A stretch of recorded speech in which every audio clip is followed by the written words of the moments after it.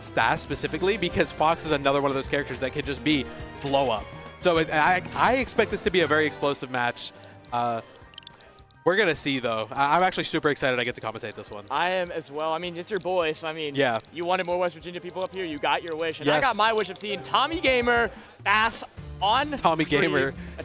We love Tommy. Okay. We love Tommy in Ohio. He's from Ohio, but moved to PA for graduate school to go to Penn State. Yeah. The #1 player in Penn State alongside Char. And on paper, this matchup is going to be so back and forth. But, you know, after riding off the coattails of a Mr. Ethan at Showtime at Northeast Pennsylvania, it's going to be an exciting match. Fast, very familiar with these matchups, and I'm not too sure how often West Virginia Fox play. Cincinnati not having as many Fox players. So West Virginia has one Fox player specifically that has been around for a very long time, and that is Minty, who everybody knows Minty if you've been to West Virginia. However, they currently have kind of dropped Fox. So maybe not super up to date on the Fox matchup, but enough experience to put it to the test. So see if that test comes out well for Rapid, as game one is going to start off hot for Rapid. Going to catch all these shields from Fast right now. Already going to get Fast up to 50%. And notice how in the first 10 seconds, Rapid is in Fast's face, getting hits, already on a ledge trap, and got kill percent with the Jer, honestly. Or an F smash if you want to call it out. It's something that Fast does quite a bit, after, like, playing him a lot. He does love to make his setups, as we're seeing right now, trying to get the platform tech, but not quite. Rapid can take advantage of the fishy for setups and also just, like, shields a lot. So if he can recognize that he shields a lot, he can get a lot off the grab, and then Tommy, where Fast is going to be impatient with these 5Bs, as we're going to see a bit come out there. The Jer's going to take the stock for Rapid here. One thing I think Rapid is really good at is knowing when to grab. So if what you said is true, that could be the difference maker in this set. As Fast trying to take the stock off the top with the up air. West Virginia starting to crowd over by the stream setup too, so they're going to be supporting their boy no matter what here. Oh, absolutely. West Virginia, we're a pretty quiet scene, but we're always there. You know, we're not the super loud crowd, but we're always there for our boys. I mean, it seems like just Rapid is always there on point, ready to get these edge guards too. I love how creative he's been. No way. Jab, S smash, catching Fast. It caught so high on the F smash, I didn't think it would connect, but it did. Yeah. Okay, F tilt. No words for that, honestly. It was just a very good call out. His Fast a little bit shaken up too, starting to do a lot more spot dodges, but getting a bit more acquainted in neutral here, as no matter the acquaintance of neutral, Rapid just seems so on point with calling out Fast in this set so far. Yeah, Rapid is getting good fast. Like, even he's one of those players that when you're in the middle of a set, you can see them adapting and you can see them getting better as a player in the middle of the set. And I can see it right now, kind of adapting, maybe slowing it down a little bit, kind of poking a little bit more than he was at the beginning. Get the back air off the conversion with the nice air, coming out from Fast, doing a little bit of dash dance. You do not want to see Tommy Gamer in this situation. Fast, while down, is one of the hardest players to beat. So if Rapid wants to keep composure, you gotta get the Jer, and that's not gonna do it. I don't know if that's gonna kill quite. No, good forward air to delay. Yeah, can we get it? No. Forward air to delay, like the knockback. As the side B's definitely gonna take that stock. As Fast gonna drop game one, as West Virginia is gonna take up a game on one of Pennsylvania's finest. Yeah, honestly, super impressive. That's another player I feel like that's been getting good really fast lately, and probably one of the top seeds of this event, like at least up there. He is a top 5. He's playing Stars. Stars is second or third seed. So he would be maybe 6, 7, 6 or 7. He'll be like 6 or 7 seed. I think that sounds right. Okay. You know, Rapid doesn't really care about seeding. No, I don't know Rapid that well, but he's feeling himself after a dominant game number 1. Yeah, that was very well played from him. Running it right back to PS2. Rapid likes PS2. Like, so does Fast. Okay, like, so I would be surprised if we switched off. Okay, interesting. It's going to be a PS2 set, no doubt. Yeah, sometimes you see that where it's just everybody's down to run it back, and you never even have to talk about the bans. And you know what? Sometimes that's okay, but that was insane. The nair to forward smash. Yeah, that took the stock super quick. Rapid has to be a little bit careful. They're getting a little bit overzealous with the IVs and approach options. I mean, Fast wasn't doing the greatest job game 1 at calling them out, but now a little bit more composed perhaps is making it a lot harder for Rapid to get in with those dancing blades. But even then, he's controlling neutral so well that even if he's down, he's never truly out. Yeah, absolutely. Fast definitely at kill percent here. to a Jair, to a forward smash, to just about anything. Maybe a tech chase off a down tilt we could see, but actually great reaction from Fast. Still going to lose the stock, unfortunately. That is the consequence of playing against Roy sometimes, is that there's just all power all the time, no matter what you do. I mean, just a highlight from Rapid, too. He was playing so patient in that situation where, like, a lot of Roy players would just try to go for the Jerry immediately. He stood tall, below platform, and just caught up the jump that Fast has been doing so much so far in this set. Yeah, absolutely. So we have a little bit of a ledge trap. That's catching really well with the nairs at the ledge. You see Foxes a lot of the time go for the back air, but that doesn't mean his other aerials aren't capable of doing the same thing. All right, gonna dodge the tech chase. Avoid that up smash here as Rapid at kill percent, but Roy having so much rage here. If Fast can't get the stock, Roy, Rapid could just steal the stock away from Fast. Yeah. He's at 67%. It's going to be so hard for Fast to get this kill if you just can't get that up smash convert or that back air. Yeah, and I mean, with this Fox as light as he is, if you're at the ledge, he could just die. And especially now, Fox can definitely die. So got to be very careful getting back to stage here. Like, I would say we're at an even game right now. 100%. All it takes is a back air from either of these parties, and we're going to see the forward air come out. Not quite going to be strong enough, though. I did think that would kill. Rapid must have thought so as well. Risky a little bit of risky options coming out for Rapid, but gonna barely escape there. Another one. All these parries coming out from yeah, now we're parrying. This stock is so pivotal because I don't think Fast is gonna let the stock go after that up smash. He's gonna want to hold on to it. Fox with rage, with his combos is so tedious for the opponent. But no, the Jair gonna come out and equalize the stocks here in this game number 2. I love what Rapid did there with the forward tilt into jab. Like, just the forward tilt is like kind of a fake out, like, hey, hit me, and you can't. Great call out with the air dodge here. Rapid getting a little. Do you think the nerves are starting to hit Rapid a little bit? You know, maybe he could be up 2-0 on not only one of the top seeds of this tournament, one of the top players in Pennsylvania. And right now, he's just getting read super hard with these tech options, tech reads with platforms.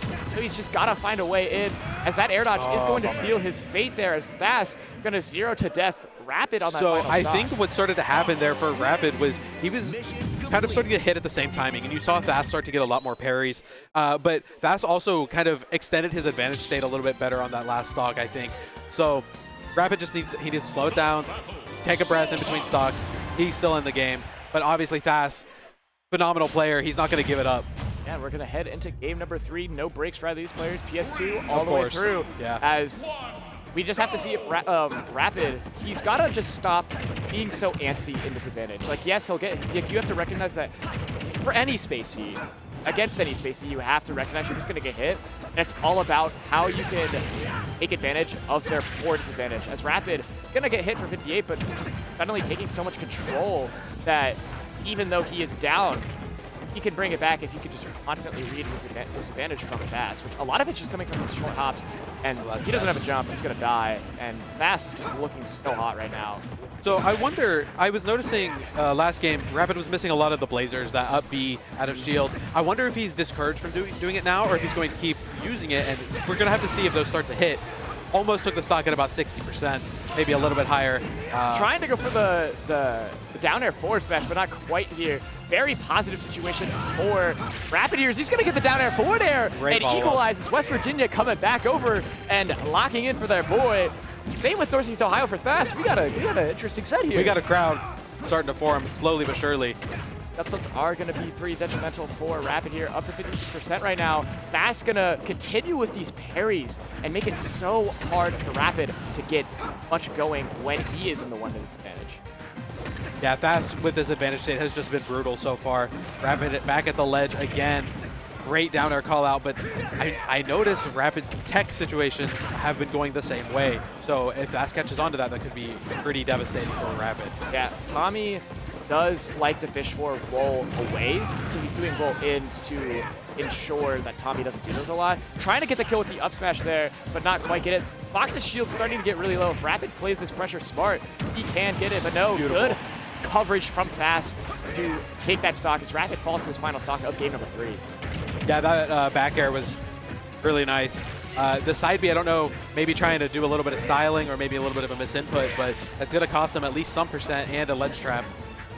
I mean, if he can take the stock without getting hit from Fast and Rage, then it's still an even game. Absolutely. You just have to let this advantage state go your way. As Fast, gonna be stuck at the ledge, you're gonna jump. Unfortunately, not get the sweet spot, but gonna get it this time. Fox trying to land as the Nair's gonna take it, but back air from the Nair, or from the Nair, or whatever just happened. The sword moves just look the same. Yeah, the sword is swinging regardless. I mean, the sword's swinging so favorably for Rapid right now. Like, yes, Fast is now in advantage state, trying to get these juggles. Roy at kill percent now, so a little bit of the same situation from game number 2, where Rapid did get in the situation, but it got a little antsy and did an unfortunate option. But right now, feeling so much more confident. Yeah, he's cooking now. Can we get the down air? We can. It's not going to spike. A little bit of an up B coming through. Another down air. He's hitting him every time. Just can't get the spike. What's the ledge option? And if you're Rapid, you need to take this game. I feel like he will get a lot more discouraged if he drops it. Fast has been in these situations so many times if he's down 2-1, but Rapid especially needs to take this to stay alive in this set. As he's going to get the chair, and he's going to go up 2-1. He's going up 2-1. We could be on the verge of an upset, but you can't get complacent because you absolutely still could lose this set if you're not careful. So, I mean, this is super important for Rapid here. I feel like, as you've been saying, these tech situations have just gone so favorably for Fast that even though they're going the same way, I feel like in these game 4 and 5 situations, he's going to lock in really hard on calling out different tech options that the ones that a Rapid is doing and just make it so hard for Rapid. But it's beneficial for Rapid here because he's the one up the game. Yeah. He gets the time to adapt. He has the time to adapt, but I think it's really important because I think if Fast starts to really bring it back, I think it's going to be off those tech chases. And so we're going to see.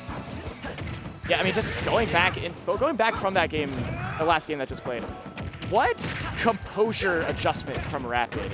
In that game number 3, not letting the nairs and the up airs and the air dodge reads get him down, and he is still swinging so much, no matter how much at a deficit he is. Rapid game 2 looked a little shaky, but he really brought it back in terms of composure, and that's going to be a Jared to take the stock at about 70%. I mean, what can you do? You get jabbed, you die. That's just the end of it sometimes. It just feels like he's so much more confident. He's not afraid to hit Fast with these swinging options. Like, Fast definitely not shielding as much, which is to Rapid's benefit. Okay, we're cooking a little too hard. But it doesn't matter. He's getting the nair as Fast gonna get the up smash there to stop the bleeding, but 55%. Depending on where you're at, is kill percent you could for tie. Roy. Yeah, jab forward smash, I would assume, would be the thing at this percent. Okay, all right, let's all take a second. Oh, good illusion. Phantasm, I don't know what it's called. Oh, no, a little bit of a Falcon would be coming out right now, but the illusion coming out from Fast to just suddenly swing percents into his favor. Rapid, I mean, just like a snap of the finger, it feels like Fast now the one to have the momentum, but the chair gonna push Fast so far off stage that. Also, he's just been jumping a lot. I think if you are Rapid, you want to sit closer to roll distance to catch these jumps and make it a lot easier for him to call him out because it feels like any time that could have been a tech chase. Yeah. But it doesn't matter as the Jericho's going to come out and take the stock. Fast on his final stock and put his side potentially as Rapid is poised for this upset. This is incredible gameplay I'm seeing right here. Just all fast-paced the whole time. Both players swinging for the fences, and we're going to see maybe if Fast needs to slow it down a little bit. I don't know, but I think Rapid is just too good at putting on that aggression that sometimes you can't do it, but this could be it. As we're seeing like a lot more air dodges coming out from Fast, you're starting to get him to crack a lot more under these pressurable situations, which is kind of the inverse of what happened in game number 2. Yeah. Yeah, Fast starting to crumble a little bit maybe, but Rapid not able to confirm off these down tilted jabs. But soon, he will hit one. Let me just bring your point back up. You see, he didn't go for the up smash there. He's feeling the nerves. He's feeling this upset on his plate right now. And Rapid, so dominant, so poised, and he is ready to swing and get the chair. There it is. That is the upset. There Rapid. He goes. Rapid with a 3-1 upset over Thas. What a game. I'm so proud of him. Yeah, Taco's smiling in the booth right now. Listen, I am always there for my region. I don't want to be biased on commentary. Thas, excellent player. We love him. West Virginia loves him. Just super happy for Rapid because Rapid is 7th seed in his pool. Right. So that's like a 20-something seed. Let me check his bracket right now, actually. Just to see where he is at. Fast as the 7th seed of this bracket. So we were right, 6th or 7th seed. Yeah. Upset factor 4. So Rapid goes to play Dreamless now. Or Warner. And Warner's a Greninja, Dreamless, Aegis, Speed Brawler. Okay. Not going to go Fox, especially after that upset that Rapid just did. So I believe Rapid's actually played Dreamless before. So I'm going to check that. Is that true? I would think it's possible. No. I know Victor the Dreamless was very scared to play him. And if you guys want to play Rapid, you could go to You Almost could Heaven. go to Almost Heaven. That's right. And you could also potentially go to Helheim. Rapid might be there. And, you know, Collegiate Cruise, going to be such a vocal point of this event. You have a couple more days before the prices increase on February 28th, so do that before it's too late. Yeah, absolutely. We're going to see the same few slides here, so we're always going to keep talking about the Cake Design Studio. Unfortunately, there's not a whole lot of information to go on this business card, but you know, we got to support him nonetheless. We also got to support Steel City Smash, the vocal point of this Pittsburgh scene. Mole, Fries, and Three River Rumble. Yeah. Got it. And speaking of Pitt, great Pittsburgh people, we got Sentry Esports, the grassroots esports team who's been doing such an excellent job with production today. Huh? We're going to take a break? All right, so, you know, we're taking a little bit of a break here. How long? Couple minute break, so we're taking a little bit of a break. We'll still be here. We're not going anywhere. Yeah, we'll be here. We'll see you when you come back. We'll see you when we come back.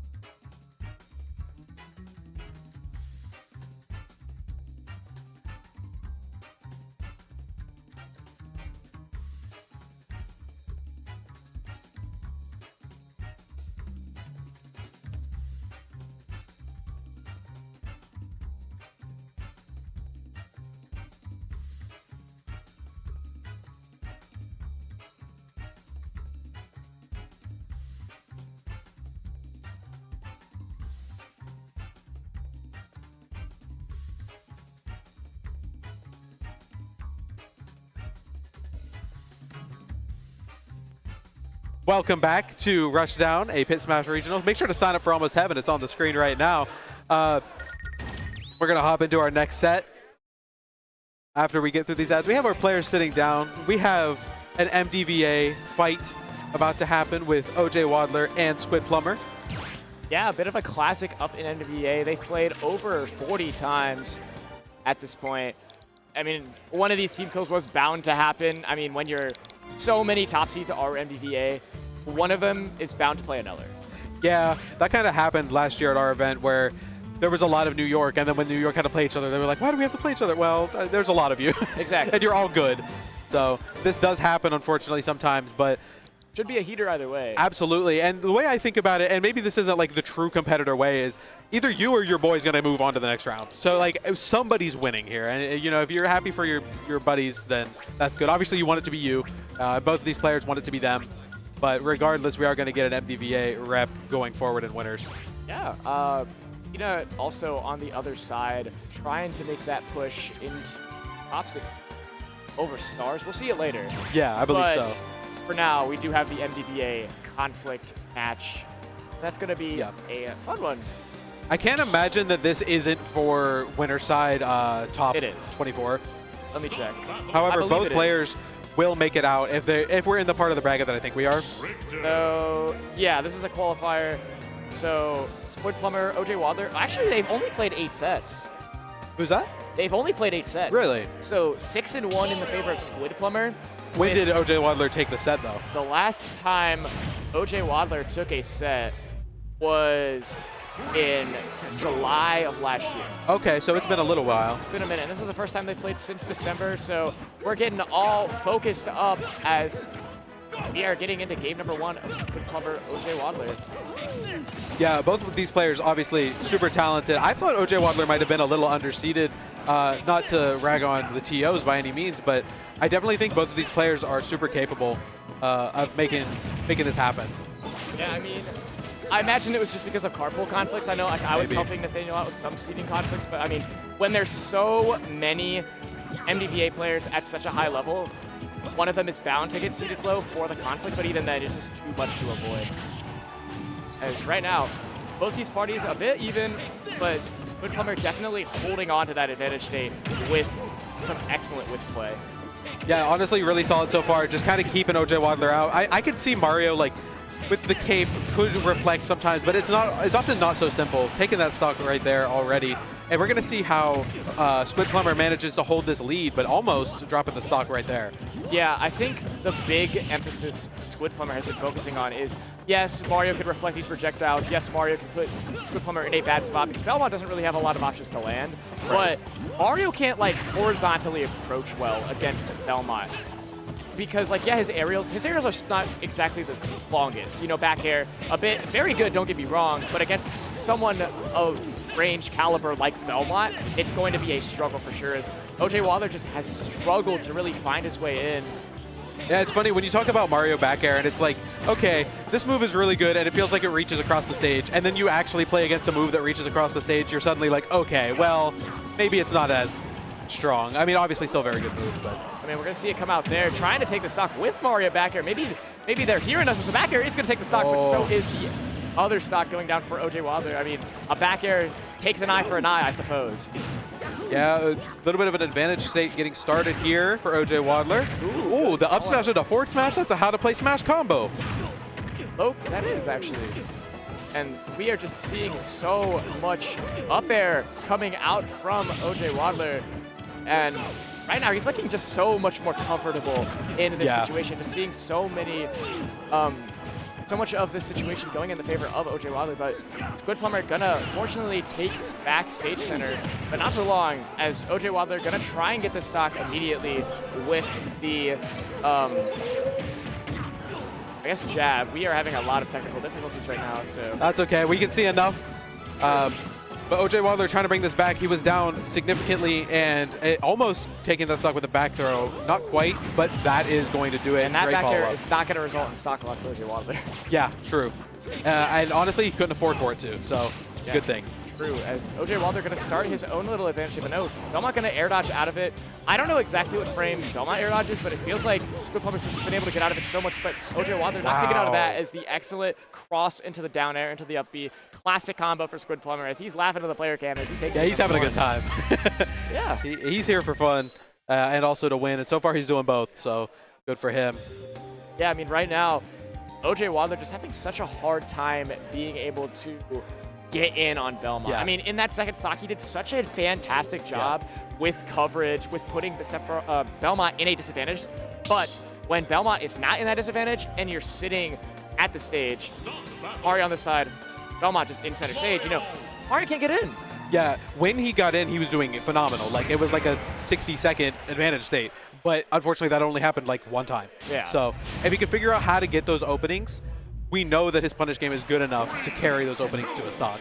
And we're going to go back to PS2 here. I mean, fine stage for both parties. Both Mario and Belmont love killing early off the top. So just a volatile stage pick that Squid Plumber has taken more of an advantage of so far, as this ledge trapping just continues to be so pivotal for Squid Plumber so far.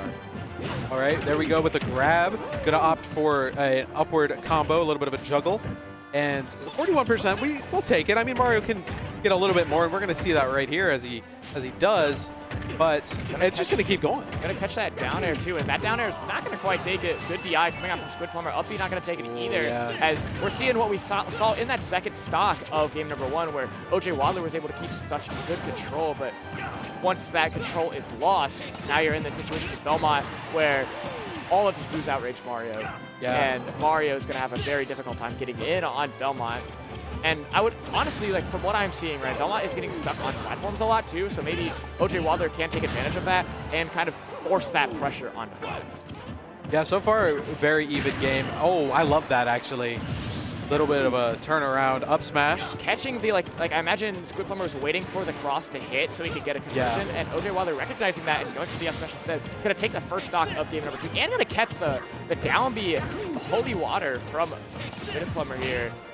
He's just looking a lot more confident than game number 1. Yeah, I think because he didn't get off to such a bad start this time. Oh, imagine. Oh, but he goes for it. To get the nair as all of a sudden the momentum is flipped over its head. Absolutely. OJ Wilder dominating in this game number 2 so far. I thought that interaction was done. I blinked and then Squid Plumber was dead, but Squid Plumber's not giving up, and that's exactly what he should be doing, or should not be doing, excuse me. Please don't give up. I want to see you continue to thrive. But you are down, so maybe going to have a bit of a comeback. I mean, I feel like at the same time, though, while it is going to be a difficult reflect, I feel like outside of, what just happened, OJ Wilder has not had the opportunity to get in when it's a bit of an even. It always comes from Squid Plumber making a mistake with like a projectile read or doing a hasty aerial. And right now, even though he is down, he is controlling the pace of this game. Mario cannot get it on Belmont at the current moment because all of his moves are so stubby that even though Belmont's down, he's certainly not out. Is not going to get caught with the air dodge read. OJ Wilder going to swing back and take. Oh, that could be death. No, not quite. We're actually going to go for the axe. That's not going to do it. Probably a misinput, actually. Maybe, yeah. All right, air dodge coming out. Can he land? Oh, that up air barely missed, actually. Barely going to miss there. That could have been the stock, but no. Squid Plumber going to breathe a sigh of relief as the edge guarding sequence is going to begin once more for Squid Plumber here. Back throw could be detrimental if OJ Wilder can get this stock. Going to do an excellent job trying to cover all of Mario's options as he's going to almost get the reversal, but not quite space it right. As we're going back to neutral. We're going to up smash. We're going to game number 3, equalized in set count. Yeah. I mean, that game was like just flawless along the way. Like, I mean, obviously everybody gets hit now and then, but overall, like, just advantage state the whole time. And even when he wasn't in advantage, he was doing so much better in neutral that time. The last game, we saw the advantage state, but we didn't see the neutral as strong, and getting in is what I mean. But this game, both were on point.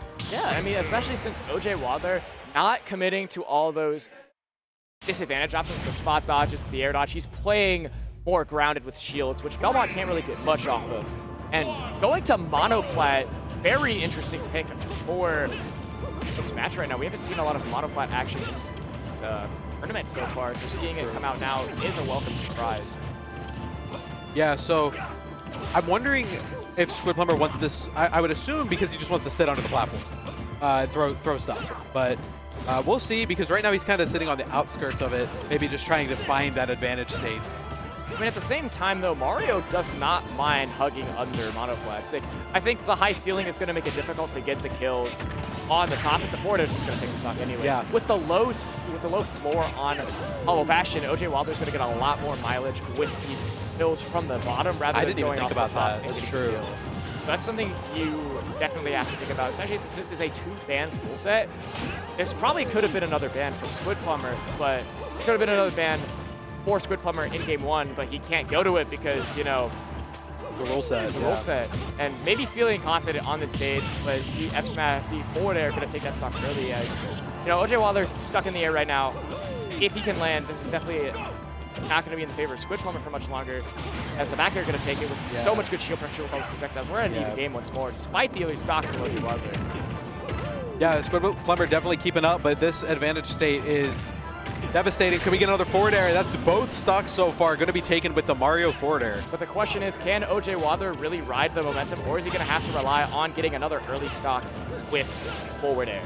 You know, in that first stock, he did a great job getting the forward air, but he did not do a great job of hitting extra credit. Like, Squid Plumber only had like 20%, which from starting at 0, you could get a lot more. So that's the question with OJ Wilder right now, is he's continuing to struggle getting that extra credit, trying to get it on Belmont.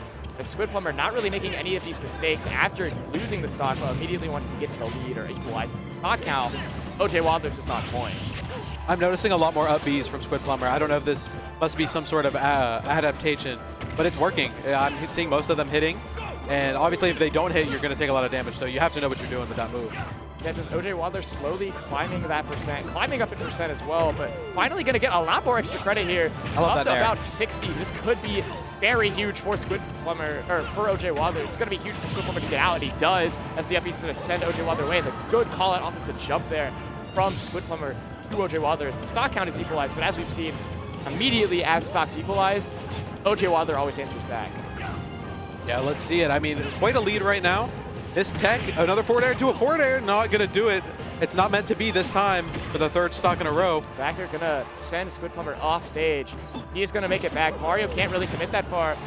He can't make these commitments, we are as going he for could get reversaled, and that's going to be so scary for Squid Plumber. But the back throw probably going to do it if he can get this edge guard here, and he is still in position to get it. Oh, the reversal with the attempted reversal from Squid Plumber. Not going to go in his favor with the cape. Gonna hit it. Then go a dash attack into the back air to take the stock as OJ Wilder up 2-1 on the precipice of his second ever set off of Squid Plumber. Yeah, and it started with a pretty solid game 1 from Squid Plumber, and now it's 2-1 in favor of OJ Wilder. So that's why you got to just keep going. You know, don't give up in the set just because you lose game 1. And I'm loving the cape usage, specifically on the ledge from OJ Wilder. Squid Plumber's doing a lot of these holy waters to prevent Mario from reversaling, but Mario caping it back and setting up for like a down smash or a dash attack. And I feel like we're going to be seeing that a lot more as we go into this game 4 back to Hollow Bastion. I feel like both these parties are comfortable on it, despite the initial worry for Belmont here. Yes, so here we go. Maybe Squid Plumber can get off to a little bit better of a start this game and kind of utilize the platform and the stage like he wants to, because initially I thought, oh, this is going to be great, and it didn't end up being that way because he got off to such a rough start. So now we have a little bit more of a scrap. This is pretty interesting so far. A bit of a reflect there. Definitely a lot more even than what game 3 started out as, with the quick death coming out from OJ Wilder. The question for Squid Plumber here is, can he prevent such big plays from happening and continuing to fall back to what happened in game 1, where he was just able to outrange, outpace, and dominate OJ Wilder when it mattered most. And I feel like just the low floor has been such an important factor for OJ Wilder that he hasn't had to rely on the ladders that Squid Plumber was used to in game number 1 and 2. So it'll be interesting to see how Squid Plumber adapts, trying to get the call up, but the dash attack's still going to get it, so this is possible for OJ Wilder to take it. And these off-stage presence right now from OJ Wilder is so good, but not going to get, he's still in it. Squid Plumber just has a hard time getting off stage right now. Can he do it? And I don't think he can, as the back air not going to be quite in range as he's going to... That was crazy range on that forward air. It was. I mean, what do you think is the deciding factor in this current moment right now? Honestly, it's if OJ Wilder can get this kill, because these edge guards are coming out, and there it is. That's great, but I'm noticing the the main thing is that there were so many dash attacks, back off stage, throw off stage, but never getting the kill. So that could come into play a little bit later. As of right now, though, he did take the lead, and it could be a 3-1 if he keeps this up. I mean, you described this game perfectly to kick it off. It's just been so scrappy from both parties. I mean, like, Squid Plumber gonna catch the downward air dodge once again, but like, both of these parties, like in that game 1 and 2, it was so much more slow-paced for Squid Plumber. The advantage was in his favor for most of the set, but after just scrapping and taking early stocks as OJ Wadler game number 3, Squid Plumber's not afraid to scrap now either, as he's just throwing OJ Wadler so hard off stage that the question is, when will he be able to bring it back to the stage? As he does, getting the grab, this could be the deciding factor, equalizing percent right now, as he's going to catch the air dodge and push Squid Plumber back off stage. Yeah, we talk a lot about the scraps, but I think inherently, if you talk about a scrap in this matchup, Mario must be doing something right. Correct. Because if Mario is able to scrap with Belmont, that means he's getting in. And for that, he's taking the lead again in this game. What a beautiful Holy Water catch into the S smash. Definitely going to stun Squid Plumber there as, again, if he can get extra credit here, this is great, but this is such a scary position for Mario to be in. A Holy Water, so scary. As that stock is going to go in the favor of Squid Plumbers, we are last stock, potentially for winner's side for Squid Plumber. Yeah, but it is an even game, you know? It could come down to these scraps that we've been talking about, or it could be more of a wall-out kind of situation. Right now, Squid Plumber kind of holding forward a little bit, but also showing defense with these up Bs, and they are coming out quite a lot more now than they originally were. Like, while he's been able to keep control with, like, back airs and forward airs, it feels like the detriment comes from when he commits too hard to, like, a setup or, like, a control sequence. Like, when he's, like, in that second stock, he did a lot of aerials to try and space out Mario, but OJ Wadler was able to... Oh, no. No, he's going to survive, but he's been doing so much focus on the control aspect that like, sometimes it gets too predictable, and OJ Wadler can come in and exploit that, which is why he's been able to take such early stocks. But right now, it doesn't really seem to affect Squid Plumber, as he's just taking a lot slower of an approach. But that also could not matter. He actually opts to read the air dodge, but doesn't catch it. Maybe could have got an up B off of it, but we're going to see if he can keep this advantage state up. There it is. It's going to end, though. Back to a ledge trap situation. Beautiful reflect there, because if that Holy Water hit, that was game for Absolutely. Squid Plumber. Squid Plumber gonna have a difficult time trying to land. Gonna try and catch the air dodge with the forward air to try and set it up into a down air, but not quite grab it. As once again, going back to how you said these monoplats would be used, just hugging this middle platform. Whoever has that control, just staying really underneath it. Keep it. That should going. be it. No up smash. Up smash was not gonna be able to hit there. Yeah, that's true. No. I was thinking just a back air, but that wouldn't have killed. He's a little bit lower percent than I thought. Having the Holy Water in his hand, gonna snipe Squid Plumber with it. Parry, not gonna get much off of it, as both these parties are just trying to get that one hit that they need. Maybe it's a back air from Squid Plumber or up smash from OJ Wadler. It's just so scary for both these parties right now. OJ Wadler, I feel like, is looking for back air more so, but I'm a little bit worried because he's been getting Squid Plumber off stage so well, but not being able to capitalize on the edge guard situation. But that could always change. Forward air, they're trying to go for the down air, but that's going to cost that's no jump, him here, right? as he's off stage against Belmont. This could be it. He's going to get the back throw here. This edge guard sequence is Squid Plumber. If he does not get it, it's not going to be good at all. He's got to get it. Got to get the forward air, and we're going to another game 5. Yeah. We got a game 5 in Pittsburgh. Game 5 in Pittsburgh, and what another game 5 to have is.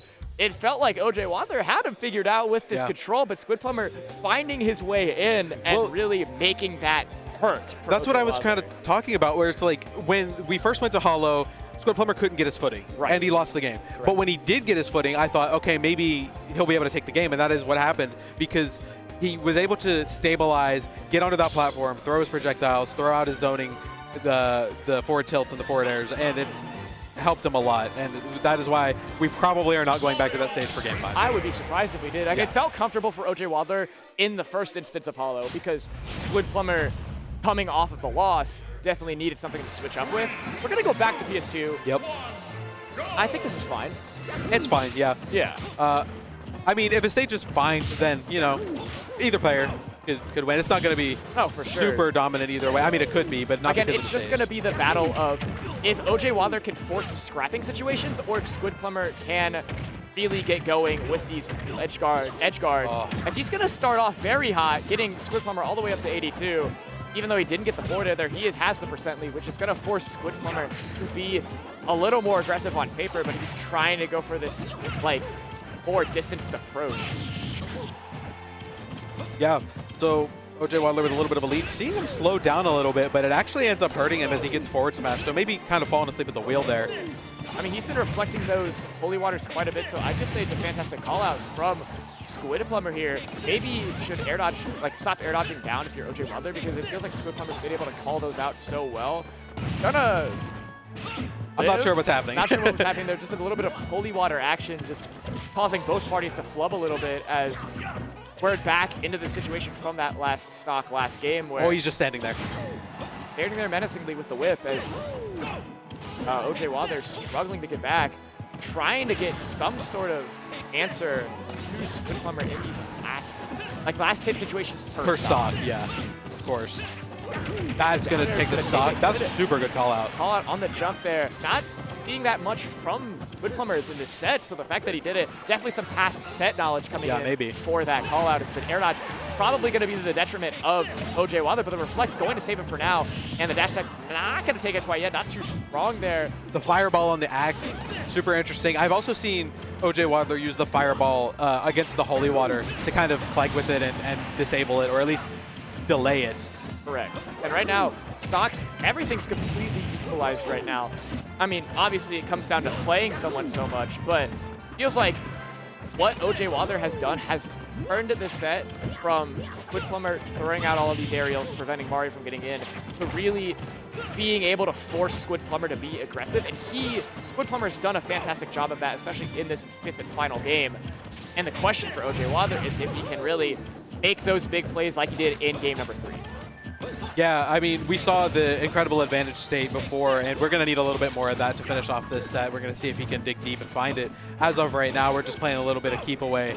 Not as much of the scraps that we talked about on Hollow, but I think that could also be partially because of the stage. Well, going for the axe, not going to make it. I mean, the air dodge going to avoid the axe, but I think that's what Squid Plumber wanted, is just keeping such a strong control over OJ Wadler's disadvantage here. That could have been scary, though. We are on OJ Wadler's final stock now. All right, advantage state, up airs, up airs. Up B? That is going to be an up B, but it's not going to kill. Not at that percent. I've noticed too, he's air dodged away from Mario so much. So if OJ Wadler can like play a little bit slower on the air dodge reads, he will be able to call those out a lot more absolutely.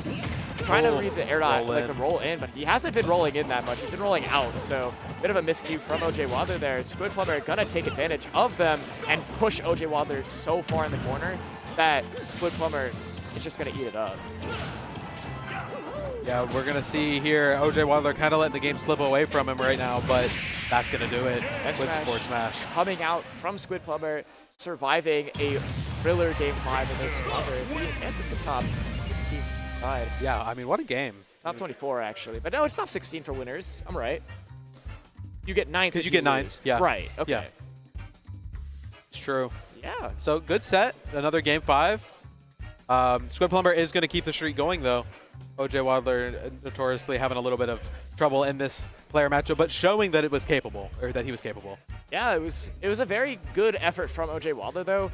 Great recognition of the back and forth that Squid Plumber was trying to implement with the long range versus the scrapping, and the scrapping was so much in the favor of OJ Wadler, but then game 5 happened, and Squid Plumber was just so acquainted to the scraps at that point that he was able to push OJ Wadler so far that he just couldn't escape the whip for much longer.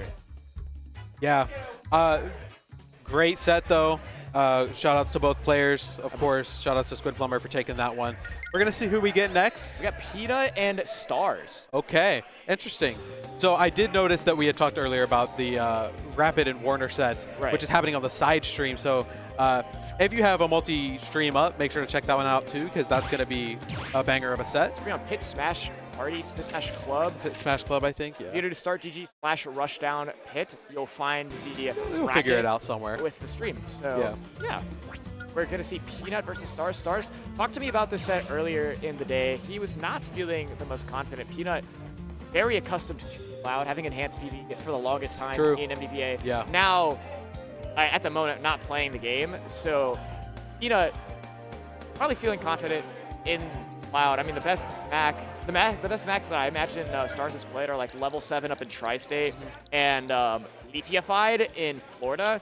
So it's not that he doesn't have Mac experience, but the Cloud experience in comparison Yeah. is so gapped for sure. this matchup. So it'll be interesting to see how Stars adapts to nuts high octane responses to a lot of these typical Cloud options with the back air, forward airs, whatnot. I'm interested to see how Little Mac deals with the walling out of Cloud, because I feel like Little Mac's so fast that if he can like burst his way in, it'll be great for him. But if he can't and he just gets walled out, it's going to be really difficult. I mean, the strength of Little Mac, I guess the strength of any character to Cloud is Cloud's moves are so easy to parry at the top level.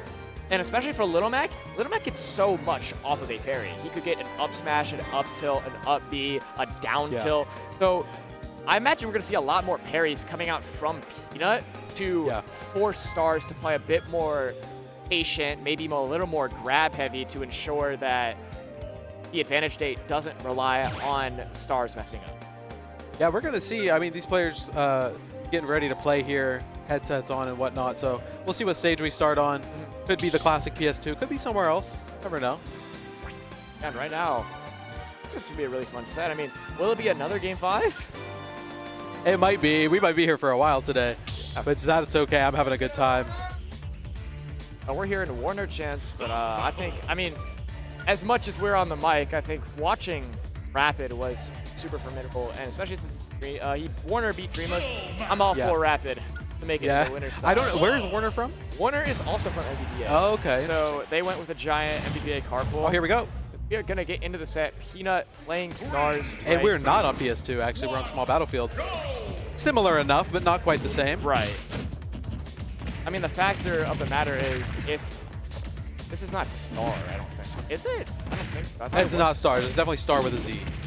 Dreamless is, so the loser of Warner, that's Dreamless, right, has to play fast before the top 24 qualifier and lose.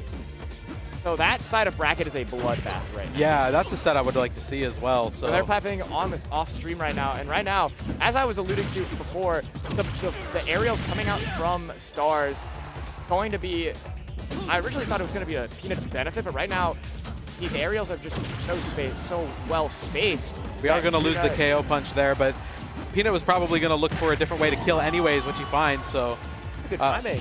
Yeah. Timing on that up smash or upward angled forward smash. There we go. There we go. Got there. Star's gonna have to respond to that immediately. I mean, Mac with Rage is so scary, especially against Cloud. He's gonna be landing a lot with the back airs as Peanut tries to parry it there, but not quite. Grab it. What a nice side B to catch the back air attempt from the Stars. I mean, obviously that comes down to all of his experience with enhanced PP, but I mean, Star's putting up a solid fight right now. He's gonna try and get the up B off the top, but electing to do an up air as the back air probably gonna take it. No, Mac's formidable. The counter to avoid the nair. So smart. And the back air finally going to take it. The Stars down at 91%. But that was such a crucial kill because Mac did have KO punch, was at 90%. You know, things could have gone bad in just a few minutes. And even if he wasn't going to use it, it was just going to put so much pressure on Stars that he would have found the kill. And the up B's going to take what the a stock combo for Peanut there. I mean, you see a lot of Japanese Macs do it, but in North America, outside of like level 7 Leafified, who don't go to much like big things, seeing Peanut come back, it's really an exciting time for Smash. I mean, he's also trying to pick up that Brawler, so maybe I did see him play might Brawler see a earlier. Brawler come out today. But right now, feeling super confident with the Little Mac. As he has KO Punch on deck, Stars has to be super careful here to not get hit by it. As he gets hit by it, it's done. But no, not gonna give it away. But Peanut's still up a whole stock. We could see another KO punch. Or we could just see another upward angle forward. This is also true. Take that stock. As Stars just feeling so much pressure from right now. One of the top ranked players in Florida, coming in with a little bit of a chip on his shoulder, feeling a little bit of pressure from his seed. So I feel like he really wants to make that statement, and Peanut's going to make it hard for him as he is just so much pressure, especially on platforms with these grabs, with these up tilts and down tilts. It's so hard. As the up, he's going to take it. Yeah, that's going to do it for the first game. Peanut up a game. We're seeing how he can get in, which is what I was interested in. How do you get past the range of Cloud is what I was trying to say. And he managed to do it. And he made it. What he did was he capitalized so much off of his openings that it was really impressive. So we'll see. Like every time Stars made a mistake, he made sure Stars knew that he made that mistake. Yeah. Getting an average of like 40% from every interaction. And the question for Stars is how can you play a little bit more like passive with these aerials to ensure that Peanut's openings aren't so magnifying in this matchup. Stars off to a little bit of a better start this game. Hit by the jab though. That did do like 30% nearly. I mean, like the fact of the matter is Stars can get these openings with these aerials, but he's got to get more comfortable playing against Mac up close as Cloud. His confidence hasn't exactly been where he's wanted it to. Probably going low to opt for the cross slash, but not recognizing that, not getting hit by it. KO punch online though, you're seeing... You can see it, he's ready for it, and there he goes, he hits it. Peanut getting the KO punch. You're seeing Stars just jump a lot more when he has KO punch, and Peanut not really like pressuring the jump because he doesn't need to. He's waiting for the landing. But an up smash gonna equalize the stocks here and stop the bleeding immediately in this game number 2. Yeah, it's really interesting to watch Max when they get KO punch because they just know you're scared. They move like they know you're scared. And if they honestly did that more often, I feel like it could be to their benefit. But like not as in they're doing anything wrong, but just using that confidence that they have with KO punch is something that you see between like a lot of different Max. But continuing on with this game, KO punch back online, but it's not gonna matter. Beautiful see from the mistech from Peanut, and Stars gonna take a pretty sizable lead in comparison to what happened in game number 1. But regardless of that, Peanut gonna so hard in this disadvantage state from Stars. He's just constantly throwing out these down tilts, making Stars jump around a lot in air dodge. He's making him second guess a lot. As the up, he's going to take it and make that advantage state his. Making those mistakes from Stars so potent that even though he has this lead, he can't get complacent. Absolutely, and at this percent, with KO punch coming online in a few seconds, it could be anybody's game. Unfortunately, missed punish there. We're going to get the forward air to, like, kind of save a potential punch. KO punch online. Gonna misinput it, I would imagine. Or maybe just going for like a quick read. I don't know, but you could be right. Unfortunately, either way, not going to connect. I mean, the player can be just seemed a little surprised by the KO punch coming out, so I'm assuming that's what happened. Is even though Cloud has limit online, he hasn't gotten hit by limit too much in this set so far. Gonna barely avoid the cross slash there. As yes, Mac is at 111, but if you can't get him off stage and kill him now, which you do, good down air spike, then it would have been a detriment as this set all but equalized.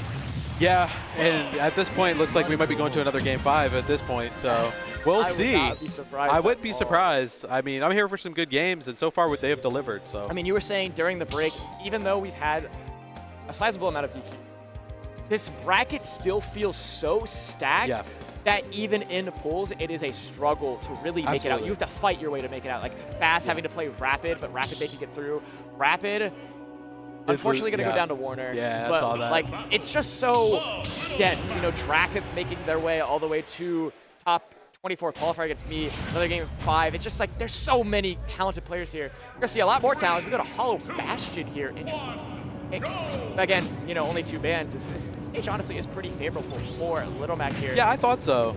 I mean, like, E-Brawler, right? They love their middle platform. Max love platforms. Oh, yeah. And especially middle plat, it'll force a lot of like reads for Peanut to get Stars uncomfortable. And you've seen on PS2 platforms, Stars has been uncomfortable on platforms. So only making it one platform and having it such in the center where Stars has been jumping around a lot throughout this set, it's going to be to benefit. But you also have to consider that what we almost just saw with the up tilts into the up Bs and whatnot. That could be pretty potent on this stage. Obviously, the ceiling of the stage does come into play, but there we go. As I was saying it, he takes the lead. So Peanut up again with another counter. I mean, he's done such a good job at recovering, which, like, you know, playing Mac for the longest time, he is not a new player at all. Everyone knows Peanut. Yep. So he's going to have those recovery routes optimized, and Stars has to be a little bit more patient on those counters. Also, just something I really like from Peanut, he's done an excellent job using Haymaker. Not the back air. Back air gonna kill as MDVA. Squid Plumber popping off in the background here is Peanut just playing so locked. And I've never seen that. Like the low back that just comes down to the matchup experience, as we said before the set even started.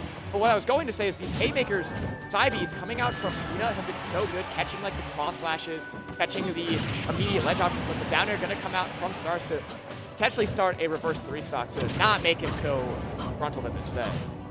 Yeah, he needs this. At least make it close. You know, maybe you don't take the game. Maybe he does. But if you can bring it back to that last stock, last hit situation, you might feel a little bit better. We'll see, though, because Peanut is just ruthless with these smash attacks and tilts. Right, and it's just so detrimental for Stars right now.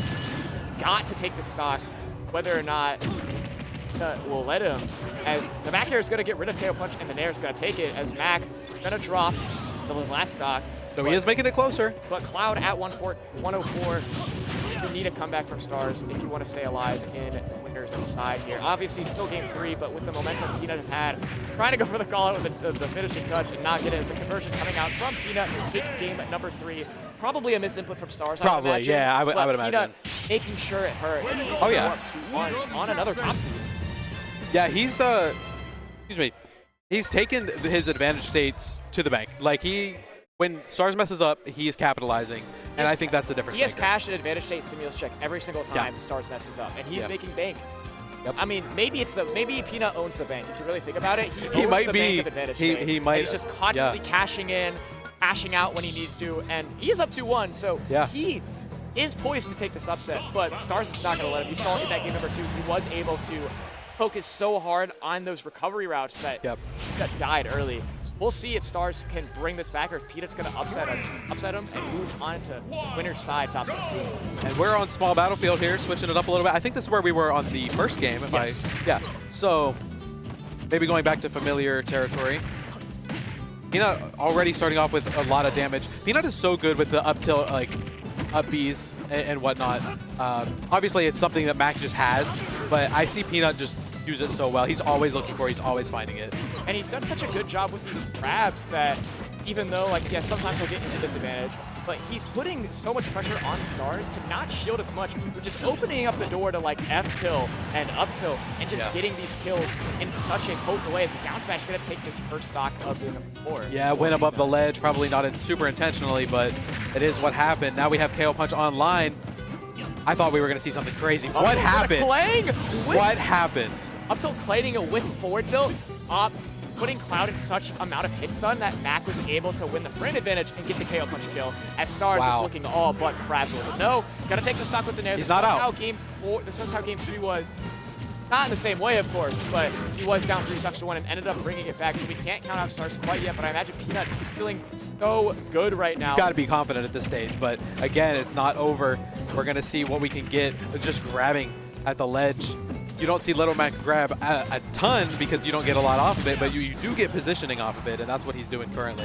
Stars going to get the stock, though. Great weight. He did the same thing twice, and honestly, great adaptation. Yes, and he just has to make sure he Hold can on. get off of these platforms with the S-Smash. Gonna not take it quite yet, but very close. I was ready for the up B. Just has to get one more opening, and that might be it. No, not going to catch the air dodge. We've been seeing that come out from Stars a lot. This is still doable. He's about to have limit. If he could just not get onto these platforms, he's also got to be careful on shield. As Mac up B, if hits, will kill him. Especially as Mac considerably gains a lot more range. So Stars still in this game, as long as he doesn't lose, has to keep on. Gonna use it there to put pressure on Peanut. Peanut off stage. Not gonna grab the reversal spike there. Peanut continuing to hold stage. Down smash not gonna do it quite. Actually, it is. Yeah, it is. is. Just going to take him out. Yeah. Peanut upsetting. Stars and moving on to Winner's side to play Warner in another NBA clash. I believe it's Warner. Let me check. Yeah, we can look. I'm gonna check.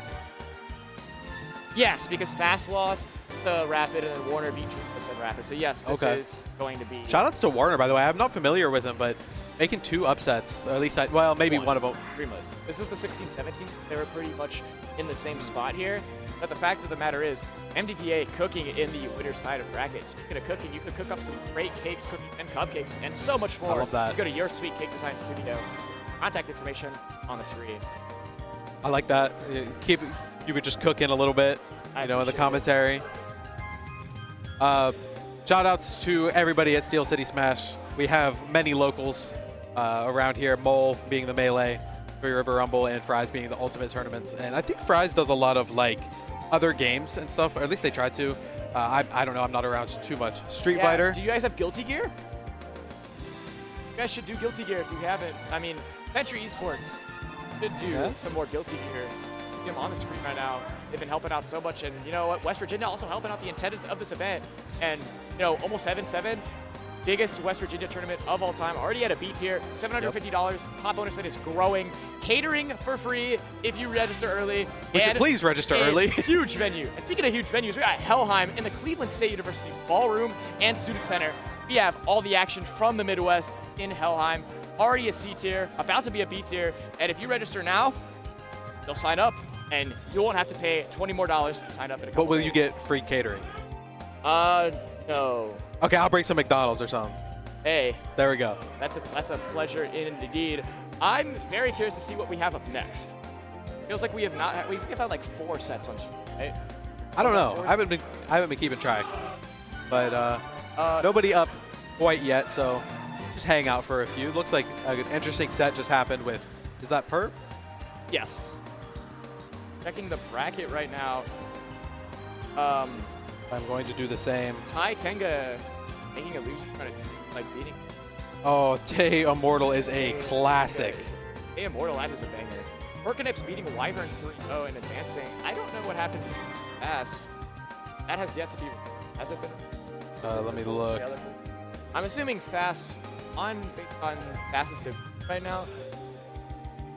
Bass did win 3-1. Yes. Oh, Rosetta went Game 5 with the Dreamless. Unfortunate. Another Game 5 loss for West Virginia. Unfortunate. But it is what it is, and everybody is hopefully having a good time regardless. Yeah, we're getting. I believe we got our next set called. I'm not sure, but we're here. I don't believe top 20. Like, I believe we still have some, maybe some leisure sets. We're gonna get. They look very familiar. Winners is full. So is Losers is about to be full. Actually. So this might be our last set, so this might be our perhaps? last set for this block. As we're gonna get Perp on the stream again versus Waiachi the Samus. Oh wow. Okay. Yeah, I believe this is the last set as well as Tay Tenga versus Immortal. Oh my gosh. Another West Virginia. Oh my Against goodness. Northeast Ohio's Arctic, taking it down. Oh, that's Arctic. Okay. But I'm gonna see Perp back in flesh. Beating Big Lando, dropping to OJ Wilder early in the bracket. But we're gonna get who makes top 20. Perp, Waiachi. I'm actually curious how many West Virginia Game 5s there were because I don't want to be that guy, but I think it might be 6 or 7. Just a bit of like a preview for top 24. Hawk being currently the West Virginia in final stage of bracket, I believe. Rapid and Draco should have made it, right? Oh no. They don't play each other, do they? Yeah, Rapid will play Tay Tenga if Tay Tenga upsets him, Immortal, and whoever wins that plays Hawk. Oh no. West Virginia in one of these West Virginia players, unless Kale makes the run, which is possible. Game & Watch is a very strong player. One of these West Virginia players will get 9th to either Psycod or Oolong. That's tough for all of them as well. Actually, so. wait, I forgot. Draken. Yeah. Dracoth playing either Perp or Waiachi. Okay, so they'll be looking around to see who they play. Yeah, and then after that, the Corin Ditto, perhaps? That could be interesting. And then we would have Warner playing either Toa or Dracoth. I think Dracoth could make the upset here and run the table to get top 8, but we can't focus too hard on top 8 right now, so we're still in pools as Perp kicking this off with another Philly Gordo conversion. In this matchup, this actually happens a lot in Northeast Ohio, with Eagle Ops playing Samus in this matchup instead of Yoshi. Samus going to have such an easy time getting rid of Gordo, but the detriment, it's kind of like DDD and Samus are very similar in the fact that when they are on ledge, that person who is on the ledge is going to struggle. They're going to suffer. So hard. Yeah, I can already see it. With Gordo, we haven't seen it quite yet. Samus obviously having the edge in this matchup because her ledge guarding is just up tier. I assume DDD wants to look for the inhales on like the charge shots and stuff, but I assume it's probably not as easy as it looks. Correct. I wouldn't be surprised if we saw like a different approach on her with playing a bit more slow. Also could see a Snake / Diddycon come out, which I don't know how warmed up they are. We're seeing the charge shots come out from Waiachi here, getting inhaled, as you mentioned. Big thing for Samus here is they have to watch their advantage is such an important part of this matchup for because Samus in neutral, yes, they're going to throw out a lot of projectiles, but when they DD in their face, they will start to panic. Will counter try and inhale. They'll roll, which gets countered by up tilt. So they just have to play patient. The thing with Samus too, they can't kill DDD with up B off the top, which is such a common kill. Oh, true. Oh, falling out though. That could have done it. Up tilt gonna take the stock. Right, Perp in a amazing spot. If he can get At a some sort of 200% extra nearly. credit. I mean, up throw is going to kill, so Perp is going to play a bit more proactive with the ledge. But no, the carry down throw going to take it as Wyochi equalizing things That's out. a really good option. We'll see here as Wyochi starts to get the advantage state, but Perp says no. No, thank you. Perp declines it with the Yeah. drag down up there. I mean, like, for someone who you probably don't see this matchup all the time. Like, no. What do you think? Not unless you have a DDD in your region, because Samus is relatively common. Right. Like, what do you think about this matchup? What I'm seeing is a great dash attack, but it's a matter of Wyochi wants to charge shot. Wyochi knows that they cannot charge shot for free. Perp wants to inhale and then knows that they cannot inhale for free, and that's kind of where the mix-up comes. Because when Wyochi finds the option to use the charge shot, it could lead to a kill, it can lead to a lot of damage, or just an offstage situation, which is great in itself because, as you mentioned, getting a ledge trap is great for either of these characters. Especially for, going back to the inhale point, Wyochi is shielded so much. And even though, you know, the punish isn't as detrimental than getting the charge shot back in your face, Perp is taking that and exploiting it so well as he's taking the stock the brink over, about to be at max rage, but not quite. Forward air not going to fall out this time. Yeah. The stocks equalize. Thankfully for Wyochi, did not fall out of that forward air. I was surprised it happened the first time, but alas.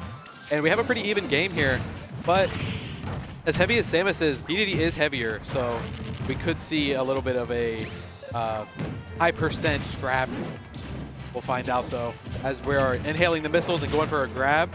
So again, whoever has the ledge trap is significantly at an advantage, but Perp doesn't manage to catch it. Trying to go for that 2-frame with the down B, but just a little bit too late. Charge shot gonna come back into Wyochi's face. Perp trying to set up for this kill. There it is. He kind of like dances around him, trying to be a little bit spicy with it as he gets the down B to take that stock and take game number 1. All right. Wasn't looking as great for Perp as we had hoped initially, but brought it back. Hey, he's been a crowd favorite all day. I mean, you can't be too mad at DDD getting top 24. At some point, you have to recognize that if you're struggling against DDD, they're probably doing something right. You know? I imagine like Drac sitting there being like, yes, give me the DDD so I can juggle him.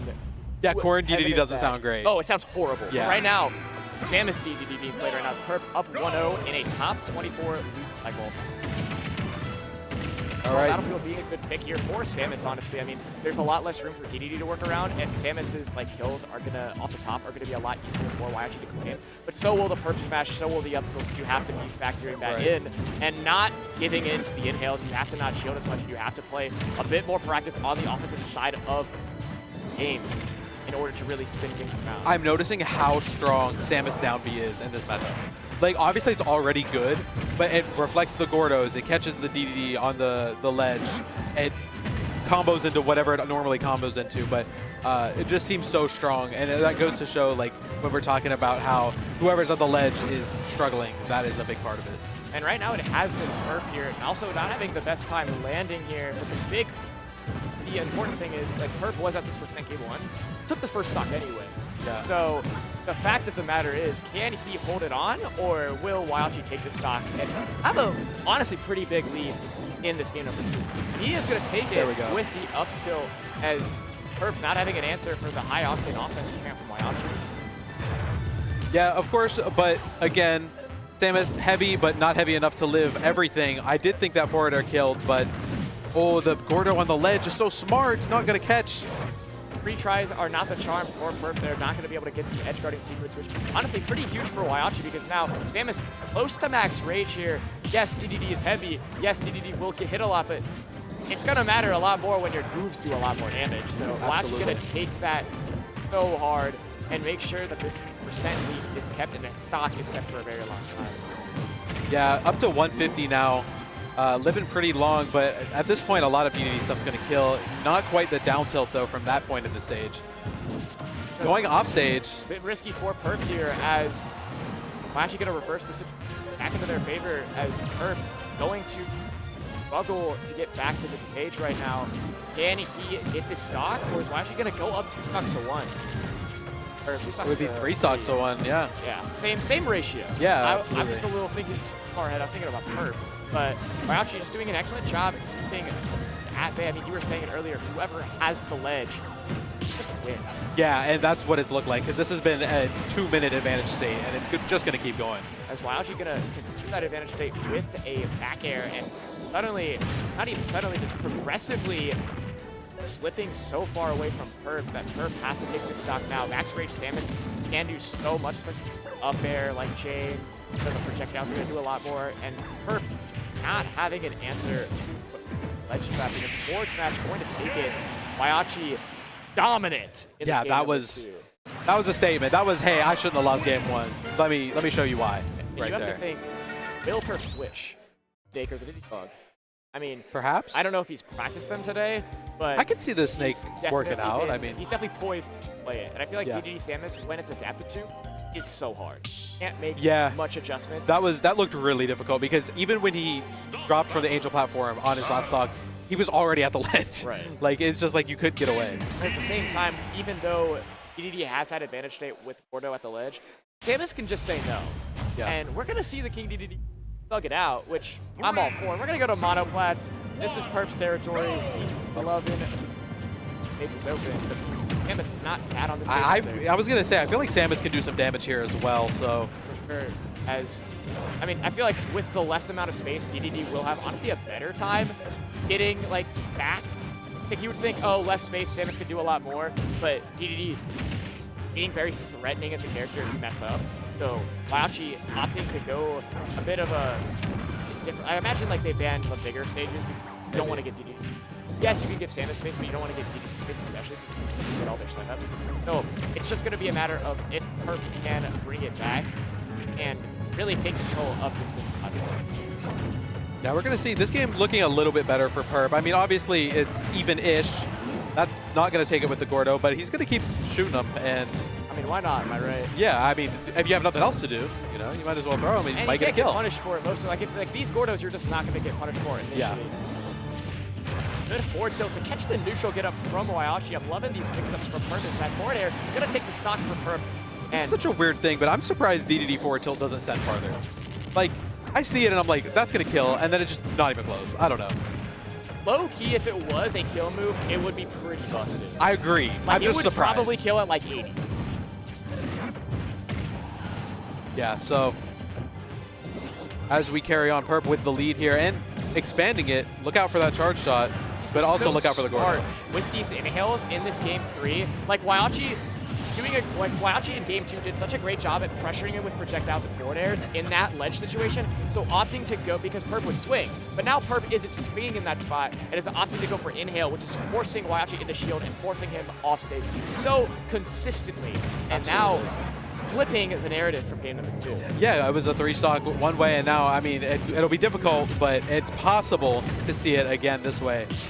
Over 200% for Perp right now.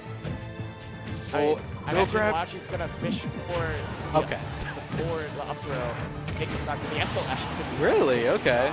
Not a move you see kill all the time, but... I mean, if you're at 200%, yeah, pretty much anything from Samus, because like jab 2 would have killed there. So is dash attack, as Perp getting the JV3 to go up 2-1 in a top 24 qualifier. I am noticing that these players are blowing each other up. Whoever gets the lead wins the game. Absolutely.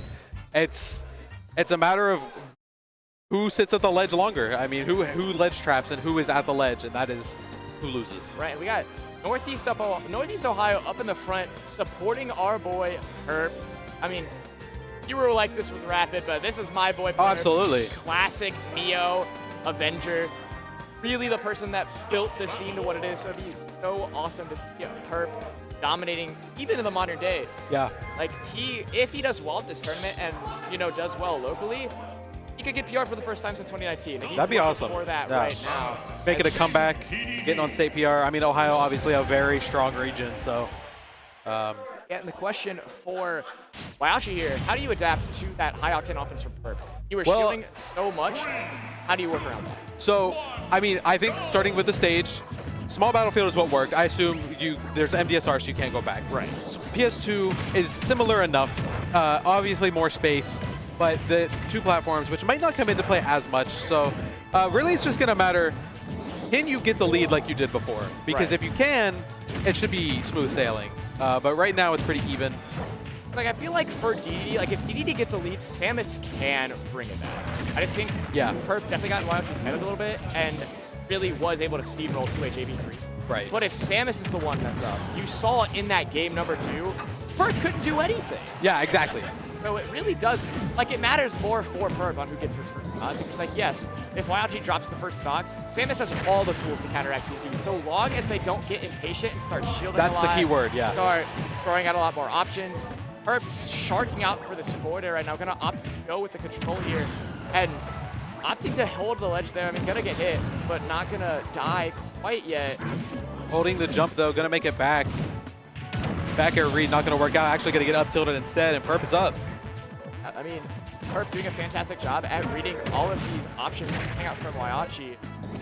Beautiful inhale to catch the projectile, like, distancing from Waiachi, as Waiachi is getting read like a book right now. And if the thing is, when is it Waiachi's turn to turn the page and really write the story of this comeback that he wants to bring to the head?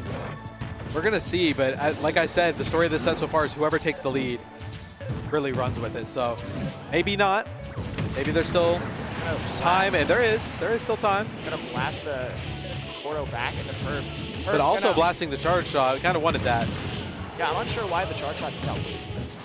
Trying to maybe opting to go for, like, smaller charge shots for the like going for the smaller charge shots for a grab. Like, Perp just hasn't given Waiachi the opportunity for it, as not gonna get the down B punish there, but it's okay for Perp, as Waiachi just can't get off this ledge, even with the patience, even with the instant jumps. Perp has just been so ready at counteracting them that Waiachi just can't really do anything. Yeah, I learned today that DDD ledge trapping is definitely a pain to deal with sometimes. And we're seeing it here with Perp just doing it flawlessly. I mean, what do you do? But right now we're seeing some up airs into a forward air, and that's a lot of damage. Yeah, Waiachi turning this back into their favor here. Obviously, it's unfortunate to get, like, edge guarded, but Samus, again, having all the tools to counteract what DDD doing. Probably fishing for this up tilt right now to take the stock, but to get an attack from DDD, gonna bring that back. So that's not gonna take it, as a little bit unfortunate DI for Perp, is Waiachi bringing that all the way back. Yeah, we do have Waiachi with the lead here after Perp was being so dominant for so long, but you can't count him out, and that's actually going to bring us down to last stock. This could be the last stock. Yeah. Yeah, this is losers. I forgot. Also, crazy to see, like, Perp having to deal with so many of these Samus tools. Not only, like, you would think, like, Samus would be so much more potent at, like, pressuring DDD, but it feels like Perp has been so ready, like, it's trained. By Weeble Ops, of course, but trained to read all these options. And right now, putting so much pressure on Waiachi, both of them very close to percent, but Samus not having as many kill options on DDD as many on Samus. Yeah, but we're dead even here. Can we see, the hammer through the ledge? I didn't even think about that. Gotta be careful. That's the unfortunate thing, because through here, you will have, like, sharking, like Corrin up air in the bracket set, and right now, Perp gonna drop down and get smacked in the face. Guess by a what? charge shot. We're going to another game 5. We have had every single set besides one has been game 5. I think so, yeah, and that one was 3-1, so. Yeah. Dracoth just wants to play DDD, I imagine. I feel like Samus Corrin has to be solid for Corrin, though. It's like you still But it's probably so annoying. But I mean, DDD, I mean, that's, like, it sounds like free. Yeah. But obviously you can't say that. In this day and age, like you'll have Ganondorf's winning, like, regionals in Japan. So it's just like... Anybody can win if you're talented enough. Exactly. So we're seeing that right now as Perp putting on the pressure for Waiachi. And... All right, I think top 24 starting up, so make sure to keep an eye out on your brackets if you were following along, because there's going to be a lot of banger sets happening. Right now, we do have the side stream as well, and plenty more to come on this stream, so keep an eye out. But we're going to go into Game 5 here, actually on FD. This seems even more like whoever's winning the initial part is just going to dominate. But I would honestly say this is favors for Samus here. I think so. Having FD open makes it so much easier for Samus to juggle DDD, and also not having to worry about getting stuck on platforms. Samus gonna have a lot more open space to be a lot more offensively bound, as Wyochi just starting off so hot. But Perp gonna get the little Gordo conversion to shut my mouth quickly, as the Perp smash gonna try and come out. Not quite, but it doesn't matter. Perp's in his zone. Is throwing out these Gordos, throwing out these aerials, as Wyochi to fight back and get some sort of responses. Do not want to be off stage. Absolutely not. And right now, it's a fairly even game. We're looking at who's going to take this first stock, and right now it looks like it could be Perp with that forward air. Absolutely is. Falling out to a T, as Wyochi, despite having the good start with catching DDD in the air, it doesn't matter if you can't kill DDD because DDD is so fat. Yes, but that is going to do it. Not living to 200 this time, just 150, which it's funny to say just 150, but it is the reality of playing against DDD sometimes. Yeah, just punching or taking DDD right in the gut there and making all but equal, as Wyochi is starting to get a little bit more momentum on their own accord, just putting DDD up in the corner. Like, it's going to be a little bit of a struggle for Perp if he continues Gordoing at the corner, because Wyochi has been doing such a great job at counteracting it in the corner to the point where Wyochi just hasn't had to deal with it as much as in previous games. Yeah, I mean, honestly, this game has been a lot more dead even than I thought it would be based on the stage. But Perp knows what he's doing. I mean, I certainly don't know enough about DDD to know whether or not this is a good stage, but... it's definitely not a bad stage for DDD, but no. I imagine for Samus it's definitely favored because DDD is going to struggle to stand and get stuff going. Gonna get inhaled and push off. Not quite gonna be anything detrimental. As Wyochi gonna try and get this charge shot loaded up so Perp can get the stock on, because that backer, excuse me, not quite gonna do it.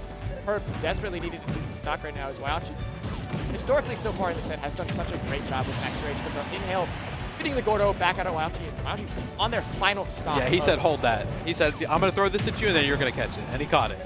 Just died for it. Yeah. So, you know, maybe not a friendly game of catch, but you know, no, catch, but something was caught. That Perp loves to play. Yeah.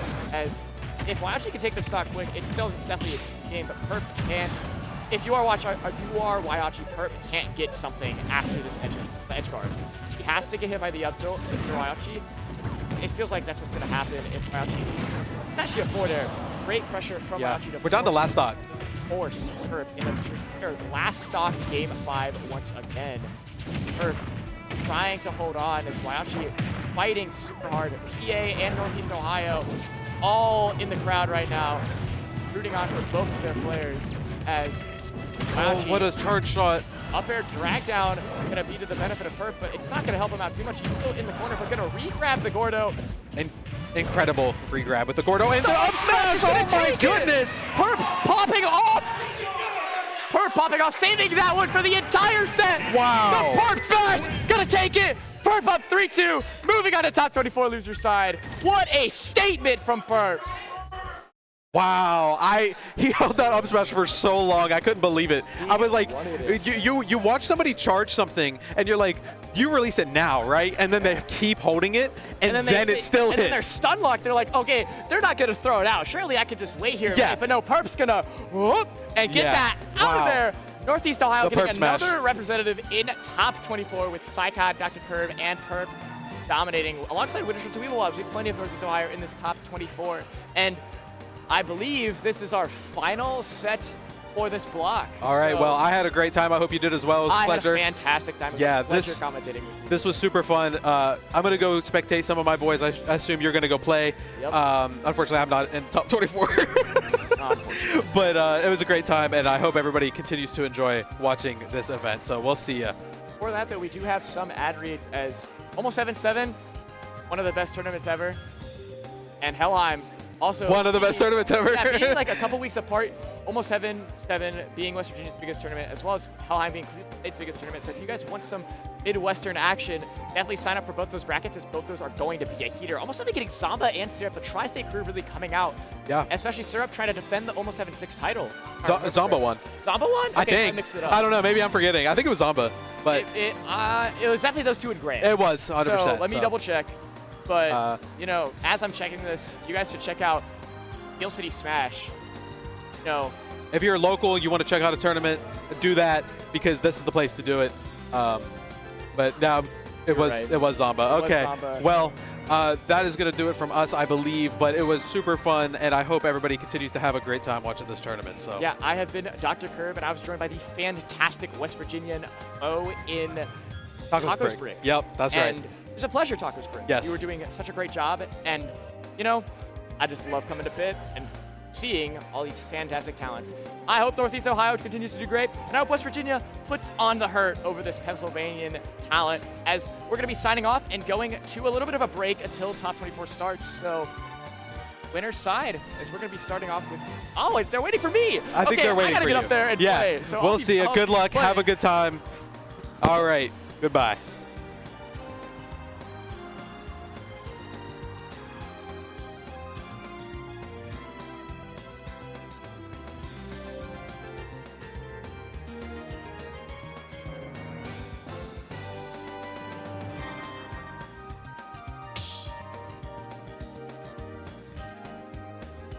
Start the battle.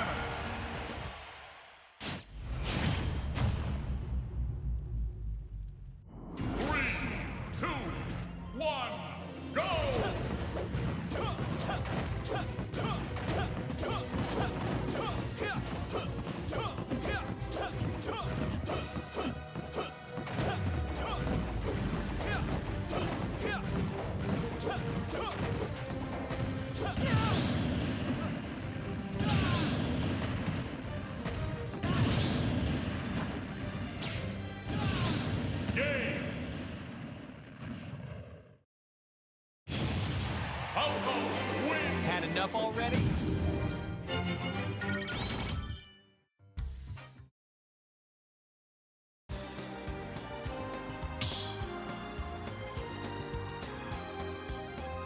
Start the battle.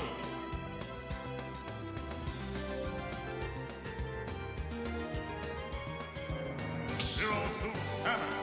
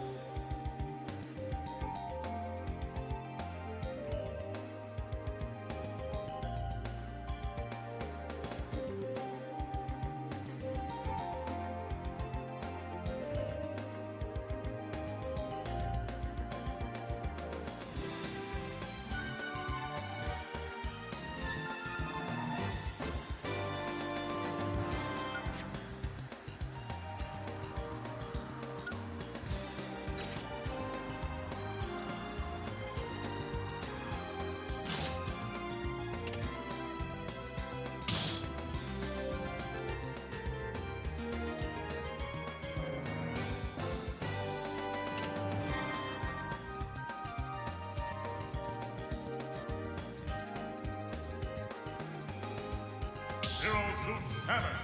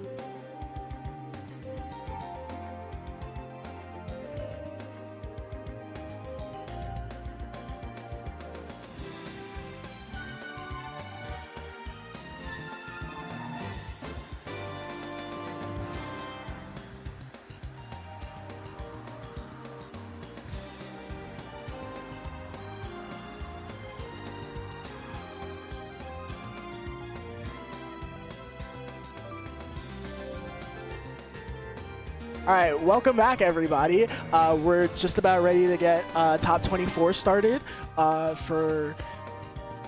I totally forgot the name of this tournament. Or Rushdown. Rushdown, there it our is. Pittsburgh regional happening today. Of course, we have some good matches, I hope, going on, and we have some solid sets, all best of 5 for today. Very grindy day. It's supposed to snow, actually, for Pittsburgh on the evening, I heard. love Pittsburgh weather.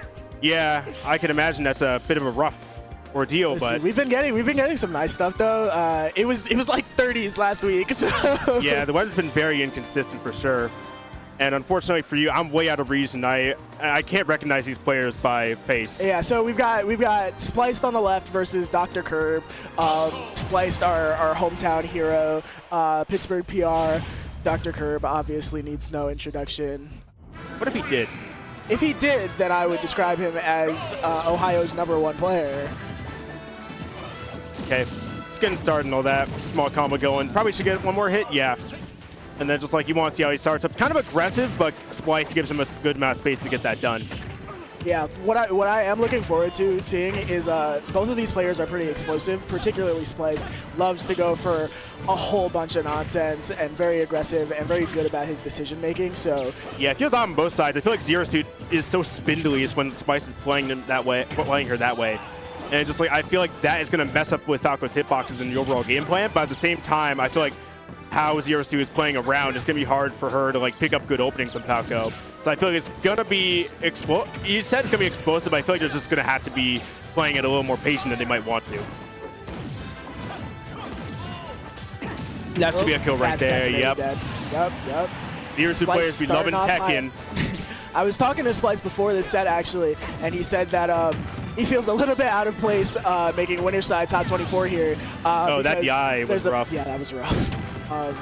But we've got a bunch of heavy hitters like Dr. Curb, Psychod, all winner's side, and then he said he just feels like he's here. But definitely making a case for himself that already. Might be a kill. Nah. Fast forward status. I'm like, I kind of think with those ladder combos, it may or may not kill. I'm not confident on that, but they definitely kill sometimes. He's hit a lot of Pittsburgh with that. Yeah, with Curb, I feel like he's struggling to hit. Just like with these scramble interactions, he's kind of getting the wrong side fairly consistently. Wow. Not going to get the kill due to the jump, but the downer, yeah, that's unsafe on hit. That's not going to be a knockout, but you got to watch out for those. Spice doing a very good job of kind of just dancing around Curb's threat range and just playing ZSS as slippery as ever.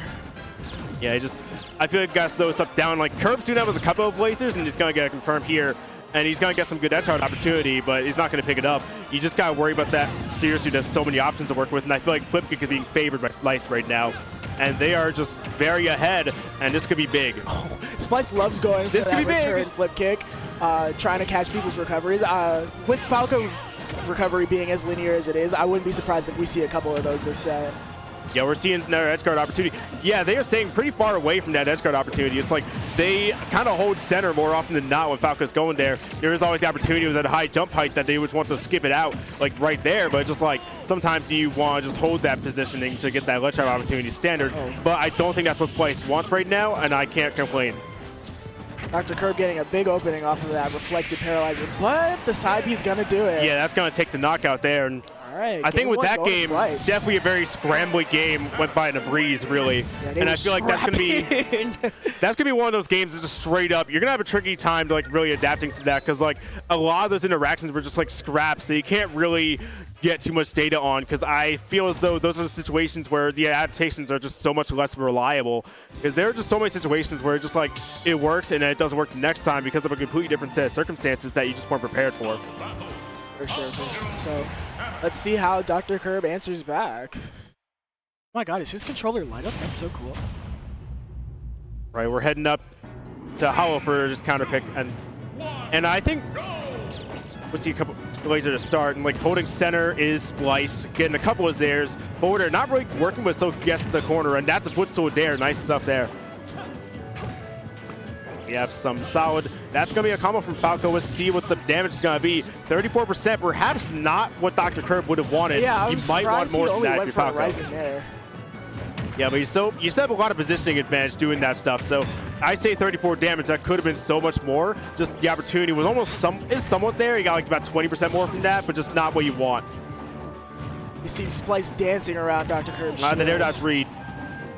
Jack the edge guard. I think he's going to be more aggressive this time. That's going to be a knockout. Oh, wow. Delayed and very, very slow, but gets the job done regardless, and it caught me off guard.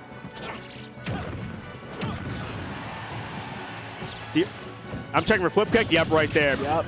Caught him with the nair, and that should be a knockout if Curb is aggressive, but doesn't do it in the right timing. But when you want to drop down for those back over extensions, I feel like the up B is always getting you.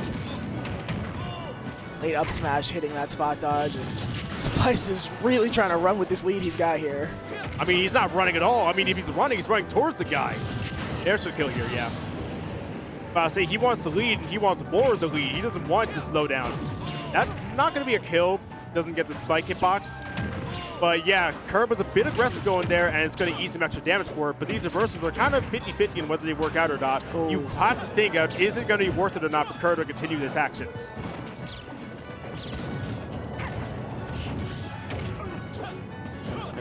Nah, the frame trap wasn't quite there. I think the fastball was off for Curb. Couldn't quite get that done. And not going to get that either. Yeah, these combos are kind of underwhelming. And that Tekken, should be another you kill. can't be playing Tekken when you're not. He's playing Tekken when he should be playing Street Fighter. You got to stop it. And the classic Splice opening. That's the Splice tags, just opening 50. Yeah, you got that pickup, and now you got to put it down. And this is a good opportunity to do so. And not Curb going aggressive again, putting himself in a bit of danger, but rewarding himself with the back air stock. And it's relatively even, I would say, but Splice has been really able to get these first stocks almost every time. And I feel like these opportunities, they slip away from Curb more. One thing I would love to see as an adaptation for Dr. Curb is we saw Splice demonstrate that he has footstool. Oh my God, that's not gonna kill. But Splice showed that he does have footstool downer out of shield, and with Falco's out of shield options not being the strongest, I feel like Splice is doing a really good job of dancing around Falco's shield. I'd love to see Dr. Curb adapt to that and hit something. No. It looked like he went for something. That ain't got no lag, though. We're fine. That's going to be it. Oh, that's a kill. He's going in every time, and he's paying the price. It's 2-0. Spliced up a confident 2-0. Emphatically taking that stock, and we have to get a reverse 3-0 in order for the tables to turn.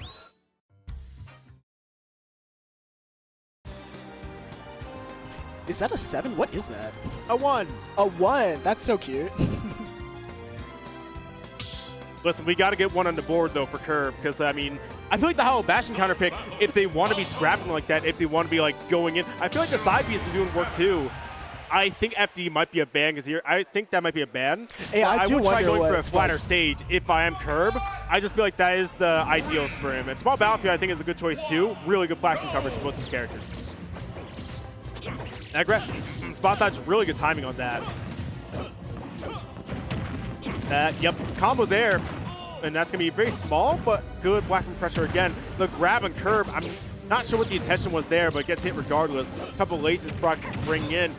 And that's back there. Let's see the aggression. Not going to come through. I like that. Yeah. I really like the way Splice usually plays aggressive, but if he doesn't have an opening, he's content to just sit back and pressure with his movement. I think Splice is being a little fake aggressive, where it's like they're in that Zair range constantly where they're trying to threaten it, and it's like they're always up in your face, but they're not committing like that. It's like you want to think they're aggressive, you want to think they're trying to go in, but they're wanting you to go in first, and they're kind of camping you out a bit. Then you don't want to talk about it like that, but eventually when it comes through, oh, that was heat. Once when it comes through, though, that's when Splice takes the opening.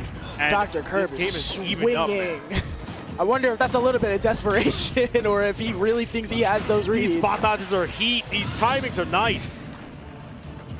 We got Dr. Curb leading the charts here with this stock in a down air. A bit misadvised, but does not tech it again. Wow.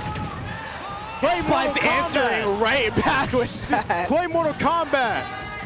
Play Virtua Fighter. We can't be playing Tekken in this house. Oh, spot dodge read. These defensive options are getting eaten up in these spots. That might be, no. DIing properly for air dodge, that. though, that's vulnerable. Nah, doesn't Splice get tried it. it. Dr. Kirk going for aggression. Doesn't need it. Killing himself on Dr. that. Kirk That's just lets might Splice be kill himself. That Excellent might be stretch. the momentum swing Dr. Kirk needs to take this game and back get to himself come back into the Splice. set. That side B coming through hot, and that's going to be some nice damage coming through Curb, and that should be about 60% or so, maybe more. The down air coming through. He's eating them my up. Huge God. damage. Eating up back here. That's not going to kill, right? Nah. No, flip 109 it. on both sides. Getting with that Brad Kozlowski kind of numbers. And we going into corner pressure here. Zero Suit does not care about the corner. Tech away. Let's go. We die anyways. Up smash is going to take it, and now we're looking at a last stock. What is that up B? He's knowing. You can't punish this. You can't punish anything I do. I'm about to kill you right now. Let's watch. Border, you got to shield those whole things, though. That's tough. Watch for that. Down tilt. Is that good? Oh, no, he did it early. He popped that early, and that costs him out. And they're going to run it back for this next game, as Curb now is one game. And he needs two more, but those games have been very, very complicated. I think there was potential on both sides here. Like, I think just straight up, you said it's explosive. I really do feel like their defense is getting clobbered by just both of their offenses right now. Absolutely. 70-30 ratio for both of them, straight up.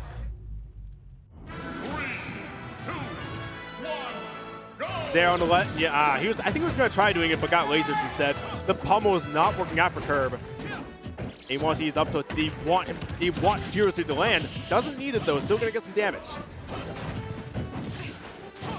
Yeah, Falco has a ton of multi-hits. You just got to shield a lot of those. And I mean, that's one of the things you got to learn with this matchup is that just like, you got to shield for longer than you're comfortable with them most of the time. Flip kick, yep. You got to just think that's going to come in those situations. And back air, another flip kick probably coming through. Yeah, and it's going to recover low this time though. Last hit of up smash. He's getting them nice. And we can see Dr. Curb in the camera hyping himself up after going down 2-0 in the set. I mean, you kind of need that sometimes. You got to be your own cheerleader because, like, you have to think that no one's going to be your friend in these kind of situations and that you got to make sure that you're being your best friend. Not going to kill it there, and that's going to put a bit of a tough situation, and yeah, definitely a tough situation. You got hit. We're definitely seeing the adaptation from Dr. Curb here in this game 4. Yeah, I was about to say, I said Splice is camping. We're seeing a bit of camping back from Curb, but I feel like the aggression is, like, it's more there on both sides, but the hesitation feels a bit there from Splice now. Not going to work. That does not work. Yeah, and that's going to be another kill. Yeah, all of a sudden, Dr. Curb is looking comfortable. Yeah, he's looking dominant, and that greed is not going to work out well. Do not thank you. Thank you. We're playing Rivals of Ether now. He's kind of desperate for these down smashes, though. They're coming through. Edgeguard attempt on board, side B coming out. Not going to get the two-frame attempt, and it's just going to Splice definitely needed to take that stock when he did if he had any chance of coming back in this game, though. Yeah, you got to get those stocks early if you got any chance of working that. And I feel like Falco is a comebackable character. I know it's not a word, but you get what I mean. Just with the idea of like their recovery being so limited, being so comboable. But this, no, I don't think it, no, it does have a jump, but goes in aggressive, does not get punished for it. Gonna eat some damage now. Flip kick, yeah. Oh, the weird hitbox is coming through. That was not to the favor. Slowest, and farthest drag down I've ever seen. Or they're coming through, I think. I wonder if he wanted to drag down there instead of getting the landing hitbox. Splice was out of resources. I think that would have just killed him. That's good. That's a good spot dodge. And all of a sudden, we've got a game 5 in what, 7 minutes? We're really only 7 minutes into this, huh? That's crazy. We're still going to get the run back. Small battlefield again for our Game 5 scenario. And I'm trying to be fast in the comms, but it's hard to do so. I hope I'm not, like, cutting you up, but just, like, there's so much to talk about in just such limited time that it feels like just we got to address. We see Pittsburgh cheering for Splice, hometown here, seeing if he can stave off the reverse 3-0 here. In any case, they're going back. Little jab, catching the out of shield option. Not going to work that neutral B, but damage is low across both boards here. Might be a bit more grindy of a game with that start. Yeah, he's running away there. I think Herb is trying to, like, he's trying to make these interactions big, but patient. He's trying to, like, keep these, like, 70, 60 damage confirmed. He's trying to make sure that they don't come right away, not forced, and just get the kill right away. Flip kick.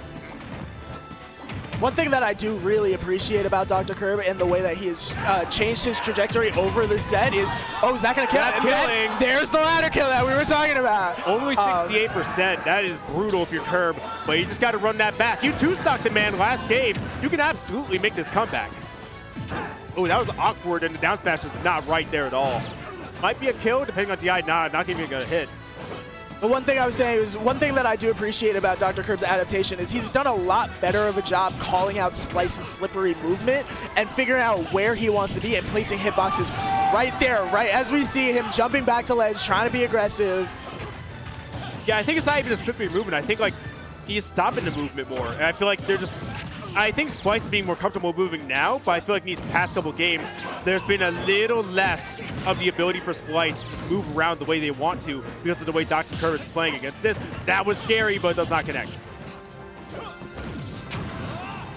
Who's there? Dash attack. Outer Shine, that's a nice conversion. I don't think anything else would have worked there. Paralyzer. Check the flip kick. Does not go for it. Good stuff. Pipey though, bit ill-advised, and that is greedy. Might cost you. It costs Splice instead. Wow.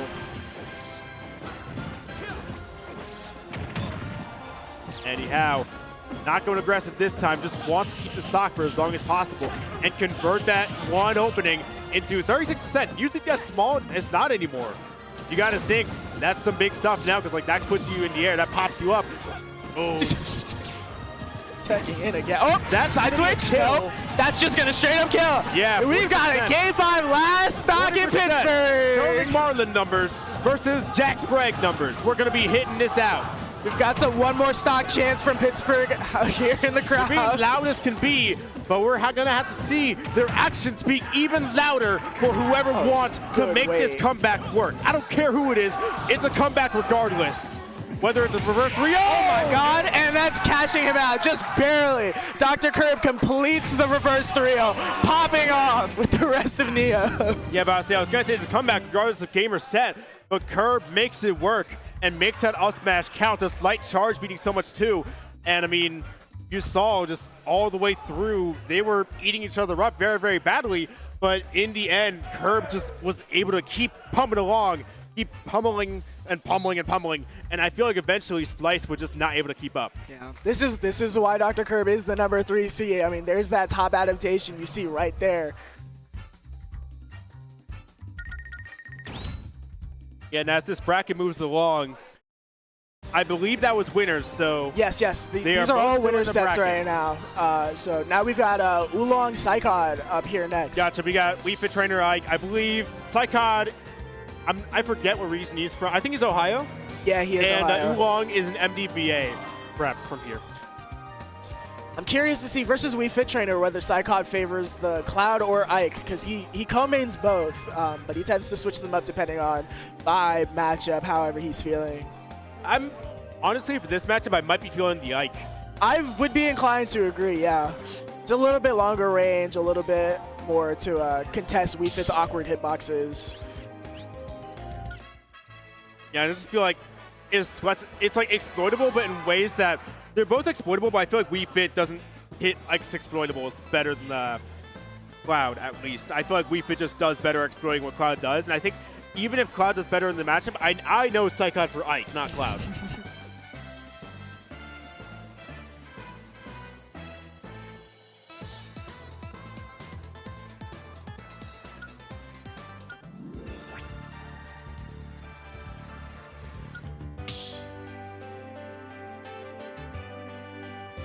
Start the battle.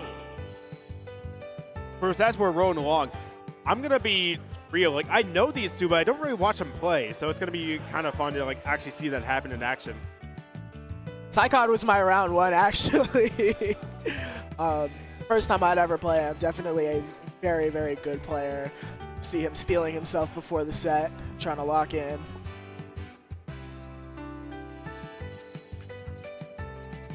Yeah, I mean, stepping it up is really the only option you got.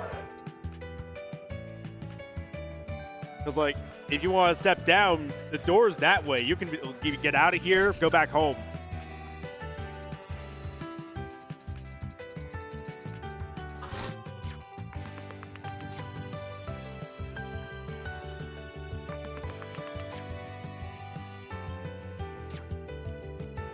I guess in the meantime while we're waiting, side stream is Rap and Squid Plumber. Oh, that is definitely a set. It's been very interesting to see how this bracket has been going along. There's been Some DQs and stuff, shaking down some stuff. Yeah, some DQs, some very big upsets as well. Definitely been an interesting course of events thus far. I'm really excited for the rest of this top 24. I think we're gonna have some heaters in here. Quite possibly, and honestly, I find it most fun when we get to that qualifier section because I feel like then the crowd, in these kind of events, the crowd tends to either die down or rise up, and I'm interested in seeing what this region will do For sure. what we're doing, because I feel like the die down result is just people wanting to go, oh, we're going Cloud. Oh, shoot. We are going Cloud. Okay. Starting off on Battlefield here. All right, we get no time for deep breathing. Go in there. The soccer ball lasting forever. And yeah, just like, there's hesitation coming in from Psychon because it's like you don't want to run in on Wii Fit the wrong way because it is so catastrophic if they hit you the wrong way. But Wii Fit has a lot of ways to hit you. Up air though, missing the mark. That limit boosted Cloud's movement stats going to be important here, I feel, this They were both glowing. That was so awesome. Yeah, they both got their meters. Check the ledge trap here. I think Epto might have been what Oolong would have wanted, but not going to get the opportunity. Just kind of having to reset neutral here. The Sun Salutation on full effect, but not going to get the opportunity right away. Could use it off stage as a quick heal. Does not do it that way. Maybe pops it on stage. I'm interested as a charge main myself. Pops it on stage, gets forwarded for it. Deep breathing, don't do that. Can't be doing that versus Cloud. He will reach out there and grab you.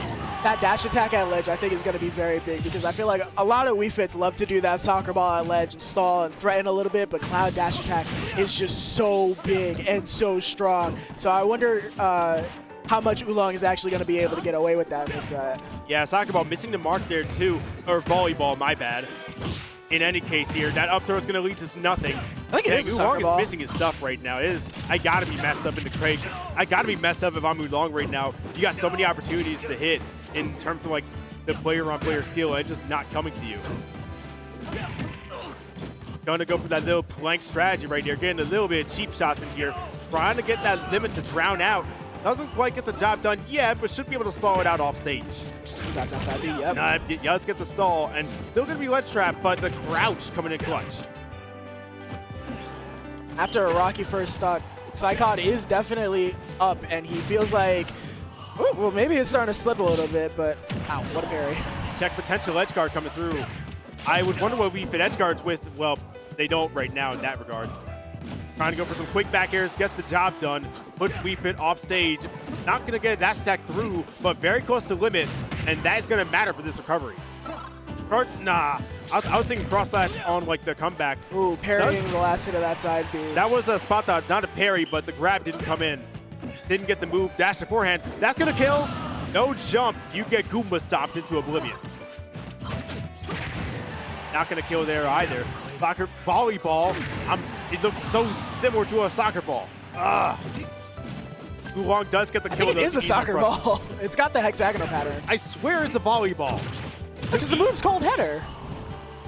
That's like a, okay, I don't know. I gotta have these tensions eased with one of these players doing some nice stuff right now, because I am tired of talking about soccer and volleyball. That's some huge damage for Oolong, though, and all of a sudden we're swinging this in his favor. Yeah, we got Limit on board right now, and he is slashing and crossing all over Oolong, just running him over. Nothing here for that Limit. As I say that, gets him on the last second. Watch for soccer, volleyball. Ugh. Screw it, I'm gonna call it the green ball. The green ball, yup. Anyways, trying to make some directions work that. I swear, if Wii Fits take that green ball and they looking at that and they're trying to punt it in a certain direction, I always just try to avoid it at all costs, because that's going to untag him. Drop down side B is going to do. We saw him looking for that earlier in the game, and he finally lined it up. Yeah, dived in deeper that time too, and Wii Fit didn't have as many options to stall.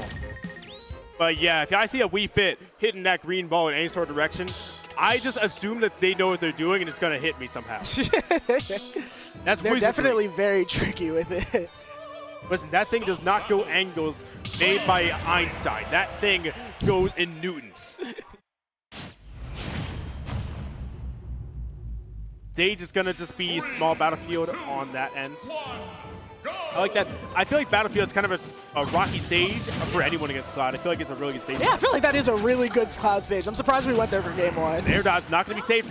That's Wow, that up air hit. Yeah, it's a big hitbox, but I was scared for that deep breathing. The last time out, that first stock taken by that backer because of an aggressive deep breathing off stage. And does that same scenario happen? The green ball. Saika doing 107 completely unanswered, looking to take the stock. You got to put some damage on the Mark Oolong. We can't. Yeah, we got Diddy Hamwood numbers at least. We got something, and now we're going to evolve it into Jimmy Johnson numbers. Saika getting a little bit greedy for an up smash and eating 48 for it. Greedy because he wanted to hit the guy. I get it, man. I too like hitting my opponent. But that's not what Lycon's doing right now. He's got to finish the job, and right now we're just not coming to him, as he might lose the stock first. Right, fair, just barely fighting him back off the ledge. Does have the limit, is fine there, but burns it on the upbeat, not what Psychotic would have wanted. And Wii Fit just holding center right now and trying to get something started. But the started is the Wii Fit dying to dash attack. Cornered, but gets away with that uppy out of shield. A very, very good move. Sun Salutation does not hit the mark. The green ball does. He's gonna have to burn limit for this recovery. That's gonna be a knockout, yeah, up tilt. You can't be forward airing like that because you are gonna get hit. It doesn't really matter the character, it's just so unsafe. Salutation popping in, giving Jamie McMurray numbers on Psychod as we roll in and get the corner pressure up started again. Cross slash, really good anti-air tool in that scenario. And the green ball does not make his mark. Really good dash through though. You get these deep breathings are so scary for me because Psychod is so Cloud is such a good character at working around that, and Psychod is on him the instant he's doing that. Popping to Corey Heim numbers now on Psychod. Does not change out. And that's going to be a knockout with the easy spike. Down air supreme. In a potential juggle situation, not going to work out. You got to commit somewhat if you're Cloud in that situation on what side the opponent wants to be on and just not hitting the mark there. Out smash, that was mad greedy. I don't like that. The double dump with the green ball coming through. That was F tilt. Not closing it out. Nah, not quite. No, cross slash. Not gonna get it there. On the ledge trap, does not get it at all. In fact, just takes himself out with that. And that could be a knockout if the edge guard's right, does not get it though. One thing I am interested to see about is because Wii Fit has so many angles with that soccer ball, what the edge guards are going to be on Cloud, who has such an exploitable recovery. Yeah, I mean, I feel like the opportunity has popped out. Not many times for Oolong. Pretty confirm. I am not surprised it hit, but that was good reaction time. Does not get a kill though. That's going to be a combo. Fighting back combo. off. I thought Wii Fit could just straight up killed with that throw, but I am very unknowledgeable. The border, that's as late as it gets. But as late as it gets, you also are late on your life as the F-tilt is going to seal the deal and bring it up to a 1-1.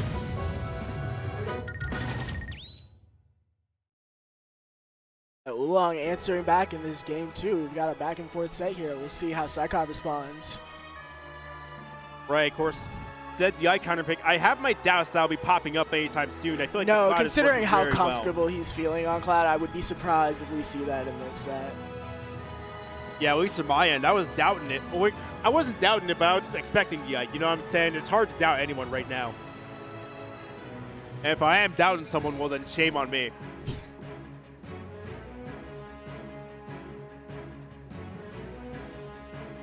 Taking a little bit of a breather, trying to figure out our stage situation over here. Counter picks me tough sometimes. This stage list straight up is so not what I'm used to. 2 bans and like DSR. In our place, we got 3 bans and no DSR. And like we got Kalos legal for some reason. This place got like other states. Yeah, Pittsburgh is a 2 bans, no DSR, or 2 bans MDSR region, but we're not running Kalos today, which is a little bit unconventional for us. Which is a good decision, by the way. I like Kalos. I don't know, man. Listen, I like not having Kalos, and I also like the gameplay we're seeing on screen. On FD. How about that? You want a Kalos, you're getting Kalos Light. I don't like FD. I've been seeing Oolong change the skin over here. Yeah, we Maybe got a little bit of a... We fit transition. Let's go. And pick up a kill? And that's going to be it, yeah. That's a kill. No down air No spike needed. So you get 3 toppings without the tip. Corner pressure here. Forward air on the starter, but not going to get it to work. And up B is, up air. That is a good combo. That is such a good combo breaker. Just straight up. The hurt box shifting is nice. It's ridiculous. Yeah, trying to go for back air, swinging at whatever, but Wii Fit does not get the job done. And I saw him trying to hit out this match as well. Does not get it either. Burns the limit. Yeah, I don't think he wanted to be off stage there. Phantom Futsu, I believe, came out there as well to save Psychon from disadvantage. But, like, yeah, I feel like it's been unraveling a little bit. And I feel as though you got to step up. I really thought he was going to down air that. Yeah, I mean, you just, whether it came or not, it just doesn't work out. Wow, hard call out on that backer, calling out Psycon's jump. And another call out on the up smash right here. Psycon answering back, saying, I might be on my last stock, but I'm still in this game. Last stock? That's 1,000,000,000% if you play it right. That's so much time. That's so much gameplay. You are never out of this. Oh, but Wii Fit with deep breathing might have other things to say. Yeah, you gotta take a deep breath if you're on both sides here. You want to make sure you close it out if you're Oolong, and you want to make sure you're stealing yourself for the comeback. If you're Psychon, not like that. Wii Fit does not have any actual, like, real combos off of that ground. It's That's like, gonna knock out? No. Nah. Oh, wow. It does. Damn. Okay. Even if it didn't knock out, it would have been so easy for Oolong Yeah, I to don't pick think up the kill. Cloud was making it back from that. But you just gotta understand, it's like, this is gonna be a scenario here where Psychon might now have to make the decision of the whole character swap, but you got to make sure you believe regardless. You got to make sure that you're putting yourself up at 100%, and he is putting himself up with Cloud, and he believes that's going to be at 100%. Back to small battlefield. We'll see how this works out. Right. I like Psychon's getting Oolong to the corner a lot. It's just that I feel like Cloud's corner pressure, it's really good, but not the easiest to execute. I feel like he's been really greedy trying to fight his way off ledge, particularly with the drop down forward airs too. I feel like they haven't been working out. We need to see a little bit of adaptation from Psychon here if he wants to stay in this. No tech situation coming out there, potentially. That's pretty lucky for Oolong. 78 numbers. Martin Truex popping up, and we got champion level numbers. You got to work like a champion if you're trying to make this work. Ledge trap versus Cloud with limit, a nightmare, but the green ball comes in clutch. Pops in a dash attack here, trying to get the edge guard. No up B required. I like that. And the down tilt coming through. Aggressive, but works. And that up smash. I like the right idea, just wrong timing, yeah. I like that Psychon's still not afraid to swing that, even though he is down. Listen, you gotta make sure that you instill the fear. If you stop doing that, then there is no fear.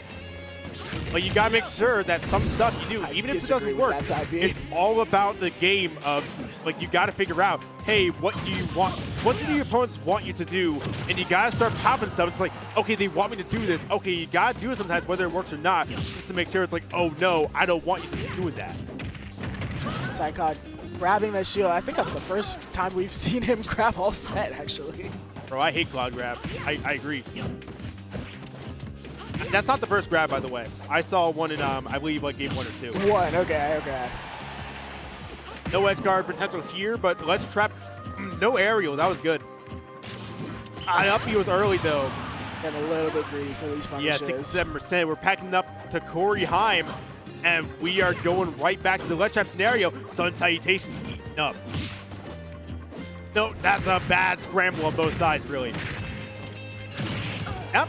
No, not going to be a kill, but is a combo. It is an off-stage play. Is limit for Psychon 2. So much benefits.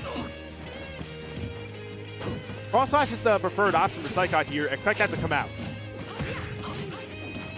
They are both really swingy, though. Yeah, they are. No cross slash there. Let's trap Psych. Oh, he wanted it, but he just barely missed the timer for it. Yeah, like that. Oolong is trying to stay like crouched over with that like short hop range that Psychon was trying to do. Backs away a little bit, make sure that's a little more uncomfortable to work with. That corner pressure adaptation is what might be able to get Psychon the set win, but he's got to commit to the win first. And he's on good pace, but it's not going to be guaranteed. Oh, trying to go for a trump there, not quite getting the timing. Oolong still in this ledge scenario. Oh, that up smash.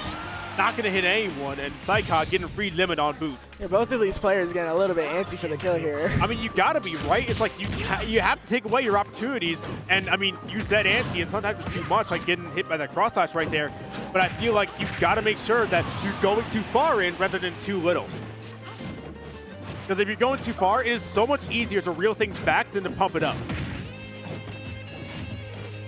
Yeah, and you can tell they're nervous. I feel like both of them are nervous. Yeah, no, they're definitely playing like this is set count here. A set saving recovery for Psychod. Oh, and wow, that's potentially ruining up B for Oolong. Yeah, like the back up happens again, and I feel like it gives him so much freedom, but it's not always the right play. As shown here, I might be an idiot. Psychod just kind of dancing around this Wii Fit range. Yeah, you got limit. You don't need to interact. You don't need to be approaching like that. That was so greedy. Yeah, nah, that's not that punishable. You can spot dodge the last hit, and that can be punishable, but he didn't spot dodge. No S-Smash for you. And again, expect no blade beam coming out. We like to mix it up in this house.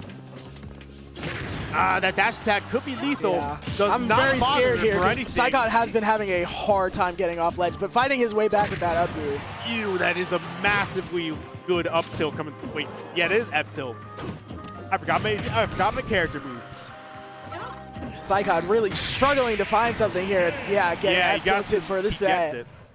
Good stuff coming in through Oolong. And you saw that happening there. It's like Oolong was trying to make sure that he was getting to the very, very edge of that ledge, trying to make that work out, and then just backs up, pop him, hit him with the chop, out of here. Definitely a valiant effort from Psychod. Definitely looking forward to seeing his losers run. Yeah, and I mean, listen, I hate losers bracket right now. I hate everyone in this bracket. They all can beat me.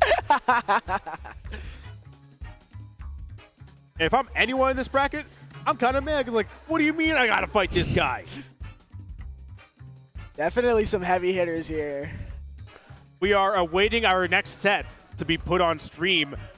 It is Perp and Dracoth on the side stream as of now. Toa, my bad. Another Korin player. Another Korin player. Unfortunate.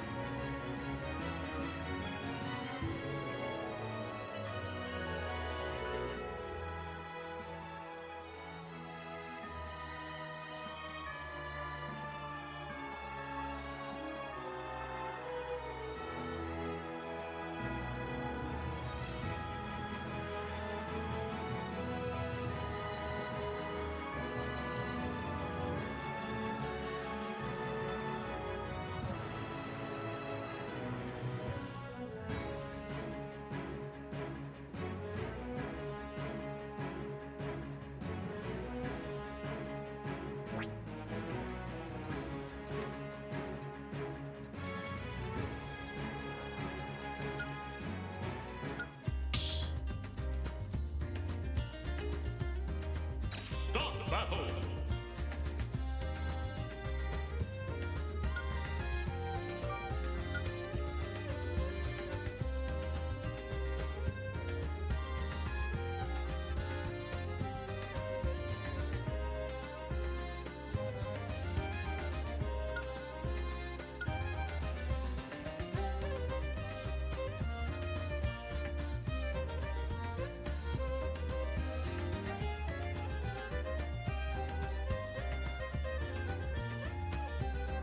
And we're back at Rushdown. We've got some loser side top 24 matches coming up. We're going to see some top 8 qualifiers. Right now we've got Spliced versus Star Z. Spliced just on stream a little bit ago. I believe, Stars, you were up in Florida for a good chunk, right? Yeah, about to say. Oh, dang, okay. You made top 5 this season, right? Okay. But yeah, Stars, he is a Philly PR player that now resides in Florida. Yeah. Cloud player, very strong at the game. Very, very good player. By the way, this is loser's side. Yes. So Spliced ended up losing the next match, whatever that was. Or, I mean, lost to Dr. Curb, I forgot for that. Yeah, And then, yeah. That shot him right here. Yeah, Stars lost to Peanut. Apparently it's a top 8 qualifier. The winner's going to get that heat. This is for 9th here, so really gonna... For 9th, this is for top 8. I ain't no one trying to get 9th. In any case, 2 classic characters on the grid right now. That grab is rough. Wow. Does it again. That was... Upbeat, not going to make the mark there. Gets out relatively scot-free. Just late on that punish on the dropped up B, but Splice making some mileage over here. Yeah, they're both being fast here. Just like, again, scramble situations, I feel like it is more instinct than anything. Although these grabs have got to go. Yeah, I feel like it's a little bit too early That might be for... yeah, about to say, it's good that he drop shielded there because I think that would have been a breaker. Yeah, I feel like it is a little bit early in the set to be going for these grabs. Zero Suit, a character that really likes to condition your shield. Nah. Oh my god, and missing the tech on Thanks that. shot. Caught him with that. Hit him with the 3-pointer. Splice taking a little breather after that, just a little mental reset while he's still on Halo. And then the cross slash coming through, the dash attack follow-up, and now it is 38%, 55%. We got Michael Waltrip numbers now on the side of Spliced. Back throw there, a good option, and that air dodge is kind of advised. Yeah, that was a... We got Squan's Star Z's friend over here saying that air dodge sucked. I say that is brave, dying to that exact air dodge and then doing it right over again. That's the no mix-up, yup. Cross slash popping the mark though. Gonna get some, no real juggles here, but chases him down with the forward air and is trying to make stuff happen with these overall shield pressure scenarios that Zero Suit has. I think Zero Suit's okay at, but in terms of certain spacings, it's rough. Up, he's on the work, finishing touch. Really tried to go for something there, but just barely missed the mark. Yeah, and you see a shield pressure just like popping through the areas, but starts just like pop shield, nah, I'm Eminem'sing it. Eminem, baby, we got it. You can't make that a Skittle because I am an M&M. I'm larger than that. I'd be peanut flavored. Grab, not making this mark, and forget the mark. He killed. Wow, Zare killing off the side, and Splice going for that footstool. The classic Splice BM. Did that even hit? Yeah, it did. I was say I think the message is more powerful than the action, to be honest. A little staggered there. Oh, we got some scrambles going on. Wow, F-tilt grab, Splice is That's killing. Yeah, no, that hitbox sends you diagonal and on the platform that's going to knock you out. And Stars is going to be able to take down Splice for that game 1 victory. The counter pick awaits. Splice definitely not afraid to send a message and say, hey, I might have screwed up here and there, I might have made some missteps, but I'm still in this, and I am going to go for what I want. Yeah, Stars won game 1, but just like, I gotta say, I feel like both sides are a bit squirrely that game. I don't feel like yeah, that was a very scrambly game. I feel like both of them were really struggling to find their footing. Yeah, but I would say it's like, I feel like they're both kind of loosened up as far as whatever the sets are going. Both sides, I feel like, might want to tighten up their games for these future rounds, and that was the kind of a wild interaction to start off because both sides could have died there. Running it back to small battlefield here. Aggressive forward air, not going to get the kill, and up B was I don't like that. I'm surprised that was an up B and not a back air.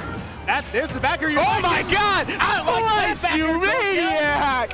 And this This is the balls to the walls gameplay that I was talking about in the last set. Splice loves to just go for options and rip it. He's not afraid to swing big. You're talking about that. He's already gone for more. 43%. He's got petty numbers on my man's.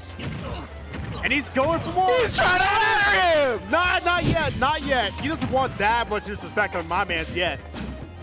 Splice answering back saying, hey, I went down a game, but I'll be damned if I go down this one. Cross slash, no blade beam. I forgot. Stars is one of those clouds that does blade beam on stage instead of cross slash. It's such a good move. I feel like more clouds just get so like excited by the side B. Bro, they're getting excited and then they forget. Oh, and another flip kick! Number 2, Zero Suit don't even work just properly, barely though, missing and that it does forward not air. I was gonna close it out. Slice's way. That tech gun very sour. Wow, up air trading with the downer, killing it. Very Bro, we lucky had for Sky Stars. Zone. He went boing. Splice answering right back with a back air. Oh my god. That's unfortunate getting hit by that last one. This game is silly. First one was squirrely, second one is silly. This is a silly hour game, but both sides are trying to make it over with and done so that they can prepare for future games and potentially play better for the future. But I think Splice might not want to do that because like this play is really good as is. I don't know. I see who's leading right now. It is not Stars. That cross slash pretty deep. Forwarder though, trying to get him with that single hit, multi-hit, caught him with that. Dash attack, I don't like that. And yeah, we see Splice doing this run-off flip kick back. He's always looking for a 2-frame spike there. Okay, not gonna go for the up B though, not gonna kill. We are not playing Darks, we are not playing Tekken, we are playing Darkstalkers. And we gotta stalk him out and take this kill as Stars does get the job done and is trying to make sure that this meter build up for a limit is on level 1 as soon as possible. These parries are coming in clutch too. That raw up B, it's not gonna kill. No, it's not. Now try Splice going out there. Not gonna cost him just yet, but no, wait, down there. Oh, okay. I'm sorry. The suicide potential was there. The suicide. I saw him thinking Splice would absolutely go for that downer. He definitely thought about it. Listen, man, I am horrified if I see that. If Splice I'm a Splice fan, I'm like, oh no. Splice answering back with a confident game of his own, though. We're at 1-1. Yeah, I mean, it's nice to see all this popping up. And just, it is tough for sure if you're on both sides. And that game was very odd. But it's 1-1. They both got time to make sure they are on their best behavior as we go into Game 3 and PS2 is upon us. I love PS2. I love it. I hope y'all love it, because if you don't like this game. A smash, not going to make the mark, though, just outside the tech window. Potential kill does not get it. Stars with a nice recovery. Like, as inconsistent as that move is, I really appreciate Splice's willingness to go for forward airs, and even if it drops the first hit, he's so ready for it that he'll just pick up a combo on that first hit pop-up. Yeah, sometimes you just can't, though. Like, what was he going to do with that one? Yeah, no, sometimes it is just weird. They were playing nice, though, on both sides. Neither side's really gotten a huge opening, but they have both been feeding for a while. Yeah, no, neither one is really ready to give an opening, but... out anyways. Oh, no. Potential knockout on the side. Stars gets away, and as the pressure is rising, Stars might be the one to emerge victorious in this fight, and that has come true. Wish fulfillment has come true. Stars, he said, oh, you want an up smash word? I got one right here for you. Nah, he might want his power fantasy up because Limit is on deck. You got forward to come through. Grab that. Nope, no. You can't be grabbing here. Stars, that grab is kind of wonky, and that aerial is going to lead to Splice bringing it back with the Ricky Stenhouse numbers. He really wants that cross slash, man. I wonder what he's looking for. Listen, man, he will cross slash because it's strong. Potential kill on the horizon, does not get it. Dude, how many of these backflips have actually led to a stock? He really likes that option. Pittsburgh lets him get away with that. DI in! It hits! It hits! There, flip kick. Is this 2019? Why am I popping off with that? I hate that. It's so fake. Anyways, they're coming through. That's nice. Footstool! Back air! Oh, he definitely wanted to down air that. The tech of the last 5 seconds Stars has made his life a little bit easier. I forgot, this dude's tech game is super good. I forgot about that. He's waking me up. This dude's techs are unbelievable. The forwarder coming. He's through. gonna. Yep. What He was loves that? it. He loves it. He wanted the air dodge. My man. Spy's laughing it off, He's taking a standing on little that platform breather. just to be like, bro, what was I doing back there? What was this guy up to? If he loses this game off of that, He's a spy. He's kind of getting cooked. Another grab coming Zare through. grab. Ooh, Does back air not just get the barely back air missing. confirmed. No, down air does not make the mark. Wow. Wow, What the- how did he not get hit there? This game is wild. Anyways, we roll out. This is Stars corner pressure. Gets the uppy out of shield as consolation. Uppy out of shield. Falling out of uppy and twice. hit for it. Stars Back air. does not get edge guarded here. Does not get hit by aerials or side B. And that was an even game. I'd argue Stars favored. Parry it, yep. Parry, and he goes for the whack down. Side, B, what the And it does not work. Oh, Wow. Parry. Parry the down The smash, parry up of the last smash. minute, and it does the job. Nail biter. Spice really He threw that game decides to be a away. dumb, stupid idiot with that downer, and he pays the price. Never go for stuff like that. Chill on him. He's a high schooler. High score? You should know better for that. Chill on Get the him. 3.0 Chill on him. GPA. Because if I see downers like that, I don't think you're passing. But listen, we still got senior year. We still got one more year to make this count. This is his senior year. Yeah, we got one more year to get that 3.0 GPA. Stars stands in his way as the teacher, and he's got to get a B- or above. Spice running it back, saying the stage was not the problem, it was that down air. A lot of, you can't think about it just that way though. If you're like, okay, honest talk, if you think about it as like just one move was the problem, you're always gonna be wrong. It is so often other things and other habits that are getting you in the end. And like pinning it on one thing is easy, but recognizing the habit as a whole is harder but better. I love how Spice is really just going for these grabs. He did not need to parry there, just spot dodge. Doesn't parry get you more frame advantage though?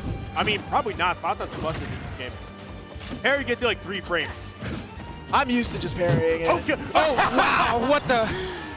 Wow, that was an interaction. I love functional No! character down smash! Oh no! Oh no! What is happening? Dang, Stars got gifted that one. That was that. He was like, oh no, you want to fail to kill off here it goes. That was the interaction of all time. This might be big damage though. Oh, another air dodge. Oh, he Stars going He for went it. for it. Flip kick does not get away with it. What was that? I think, was that like a board? That was, I have no idea. Brother, he was a fiend for that one. And he's also a fiend for this stock right now. He's got to kill it. I was thinking down air right yep. there for Stars. But he Spice doesn't. catching that down air attempt with the ground for the footstool, or flip kick. Dude, that spacing was so good. Oh my Stars, God. Though. Also, that killed. Dang, but like that spacing Damn. was nice. I like that. Little cute little forward air up Stars got smash. this guy down and blade beams the wrong way. And that, I don't like that neutral B. Eats some percent for it. Eats a lot of percent for it. Forward air And flip dash kick attack. does not go for it. Good on you. Do not go for it again. Oh, Wow, he wanted that was it. scary. Please don't die. That is a regret. Oh, it's not. Oh, he's What dead. just happened? Wait, what? I forgot he was on his last stock. Yep. What the? Good job, Stars! Yeah! wait, it's game 5. Wait, no, it's not. No, Wait, it's it is not. That was 3-1 Stars. Oh my god, my mind is scrambled. I saw them like not leaving the set yet, and I'm like, yo, it's game 5. Oh. I'm sorry, that whole interaction. A little bit some offstage shenanigans. Splice getting a little bit too greedy. I'm sorry, man. That scrambled my brain so bad I didn't even know what game it was anymore. I didn't even know what the screen was looking like anymore for me. You could have been putting me in F1 race there, and I couldn't tell the difference. Now we've got, who's this? Oolong Squid Plumber? Gotcha. Yep. Wait, no, that's the wrong player. This is supposed to be Fast Squid Plumber. What is Oolong doing here? Oh, I guess this is Fast now. Wait, where's? I think Fast might be playing doubles? Question mark. I don't know what's going on. Hold on. Nope, he's not. He's just not in the room. Doubles is still best of 3. On a side stream, we have Perp versus Peanut.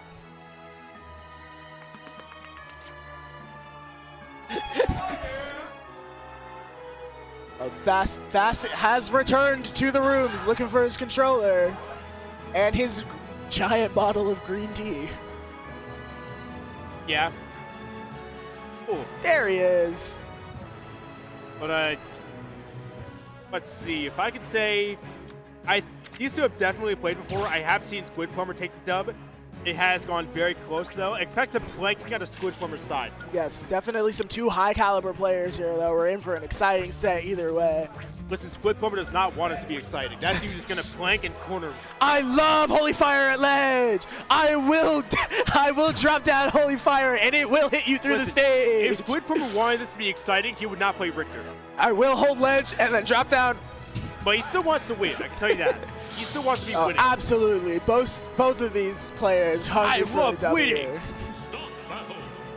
I'm a fan personally. Why do you think I carry this #1 around me? Because I like winning. Which I did not do today. Well, hopefully one of these guys will get the job done. Well, hopefully one of them will. That's how matches work. But hopefully. No, actually, I think they're both going to lose, actually. Double DQ them. Get Double Stepping it up. Top 8 qualifier, Thas out of Ohio, now Penn State, Central PA, Squid Plumber, MDBA. Dash attack, what's that going to lead to? Not much to start off for now. That's a weird percent for Fox. Just can't. It's not reliable to get a whole lot of start. And bro, that's doing a lot of movement, but not a lot of hitting. That's scary. When Fox players don't be mashing, I get scared. Scared. Oh my God! And on top of these tech chases. Yeah, he's getting them. That's downer maybe. Oh my God! How is he at 98 already? Bro, Fox is broken. Choose to lose character. I love. Why are y'all complaining? Love Why are Mr. y'all Fox Mishima. He's still dead, but no. That jump.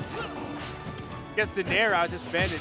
And that is, parry's not going to lead to much there, but does lead to them close range interaction. That could be a kill with upper, does not get it. Holy Water does not pop that out, and we're getting back here. Up smash. Up smash, yup. Within the perfect range. Across stub and fast set. Oh, thank you. Yup, that was premeditated hours ago. Now we got up air on the deck. I thought that was going to kill, to be honest. No. Fox is light, but maybe not that light. Listen, maybe I overestimate these, but Holy Water coming out, trying to set up that mid stage, trying to set up at least something to make sure that doesn't get in so easy. That doesn't go in at all. He just now that he's got the lead, he's like, hey, I'm just going to move around and wait for my opening. I'm big chilling until he dash attacks there. Up a stock, you know the vibes. But sometimes it's Fox, man. He can only be chilling for so long. Yes, Squid Plumber trying to use hitboxes, but it's like it works now when Squid Plumber has made some ground back on Thas. So you expect to see a Squid Plumber dub in terms of the stock count sooner rather than later. Oh, good weight, but just not panning out for Thas. Trying to put some setups on the side B, doesn't really get it. Thas just ignores it. Lasers, bro, these lasers are kind of hitting. Just barely clipping him. I wonder if that was a drop shield or if it poked. Nah, drop shield for sure. But like with these multi-hits, they always hit more on shield than on hit. It's such a weird thing. That looked like that hit the back of his model too. That was weird. Yeah. Watch for this recovery. Squid Plumber should get something started here. Guess nothing. That's just so good at Squid. So good at disengaging. Oh, definitely caught a dash back there. Yeah, he's got the Tony Reigns numbers trying to make that work. Holy Water. What they're playing! Hot potato! Back air pressure on Thas. A classic. Back air? No back air now. Okay, that's just not a hit. What the heck? I'll smash. Okay, you're getting hit for that one. Bro, Holy Water hit from like the. No, Squid Plumber loves doing that because it hits from like so far, like behind the ledge. That should be a knockout. No. Oh, I'm surprised he didn't up smash that. Nah, he couldn't. Just a resource not available, but has a huge opportunity here, and Holy Water comes in saving him. Squid Plumber scraping this percent back, just chip damage after chip damage. Yeah, we got the step up. The forward still popping him off stage with the ledge trap. Squid Plumber's been all right at dealing with these ledge traps, and perhaps even really solid given how scary Fox would be there. Both these players trying to get something started. I think they're getting something started, but they're not getting kills. Watch for the tech. I'm about to say, I saw the tech wave, but that's trying to go for something else. What a down air. That was such a hard call out. What a forward smash. What are we doing? Dang, that back air's going to get the knockout, though. That's taking way more percent than he would have liked to. Yeah, no, he started that a full stock up, and then Squid Plumber brought it back to basically even. But There is the percent, though. Fox moment. Tech, nah, no tech. You're going to still get hit. It doesn't matter. You're in the area where Fox is. You're going to get hit. This character's so broken. Lasers coming out for that. Trying to get a little bit of cheap shots up there. Up B is not going to get punished. And that's a tough move to punish. He's got low lag. That up tilt kill. Wow, that's crazy that connected. I feel like I got killed on the player cam. I'm sorry. That was a wild hitbox. He's planking, by the way. Good for Squid Plumber. I love planking. We get that. Oh, No. just barely Got whiffing three, that forward didn't get the smash. space. Dash attack, kind of just throwing it out there while he has invincibility. Oh, he Wow, was just walking back away air. there. Cool guys don't look at getting themselves Wow, that killed. Yeah, no, recovery. Cool guys don't look at themselves getting killed off stage. Mission complete. Walking back. Oh, no! Ah! We are going to anticipate the counter pick, though, coming out from Squid Plumber. Game one going Gonna to need some fast. strong stuff coming out.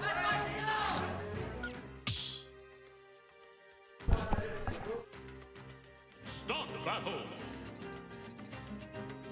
Nathaniel giving a little reminder about the out-of-region carpool discount. Thank you, Mr. Generous T.O. Yeah, we like Penn State. Also, like, I'm DBA, no bias here. 1, go! Yeah, shout outs to Movement, because they both need movement. Got the 23% in with the Jordan numbers. That's crazy. Yeah. Oh, that was awkward. He could have comboed off that, but might not. That's basically just off. I don't know if he was ready for Squid Plumber to actually get hit by that reflect Listen, you either. just sometimes you just have too much faith in people, and they get hit by it. Just like, You're like, oh wait, I could have capitalized on that. So I dash love back. the way Fast chases down these Oh. air dodges and tech chases. Yeah, nah, he's like, dude, this guy baits in ways that's like, oh, wow, he just caught him lacking. There's kill here, but he doesn't even bother. You know what, sometimes you don't want to bother. I like jumping here. He does not jump, and that's why Fast is here. Footstool. But yeah, trying for a side B. Wow, that side B was brave. Yeah, does a nice job. Oh my god! Oh, Phantom no, I think footstool, he the back air not killing. Is that going to kill? Yes. Oh, but down air will. Doesn't get enough time for a potential. Yeah, enough time for a ledge trap. Not. Oh, he gets up.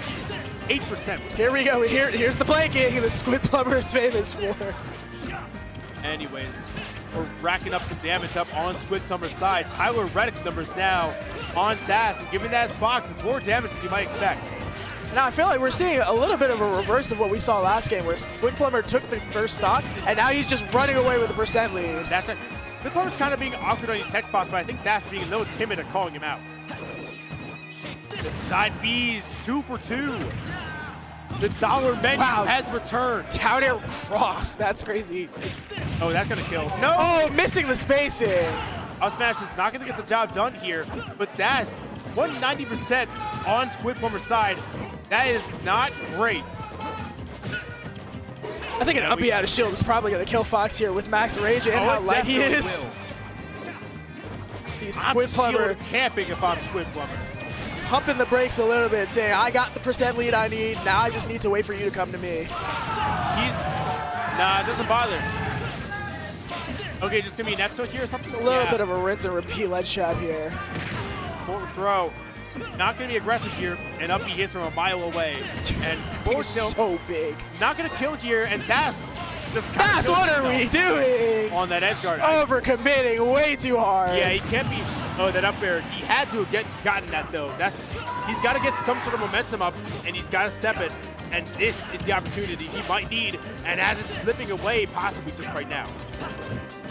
We'll see if Fast can scrape this back, but Squid Plumber is looking pretty confident going into this last stack on Fast. I mean, yeah, but how confident can he truly be when the set's not over, when the game's not over? And okay, that was really, I don't like That that. was scary. I don't like that on either side. I looking like for the an idea, up it just air. didn't work. But yeah, perplexed to say this, but Fox is struggling to find an opening right now. Yeah. Squid Plumber doing such a fantastic job of just walling fast out. That not gonna kill. Just, okay. Raw forward smash. Get out. Yeah, cool. Oh, okay. Oh, he's doing some fancy stuff. We got combos. We got edge guards. Giant spike. Now, back here, I like that. Gonna be a ledge trap. Oh, Ooh, okay. Waiting, under wasn't reaction, confident but on the still trigger gets pull on the constellation in the actual grab. get up. I feel like if that keeps his percentage right now, it's not If he, bad yeah, at all. if he takes this stock now, he definitely could bring this back. But he needs to take it now. I think, like, yeah, if you're hitting 100 right now, that's Oh, slipping. that's dead. Yes, Flip Plumber caught him up and wadding his blood up and making him slushy, and that is going to make the decision-making of Fast a little rough, taking him out, and that is going to be a 1-1 on both sides. Start the battle. Richter. Fox. Peanut perp still happening on side stream over here. 3, 2, That's at Pitt Smash Club as the Twitch handle if anybody wants to tune into that side of stream. Good to know as we get started with this game 3. As Thas trying to be patient here, but is kind of getting caught up by these side Bs, the side winders that Richter and Squid Plumber are throwing out as one. I really like that drift back from Fast, saying I'm not going to challenge this holy water, not going to try to pick it up, just going to weave around it and take my safe angle. Yeah, a couple uppers. Does not get forward here to follow up though, but he's trying to chase down and he's getting them eventually, and that's going to be a tech situation. Does not follow up though. Got him, yeah. And yeah, he's catching him. That's no jump. Does not get the conversion though. Belmont down B is pretty scary. That's a kill. Wow, okay. Yup. I thought he needed Didn't even need the pillar. Yeah, but I was saying just chuck him at him. Let me get this Coke bottle right here. It could be molasses for all I care. Dude, that holy water catching Fast out ledge just a tiny bit. Oh, Wow, like what a crazy angle. You don't really see those angles too much compared to Melee just because how recovery is working this game, but it's like... Especially on PS2, I feel like people are really scared of getting pineapple under that little lip. Possibly, yeah. Pineappling. People hate Hawaiian. Doesn't belong on my pizza. Maybe Taz has something to say about that, because he's kind of hitting some damage on Richter right now. Squid Plumber, if you will. I love how back and forth these games are going. Yeah, it's like, that's just doing the whole dash dance game right now. I might have said dash, I might have said dash. Maybe it's synonymous because he likes to do it. Or down throw, potential air. I don't even know what I'm saying anymore. Does not get it regardless. Squid Lover is starting to scrape this damage back though. Fox at ledge. This is a scary situation for Thas. Brill coming through. He's been making such a good use of that mix-up of, am I gonna down air on your shield, am I gonna nair? Yeah, for sure. And I think Squid Plumber's getting hit by pretty consistently with the down air. Nair's less consistent, but it's still there. Getting the little owie-oop combo. Honestly, tower spot in the up air, not great, but still gets some damage. Oh, that might get That's killed, gonna yeah. kill. Yep, finally Does getting get that it this time. spacing. I think he's thrown like a lot in these respawn situations. It's working out. I love the way Fast is catching this holy water bottle. I feel like a lot of people let it hit their shield and then just respect it, but Oh, Fast you gotta saying, dash no, with that is mine. The down air gonna get the job done. They've been so good. They've been hitting so often. His down airs are really good. Bro, it's like, nah, you're getting hit by this. I don't care who you are.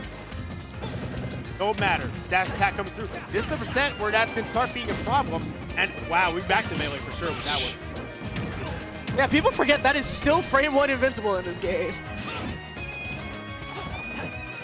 Getting some stuff up here. Squid Plumber just backing up, trying to make sure he's getting some nonsense on the screen as Sash tries to maneuver around it, which has been troubling for him in this set overall. This is the first time we've seen both players on last stock in this set. Definitely a nail biter over here.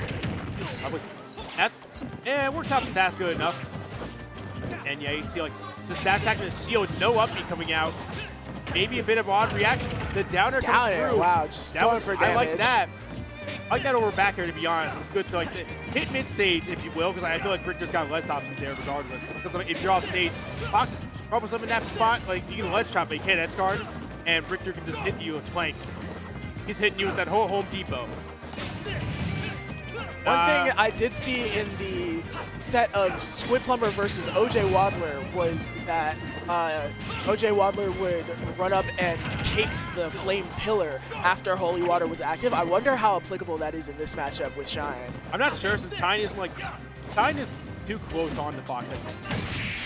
He does get the back air, he's going to take it. And Squid Plumber finally commits to a ledge option that isn't a drop down plank.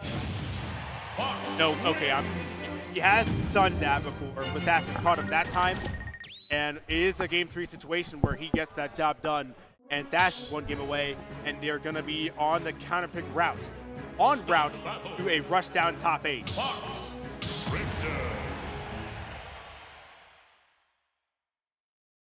For those keeping track, Peanut did just beat Perp on side stream 3-1. 2, 1, go! Game 4, I love PS2! Yippee! Yeah, they'd be using that. We got a little bit of a set coming up just on laser damage. That laser damage is gonna mean a bit when Fox gets that dash attack down there. Because at 0, it's kind of awkward, but if you hit around 10 or so, then you can start getting the real confirms out, and it's way harder to deal with. Definitely in this matchup where Squid Plumber wants to create some space and hang back a little bit, having that laser pressure approaches and threaten long range is definitely going to be important for him. And right now, it's like they've both gotten their scraps in. They're pretty even, I'd say. Trying to go for that. Tech situation does get the jab block, does not get the follow-up there, and is going to get upbeat for his troubles. Going through. The forward air, not great, and the second down air, the double dip. Hey, he's greedy with it, but hey, sometimes greed is not a sin. Some people. Nine on the act. Oh, that shield, that is so much shield damage. That is a regrab, but the cross there to protect it. Yeah, it's coming through. The Holy Water gonna work, but not necessarily kill, and that's fine for Squid Plumber. He didn't want it to kill, I guarantee you, in that position. Trying to roll out, get these situations out, because Squid Plumber might be gonna know where that's gonna be going here. And we see a Holy Water pop out on Plat, maybe not where he wanted to go, and Thas is on that back air pressure train, and he's getting that. Up smash is going to take it after a little bit of a greedy back air from Squid Plumber. Right, Squid Plumber would not be grabbing. They're straight up. He do not be grabbing these spots because Thas just be jumping so much that I feel like that's starting to like abuse that, starting to get the skills up, and like he is just like able to do that because I swear I don't see Squid Plumber grabbing. Yeah, it's like 24%. Jeff Warren with the crowd, and he's still, that's good percent for Fox. If he dies right now, I would still say that's a happy sock that he got. As he dies right now. Going into this stock with 24% extra oh, credit. That's not working out that time. I said earlier how he's getting mileage off that, and he's like, Squid Plumber did adapt there. The jump. They're both so good. I got the dash attack call out. Holy Waters could be bigger, but it does not. Wow. Just barely missed that there. Time for these up airs. Just cover space. That's all you need to do. You'd like it to hit, but you don't necessarily need it to. And then the dash attack. Not going to work, but up is late on that, so he's going to get punished for that. No lasers on there, just going in.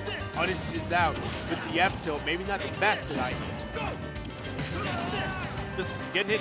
Honestly, I sometimes like getting hit by that. If you want to avoid Holy Water, you just want to disadvantage. And these aerials from Richter are kind of weird. They're kind of slim. They're kind of sometimes hard to work with. So sometimes you like that juggle stage over the ledge trap. Especially with that added aspect of having to aim them and angle them annually. That might be, no, he doesn't bother getting the kill there. Holy Water probably. Ooh, catching that regrab with the back air. Yeah, just hitting below ledge, just ball there. No two from that. But that's going to be a kill. Yep. I didn't take that one. Up air, not going to lead to much. Comboing up and up, but doesn't get the 3-peat. Not the 3-chain you want to see. Up B is still going to connect despite some oddities on the overall hitbox. Holy Water really ledge trap. Looking to make the most out of this ledge trap here while he can. There we go. You got to upbeat those in the correct timing to do just that. And Thas is trying to walk all over Squid Plumber. Kind of successful, kind of not. It's even right now. Just ran up to him. that dash attack against like it's mainly positioning. I feel more than actual damage Fox is getting right now. For Dash sure. is getting a ton of damage off these hits, but he's getting so much from this, like not letting Squid Plumber play his game. Yeah, no, just the pressure that he's exuding, even though the damage necessarily Yeah, isn't free laser matching. damage, and it's gonna be a ledge trap. Ooh, catching the roll getter The with an roll up smash. A got little bit of a called out pop-off from hard. Thas here. Yeah, called out to roll hard, and that is going to be a fast top 8 appearance representing Penn State, representing Ohio, out in Pittsburgh.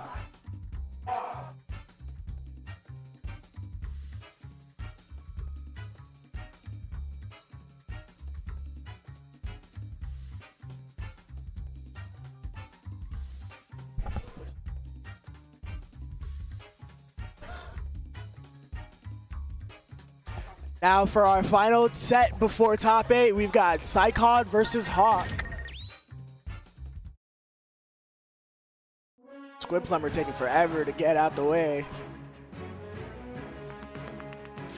You said Hawk? Yes. He went down losers pretty early. He's still here. Yeah. The Hawk, went down pretty early and clawed his way all the way back to this top 8 qualifier loser side. Gotcha. Hawk is a Wolf player out, I don't really know where, but I think he's WVU, early West Virginia. Gotcha. But unique skill of his, one of the best doubles players. He is a very good doubles player, yes. Now, yeah, he is a really good singles player, but in doubles, that's where he truly shines. And I'd imagine, like, if there was a doubles event today, I wouldn't be surprised if he won that. We already saw us. Psychod. Yes, we did see him in winner's side. Right, we saw him out. And it is going to be a Wolf matchup. And I honestly like Cloud for this situation. And he went Cloud for Wii Fit. So we'll see how he things. But I have seen both out of him today, but it does seem to be a bit of a Cloud favorite day. yeah, I'm interested. And I actually haven't seen Hawk play outside of like doubles. Seen him here and there, but I haven't seen him today, so definitely exciting matchup to see here. Yeah, it's like I think that's the fun thing. It's like you see the top, but like you see the top and you see a local, but basically everything down the line is just something that is not often seen by a lot of people.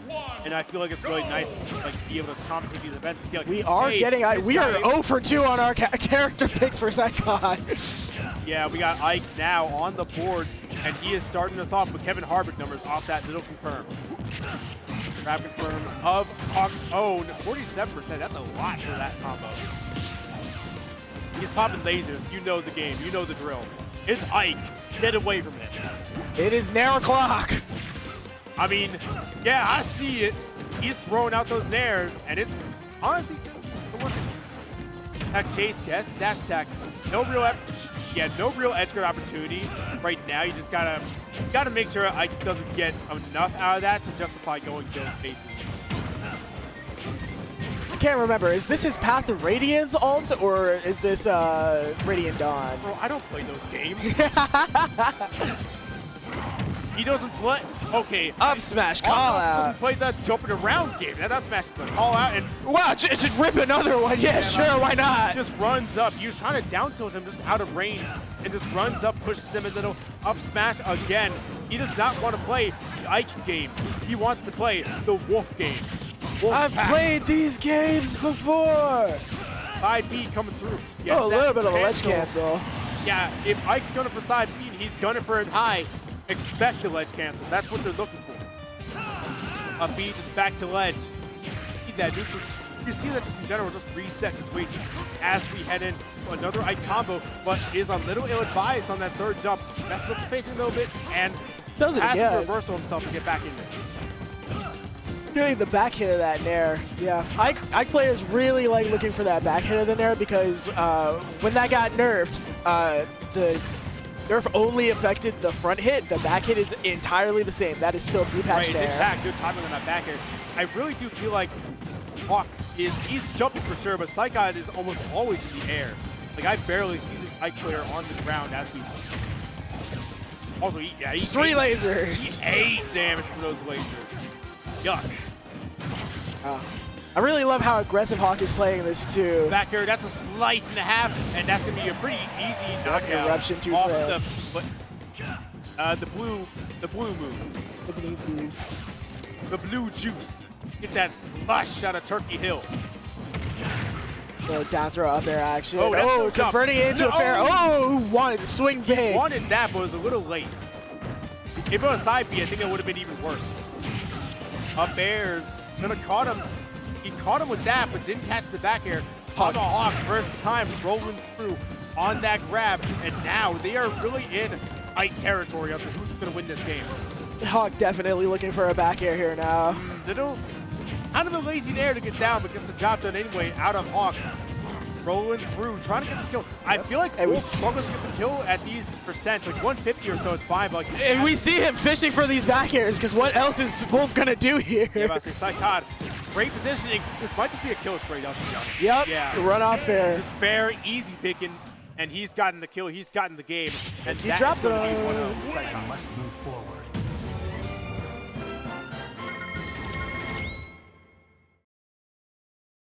I said he was jumpy, and that never really changed throughout the game, but I feel like the Hawk got kind of loosened up as the game went on, and I feel like he was more inclined to challenge Psychod in areas where he wasn't supposed to. Yeah, yeah. And by the end of things, I just feel like Psychod held his ground the entire time, whereas Hawk faltered a little bit of overconfidence here. So let's see how Hawk takes this data into the next game. Right, for sure. Maybe a PS2. Perhaps a PS2. Perhaps a PS2. Perchance, if you will. Hey, Maybe we're dancing around. It is a PS2. Yep, we're running it back after a little bit of a dance on the stage select screen. Bro, put me in for DraftKings. My bets are immaculate. Rolling it back here with these two, dicing it up. And no lasers coming out now. They expect a laser within the first 20 seconds. There we go. There it is. There it is. I might have been overcompensating for that 20. We got one in 6. 30% though on the board, and more counting. 60%. We got them numbers. Really on the swinging board. these forward smashes. Ryan Freese is out here watching. I feel like even though Ike is known as the air combo character, no, it doesn't. Psychod is really good at picking up these straight hits and extending his advantage where he can as well. Yeah, honestly, I thought that was going to kill him, man. That up air does not mess around. Oh my god, immaculate timing on that back air. Dang, dog, we better get some early kills. That's what we're getting.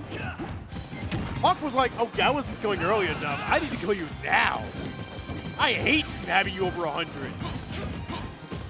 I don't like you seeing in red. Take it out at the yellow. Especially versus Ike with that nair up air. Like, Ike with rage is so scary. Yeah, want to be able to get these kills early if both sides really, but I feel like it is more important. It's kind of expected if you're Ike, but if you're Wolf, that's a really good thing to see. Armoring through. Does not get the kill despite the buff. Cross stage, just a little bit too much to close out that stock. But the up tilt is going to catch that back air attempt. But like, yeah, I feel like Ike's troubling in that position just because like you want to hit with aerials, but like what else do you really go for in that position? You're doing that on stage? Yeah, like, I mean, fair. That's my input. There, good spacing, ledge trap opportunity. That's good. Catching that ledge jump. More side B coming out, not going to get hit, and he's on stage, on the tech. Up smash coming out, but not going to kill. Up air is scarily close to getting that stock though. I talk about scary a lot, and I think Wolf is trying to do something to me. He is a scary guy, and he might want me to be scared. Get out of here. We see, even though Hawk took an early lead this game, Psychod scraping it back and now looking like, oh wow, never mind. Let me shut my mouth. Yeah, I'll smash the point. Commentator's curse. Commentator curse.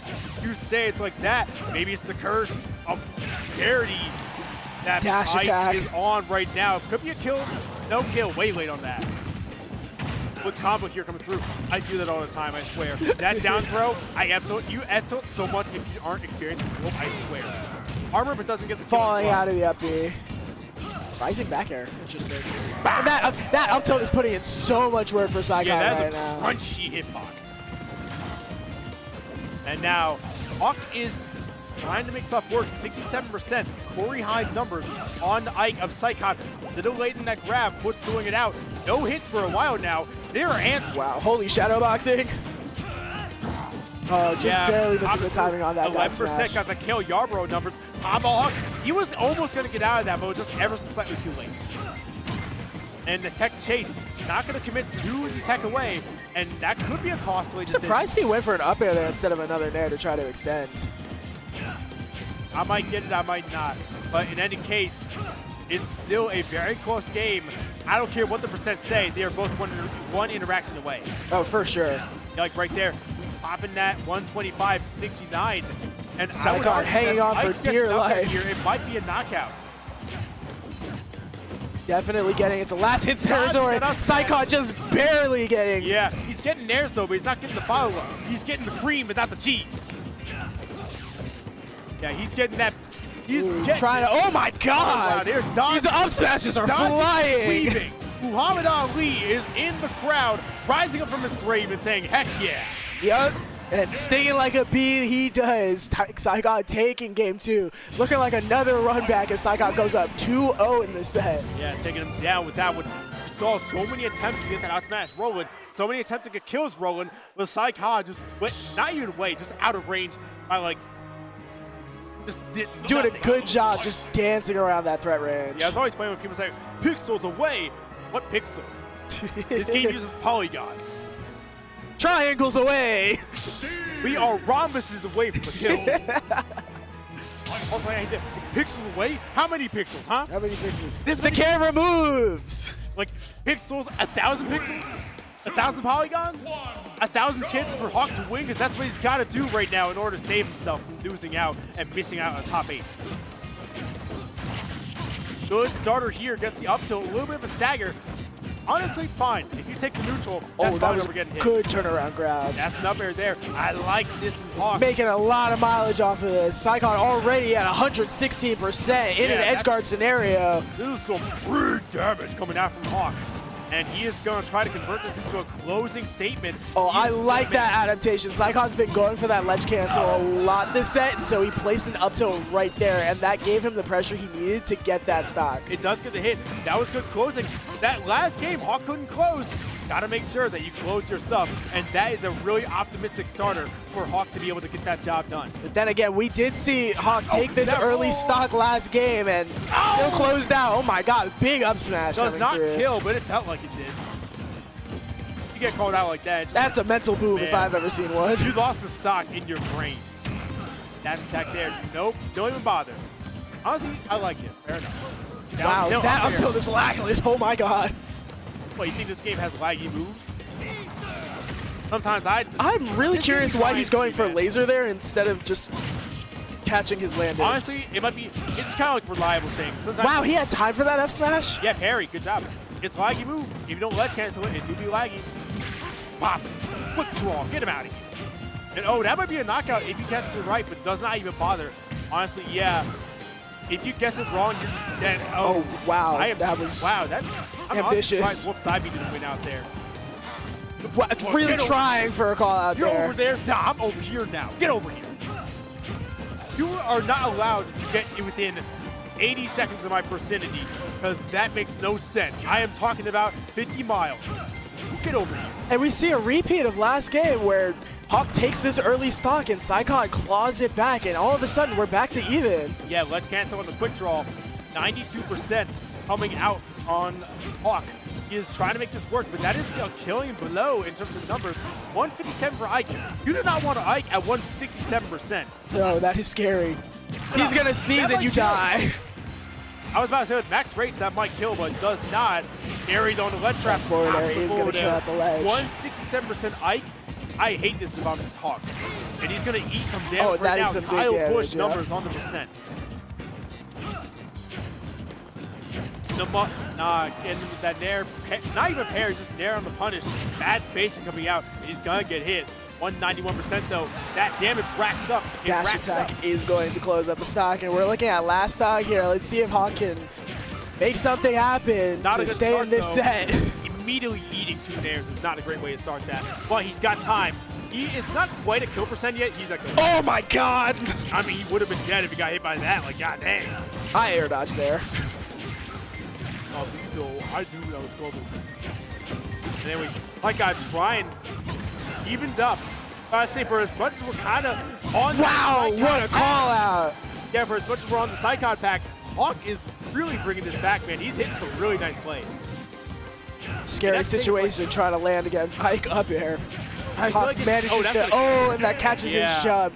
Very, Psychon in a swift 3-0 to make loser side top 8 here at Rushdown. Swift and a breakneck and very close.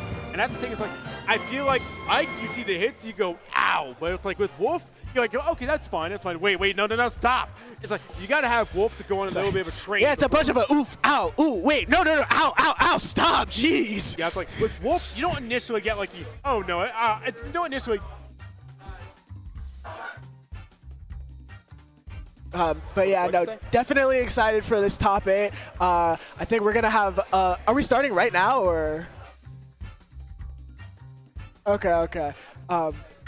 We're right, rolling that's ads gonna and steal. yeah, there it is. I've been stubborn And I've been Waiachi. and good luck to all of our competitors in top 8 here at Right, you'll be Rushdown. seeing a new commentator duo popping up for top 8, and I hope they bring you quality as equal as the players we are seeing on stage.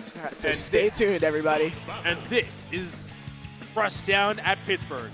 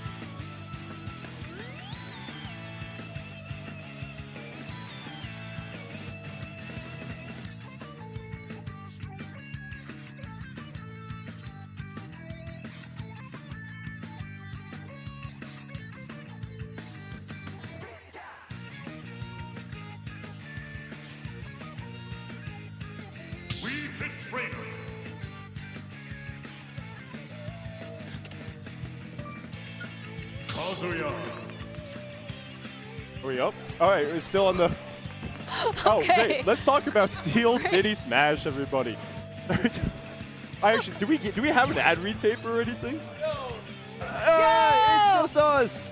I'm gonna kill Desmond Bain. Sorry, No very worries. side note. Basketball got me heated, but what should get you heated is this rivalry we have right now between Oolong and Rap, two MDVA players who came to win. Happening right now in winner semis here at Rushdown, which is going to be a bit of a slower paced match. That's just the nature of these two players, Fit and Steve. But before that, we should introduce ourselves. Yeah, we absolutely should. So before we get too into the set, my name's Pearl. I'm joined by Nick, District, and today we are going to be bringing you the top 8 of all of Rushdown, a Pitt Smash regional. So we've got some awesome brackets, some sets going on today in Ultimate. If you go to tune onto the stream, you can also watch Rivals of Aether too. I think that they're just finishing up doubles now as well, so there's a lot happening. If you want to be tuning in, there's just a lot going on. As Nick was saying previously, this is going to be a pretty slow set if we're going to see it played out the way that it should. It's going to be super campy Steve and Fit playing, you know? That's...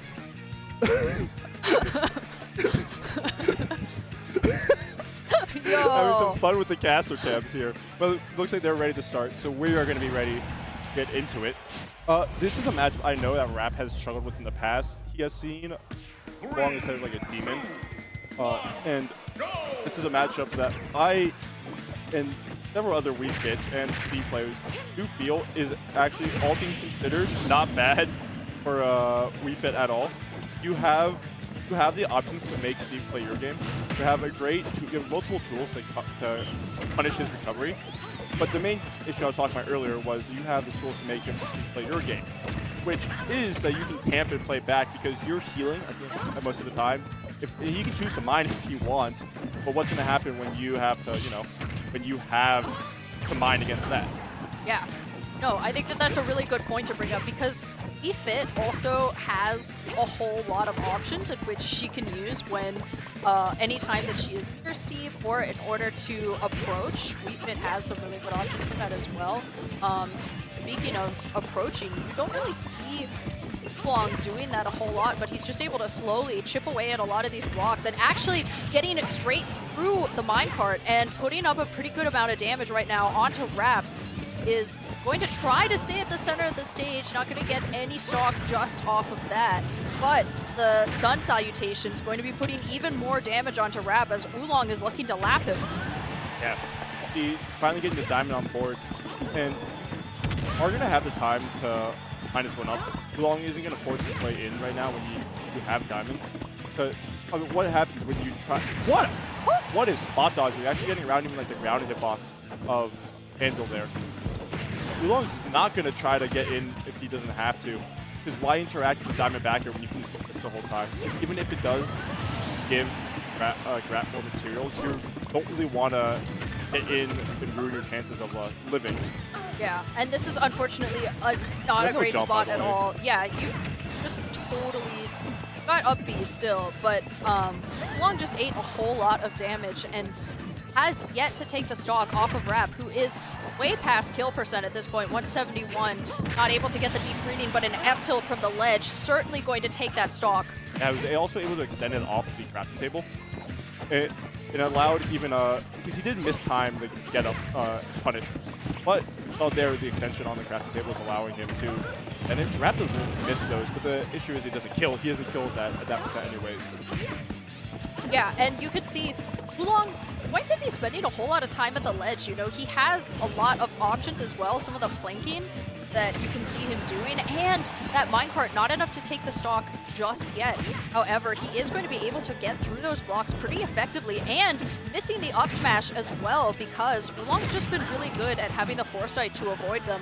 Going to be getting the deep breathing off stage. Could be big for him if he's able to recover low and misses the F smash, but that up smash not going to be enough to take it just yet. Still has 2 stocks to Rap's 1, so Oolong still going to be leading us in percentage and stocks this game. Yeah, the up smash there is one of the strongest up smashes in the game. Only deep breathing up smash, the only thing it lacks behind is crit up smash and max or Luke Park kill. So for reference to how strong it was about like 60% when the up smash hit. With deep breathing and rage, it will explode. And that is going to be something Rap has to watch out for, especially if he gets to like jump happy in that mid-range area, which it is steep, so it might happen. That up air is going to take it really high percent. Deep breathing, rage. That move can struggle to kill, but it's not going to struggle to kill in that situation. Yeah. No, so very good, strong game from Oolong, getting us started with a 2-stock, actually.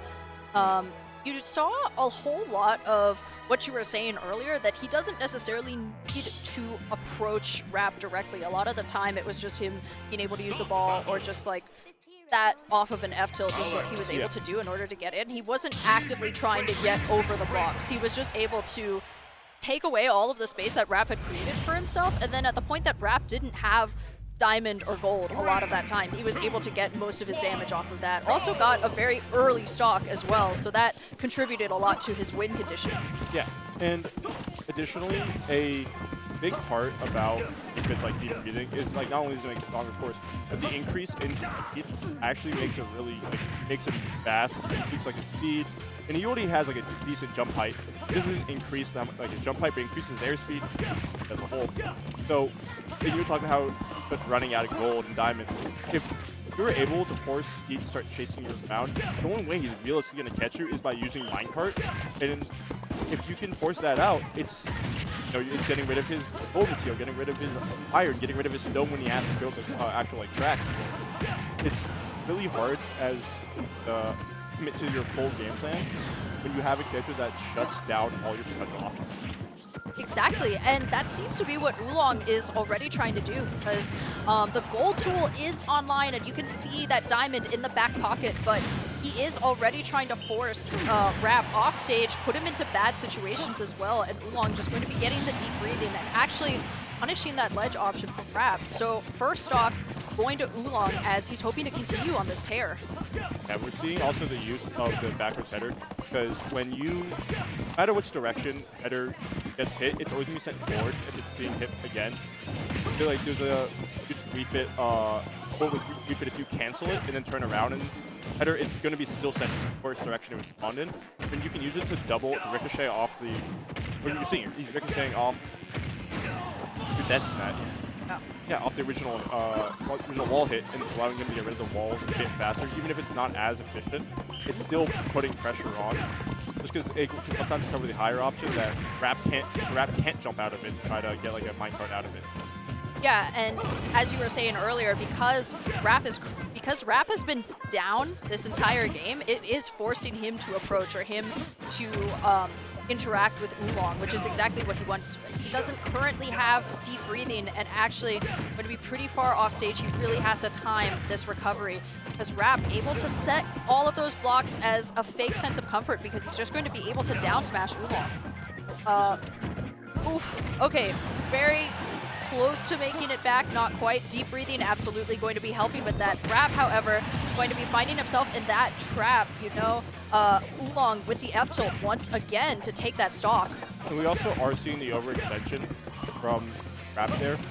We saw how it was like he was using like minecart off stage to try and chase him, and it just didn't work. And by overextending, it allowed Oolong to get back to ledge. And when he got back onto the stage, well, how does Rap do that? How does he actually get back onto the, back on ledge? And it's a struggle, because you don't get to reach that time.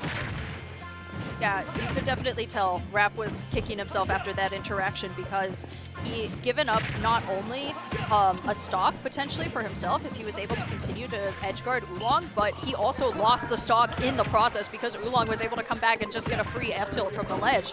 That was the stock gone, and now Rap has to play at an entire stock deficit, still 59%.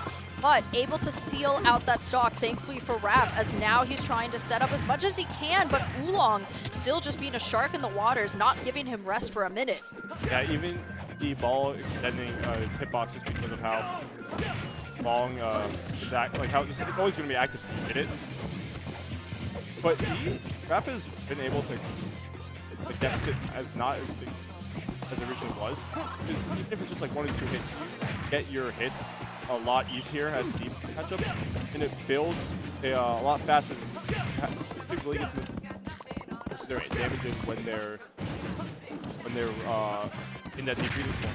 So Yes. most of the time, it's not even taking that time to camp up, get your resources ready again, to heal yourself.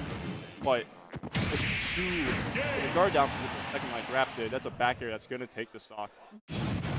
Yeah, especially at that percentage from that side of the stage. With the deep breathing online, as you mentioned earlier, such a powerful kill option from Wii Fit Trainer. So Oolong just going to be showcasing some of his most powerful abilities with that game 2, as he seems to hope to close us out to a game 3. So let's see if Rap is able to find any different adaptations in order to prevent that from happening. I can think about the stage. The stage actually does have decent matchup, because the various stage lengths actually does matter for how much we camp, what the area you can cover, how much you can cover, as well as the materials that come out of it. And I think going to Smashville is interesting because it does show that you're trying to actually force pressure here as Rap, like you're not willing to play that camp game. And if you can shut him down, it's gonna be very easy to start get that steamroll going. The main issue is it works on both sides. If you camp, if you lose the lead, you can easily get out camped or try to be forced to approach. So it's a gamble, but that's the game plan for either of these characters. It's just a lead game. I think at this stage of the game, this being Rap's selection, this is a really great choice as well, because it does give him that chance at a gamble. And when you're down 2 games, then this is definitely something that you need if you want to really try to switch things up. And it does look as though he is about to get the stock lead if Oolong can't make it back to stage. Rap definitely seems to be trying to take that first blood as quickly as possible, and it does get that anvil follow-up. It's still not quite enough to take the stock. The anvil once again going to be baited out by the up B from Oolong, and actually going to be taking the stock instead with the header. Yeah, and overextending there, that move, that multi-hit is going to beat out the minecart. That fair is not going to beat out the minecart. Taking the stock there, easing the bleeding just a little bit. You still have your diamond, you have a decent amount of materials. The nice part about this stage compared to like getting going on small battlefield or one of the neutral stages like FD and battlefield as well, is that you don't get dirt, which actually does matter with the amount of materials you get. Trade-off is you do use your axe quite a bit. And this could be big. No, not even get the down smash in time. Oh, that's really interesting. The side that he was able to get it, and still just going to be following up with the back air and taking that stock. However, Oolong just going to be charging those sun salutations in case he needs them later, and instead going to be trying to look for something on this upper platform. Unfortunate minecart there for Oolong, but Rap definitely going to be trying to close out this damage as much as possible, as he does seem to be chasing Oolong to the other side of the stage, not really able to get any of his space back. Instead, Oolong just seems to be really walled out right now, literally and figuratively, especially with those back airs, trying to follow up with one of his own. However, opting to use the Elytra all the way to the other side of the stage. That clash not going to take anyone's stocks just yet, but we are pretty damn near that. Yeah, see, that back air, not going to take it. That's just, yeah, you hold shield because you can either react to it in time or keep holding shield. Oolong tried to end Rap there. That was, if Rap did anything except jump and get out of dodge, that's a down air. Actually a big punish. You can extend this offstage interaction quite a bit if you can find your hit. The multi-hit in there not working and not able to catch the tech either. if you've noticed, it's been about 30 seconds. Oolong hasn't gotten a single hit on himself yet from Rap because he's just so good at finding a lot of these interactions and these openings. And Rap just going to be mining in place for a bit because he knows he doesn't want to approach Oolong right now, so he's going to want to get his resources up until Oolong forces an interaction himself. That block, beautiful tech, of course. But of course, you've got, you know, of course, there's the anvil when you need it. So Rap going to be clutching out his first game over Oolong. That is 2-1. Yeah. Additionally, we saw there with the. Okay, so there was a few moments when we saw at the end, Rap was trying to build walls. Rap was nervous. I'm not sure if you know, Rap failed to build any bottom block for the entire last 30 seconds. Yeah. It was all just upper two without the bottom one. And that, what we saw there, Rap was just stomped in a win, like a finally I got it. Even if it's just a game win. It's a game win. It can be a start, but I wonder if we get put into another last hit situation, how Rap reacts, because we were seeing a lot of just nervous habits. We saw even them trying to jump out of a block 3 times in a row. But I do like this pick going to Town and City. You get the similar problems with that Town and City has, where you don't, where Smashville has, where you end up using your axe. But against Rap, that's actually really big, because Rap loves up tilt. Rap loves up tilt. This actually be a stock. Yeah, he lost his jump. Yeah. Yeah. And that's the exact gamble now that we're gonna have to play, is look at the materials Rap has, and you're gonna have to try to find a way to get out of this. Yeah, and you don't have the platforms right now anymore, so nowhere really to hide. Trying to put up a few walls, but it's going to be the anvil instead. Great back air from Oolong. Not enough to seal out a stock either, but going to be looking for it as Rap is trying to approach once again.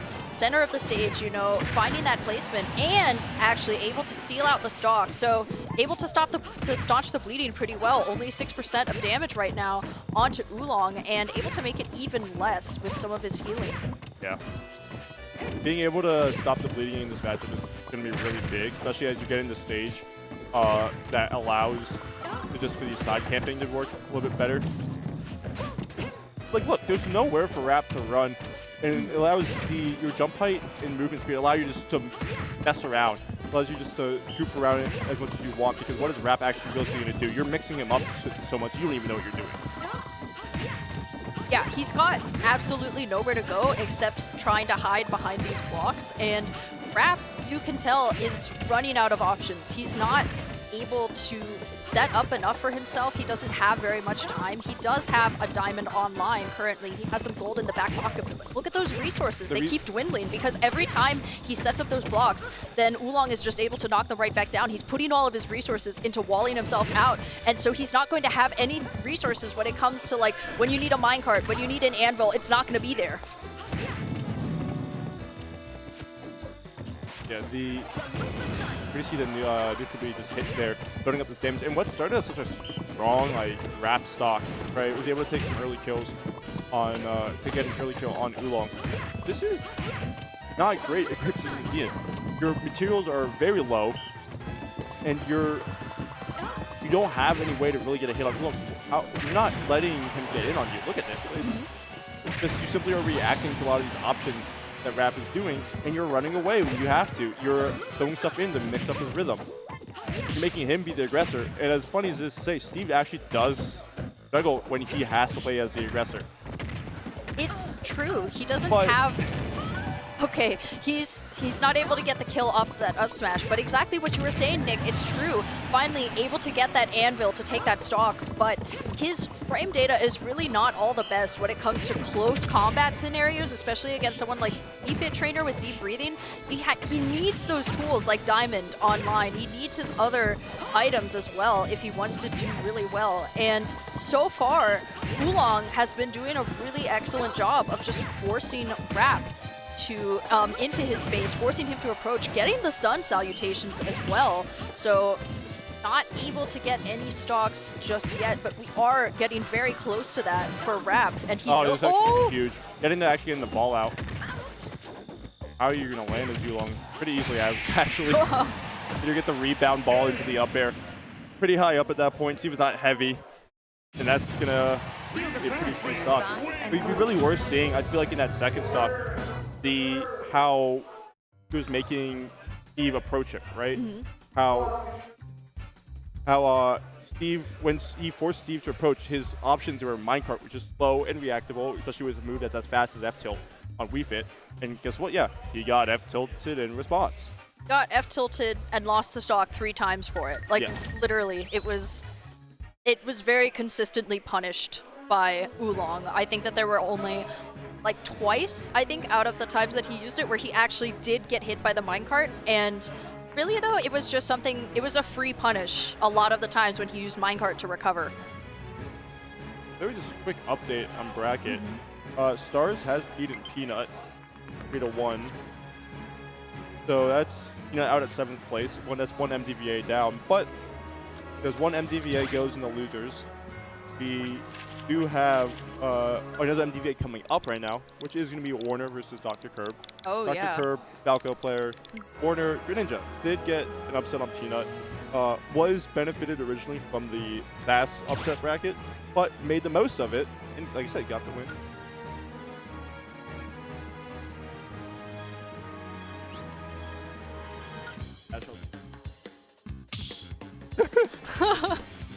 Broke!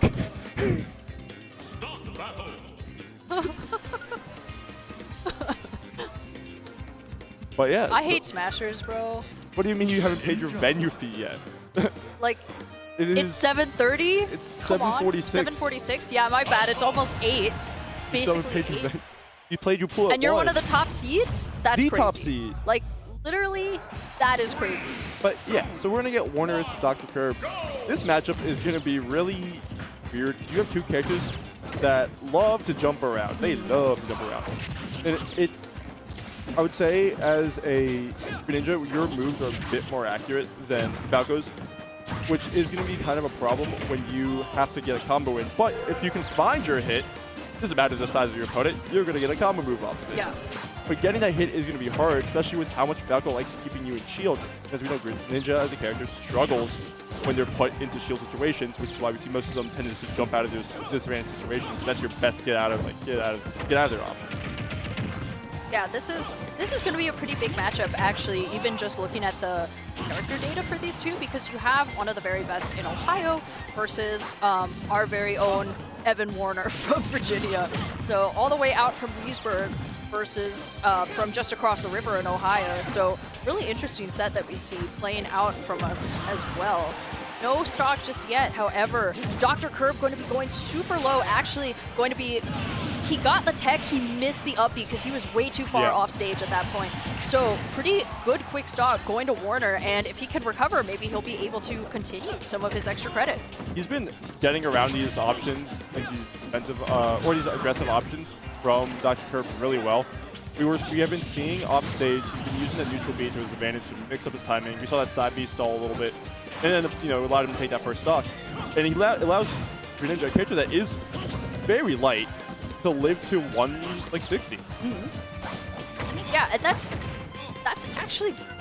really unusual. I very rarely see Greninja live past maybe 130 in regular bracket, and even that is pushing it just because you really do need to find those very definitive kill moves. And Falco is not a character that struggles to kill at all. Really, he just sends them into the stratosphere. He's got some very good combo starters as well. Like, he's got very tried and true kill confirms, but it does look as though Dr. Curb is sort of struggling to find some of those. Warner's been very good at keeping him in disadvantage a lot of this game, and so far he is just really reading every single one of his options. Every time he thinks that he's safe, Warner's able to get a lot of grabs off of him, a lot of his pummels, and it's been really good for Warner, but Curb needs to find something quickly. This one's going to stall the neutral beat there. The F smash is not going to take it cross stage, but it's still disadvantage you're in right now. Oh, that fair actually missing, going right under the landing box of Falco Nair. Can't grab there. That's, once again, you are seeing the last. of Greninja's moveset, right? You don't, or your shield options. Is you do struggle to get grabs. Your grab is not fast. The only time it's big is when you get a pivot grab, because that's going to be huge. That's not a stock if you stall it out a little bit. Yeah, definitely great stock from Warner, able to follow it up with a fair as well, taking that stock right away, and now has to play a really careful set if he wants to be, or a really perfect stock rather, if he wants to be able to take this game. Because already at a pretty high percentage, as we were saying earlier for Greninja, definitely going to find that follow-up for Dr. Curb, taking game number 1 over Warner. And it felt like that game 1 was close. It really was finding the kill from first. You saw that actually, I don't think Warner got a single kill. It was like the side B off stage, the first one. Yeah. And then the random fair. You know, we saw the up throw bear, and like it's the perfect situation if you're Falco. But there's shield situations where Dr. Curb was really punishing Warner the most, because you kind of can't be in shield if you're Greninja. That's just what the weakness of the character. You don't have great out of shield options. So that's what are we going for?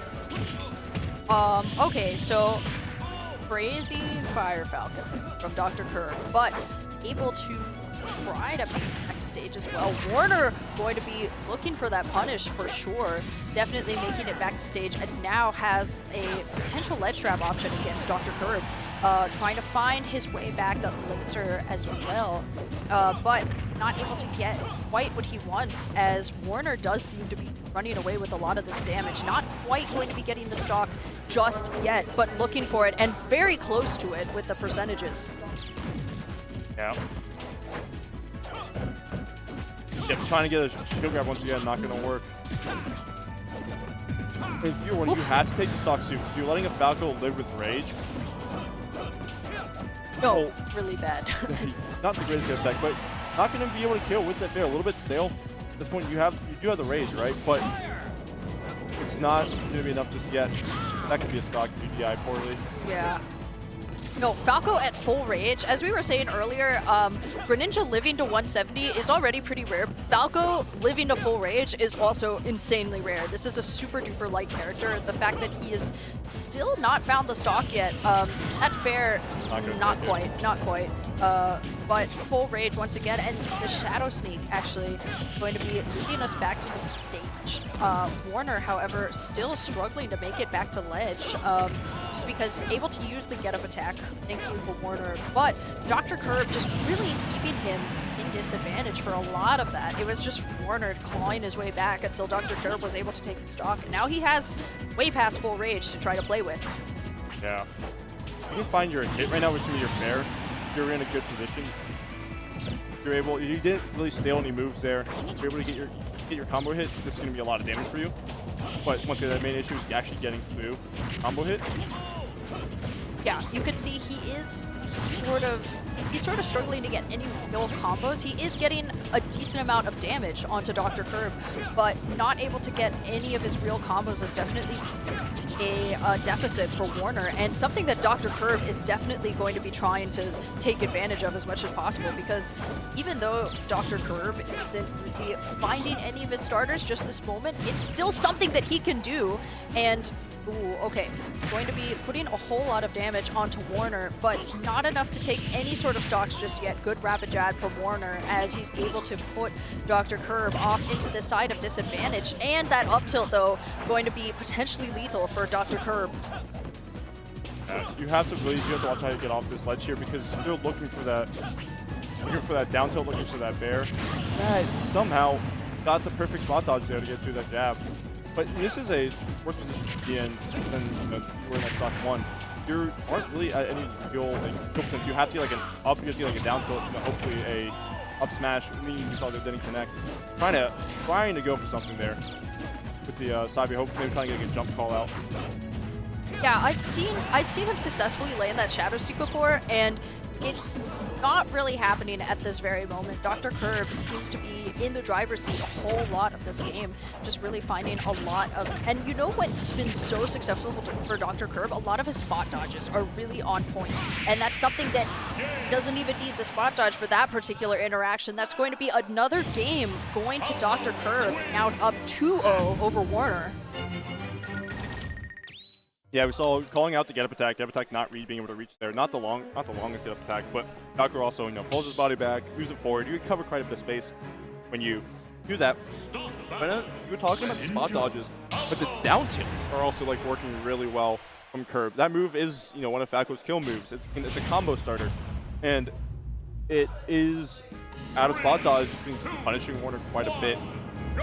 Obviously, the main solution is don't be in a situation where you can get hit by that. But that's a lot harder said than done when you're able to go out moves that keep distance as well as Falco can. And so when you have to take advantage of the most that hits you can. I think the push off too. Yeah, definitely going to be for our potential combo starter. Dr. Curb already going to be getting that side B in order to come back, and no stock just yet. However, Warner already on the back foot, and now looking for that up smash. However, getting that first stock going to be big for Warner if he's able to hold on to his 92%. We did see Dr. Curb try to push a little bit of advantage there, try to get potential ledge trap with the side B, but putting him off stage there and allowing Warner to get back, find a connection to that up smash. Yeah, and it does look like Warner is already going to be looking to utilize a lot of this extra credit. Good spot dodge from Dr. Curb, not going to be looking for any more of that damage than he has to take. And now Warner going to be going for that roll get up attack in order to give himself the better spacing, trying to get some of those jabs as well. But Dr. Curb, of course, going to be finding that stock from the center of the stage, actually, and now trying to utilize this rage as much as possible if he wants to take even more damage away from Warner. Yeah, you can see that lead that Warner had is just here now. Yeah. He was able to build it up quite a bit. And you're actually missing the up smash timing there on the back. But see, are you able to get something off here? I'm just gonna retweet with the fair. I think you're just grabbing that there, and that fair is gonna connect and take the stock. And I had like about 100% at the latest. Oh, but you have to avoid these situations where the early damage comes in. Yeah, and this is really unfortunate for Warner because it feels as though there are so many more steps that he needs to put or input in which he's able to get the same damage as Dr. Curb for a lot of his moves. Going to be following up with that stock, thankfully not at too high of a percentage, but Warner has just been getting called out a whole lot during this set. So now Dr. Curb going to be fishing for those up airs, as you were saying earlier. Definitely it being his kill move, especially after the laser up throw. Still going to be finding the fair as well, and unfortunate for Warner, just going to be sitting in shield for a whole lot. Definitely not something that he wants to be doing, and stuck at the ledge yet again. Able to find that side B, not able to get the stock off of it, but with his combo starters, Dr. Curb still going to be looking for that stock where he can. He's looking, Warner looking for his startup, right? Something potentially like a down tilt. And a little bit of stall there. All right, be able to get one hit. Can you get anything more? Oof. You're actually teching it this time, getting a back air. Yeah, still looking for the stock at the center of the stage. There isn't really a potential edge guard, I could say, for Warner. If he were able to get, there it is, the 3-0 for Dr. Curb. And as you were saying earlier, those like Falco down tilts have been so deadly because it's something that we've seen take so many stocks. It's something that he has been able to get so consistently, especially after a spot dodge, after like the fact that that's a kill move is frankly absurd, but it's something that he was able to get so much. Warner not able to utilize a lot of his startups because it was really Dr. Kirby was getting a lot of the, like, he was at the point that he knew what, because like you know what a Greninja wants to go for. At the point that he was able to call it out, that he was just able to like find the spacing, find exactly what timing it was that he needed, spot dodge, down tilt, and then like able to get a lot of. He has so many combo starters, like Falco as a character. Yeah. So Dr. Curb just really able to utilize that, and we are going to be getting another set pretty soon. Yeah, we're going straight into Rap versus Stars here, which that's a rough pull for like Cloud into Steve is one of those weird matchups where no matter how you like slice it, if you think Steve has no losing matchups, it's definitely a matchup he has to work harder in than most if not all other matchups. Cloud's a character that doesn't have to play Steve's game. He's able to keep his distance pretty well. He has the speed to get around a lot of generally good options from Steve. So it's tough to keep this one play this one consistently as Steve with just how much Cloud mixes up your game plan. And we'll just have to see how Rap can handle it. Stars, I know, comes originally from Tri-State. I know they were moved down to Florida for a little bit, but Tri-State definitely does not lack Steve.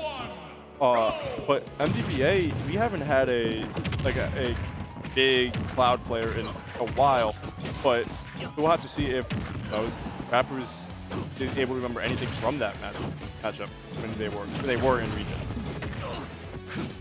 Yeah, definitely set to watch for sure. And again, MDBA also hasn't had a whole lot of high-level Steves for a while either. This was a character that was pretty absent on the MDBA rank for a long time, and now it seems Stars already having a pretty early advantage. Not an advantage percentage-wise, but at that ledge, definitely. And Rap pretty quickly looking for that down smash, and didn't even need to have the down smash active because Stars wasn't able to make it back to ledge. So that's going to be first stock for Rap.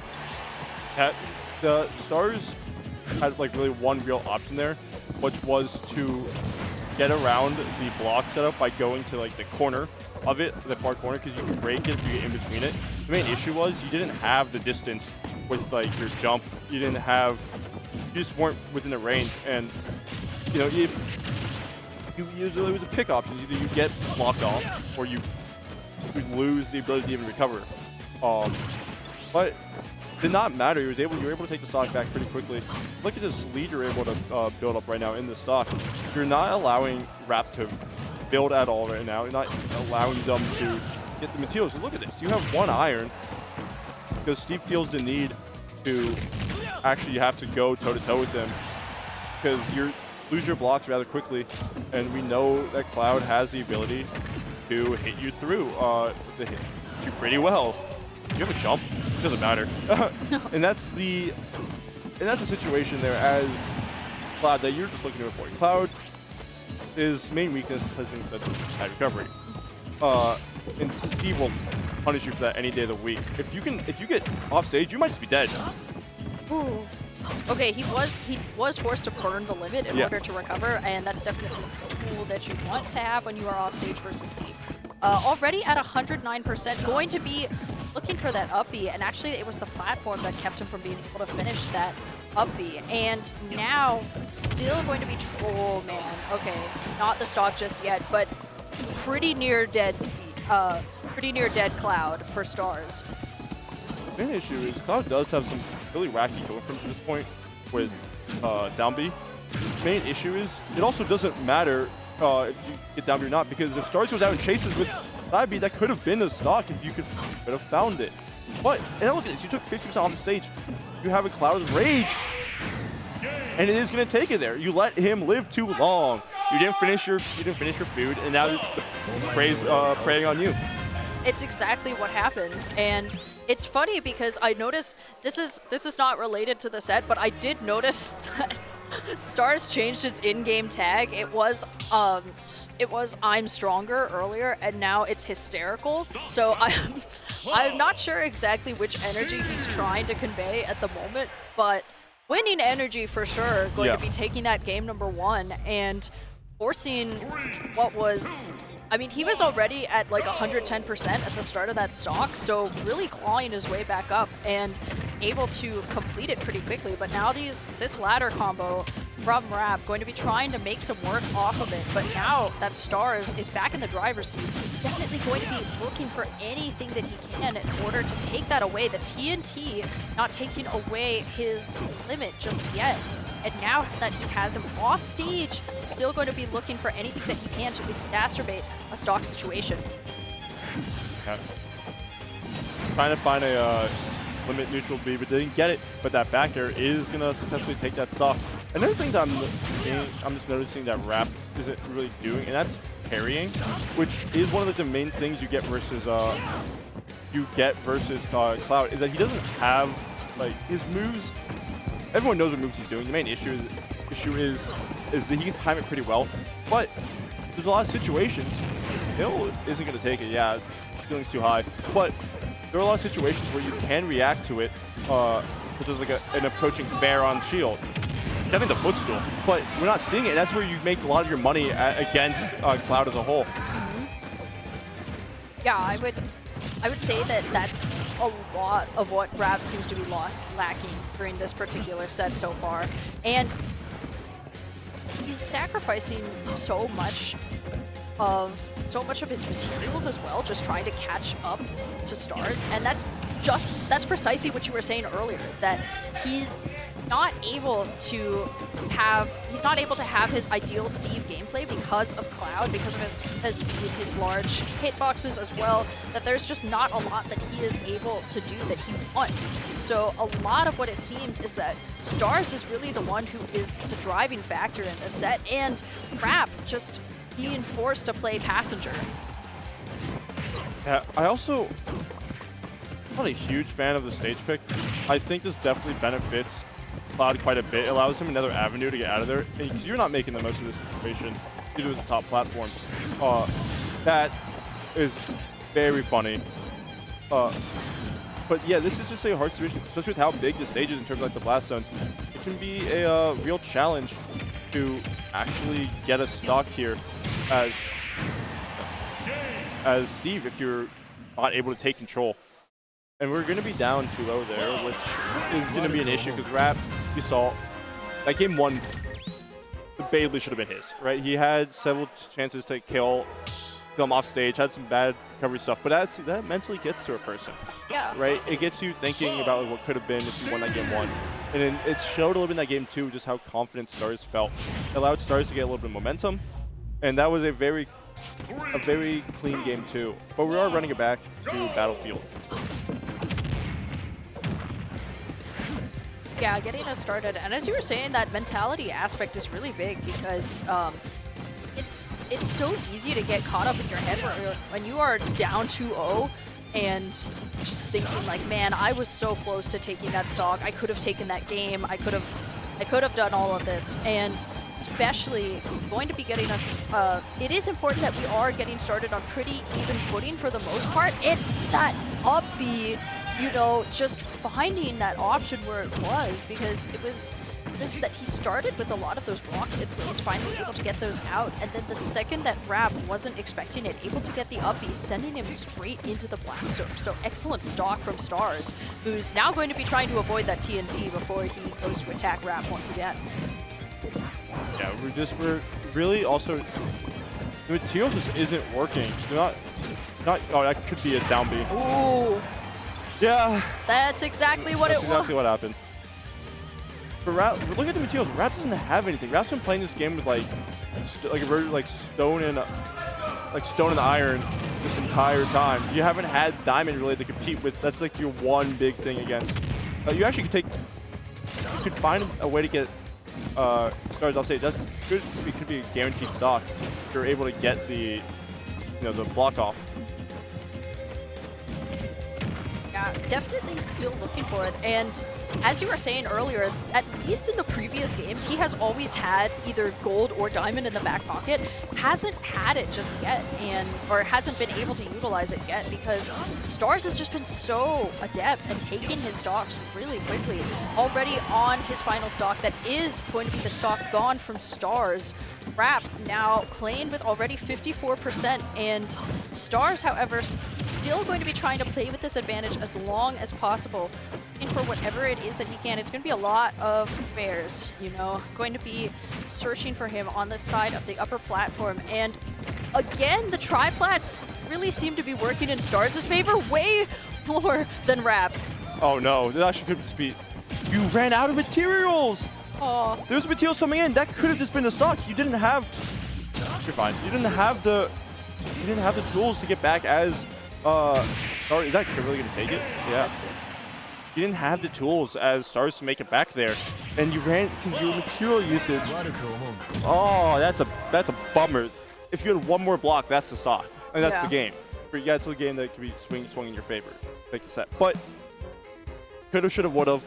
We were really seeing just a lot of great Steve control from Stars there, and Rap's panic options were really showing off there. Yeah, I definitely think that he panicked very quickly, and that was super unfortunate for Rap because it was game one and he was already panicking at that point. Yeah. And in addition to that, you had mentioned earlier that MDVA doesn't have a lot of, at least current, Yes. top-level Steve rep, or not Cloud Steve, Cloud Yeah. reps. Yeah, that there's not really anywhere that Rap can go to practice against a Cloud. I think Rap does play online quite a bit, and you can definitely find some Clouds on there. Yeah. But it's not the same as in person. Like you simply, you looked nervous. Like I was saying, it doesn't matter how much you practice or something.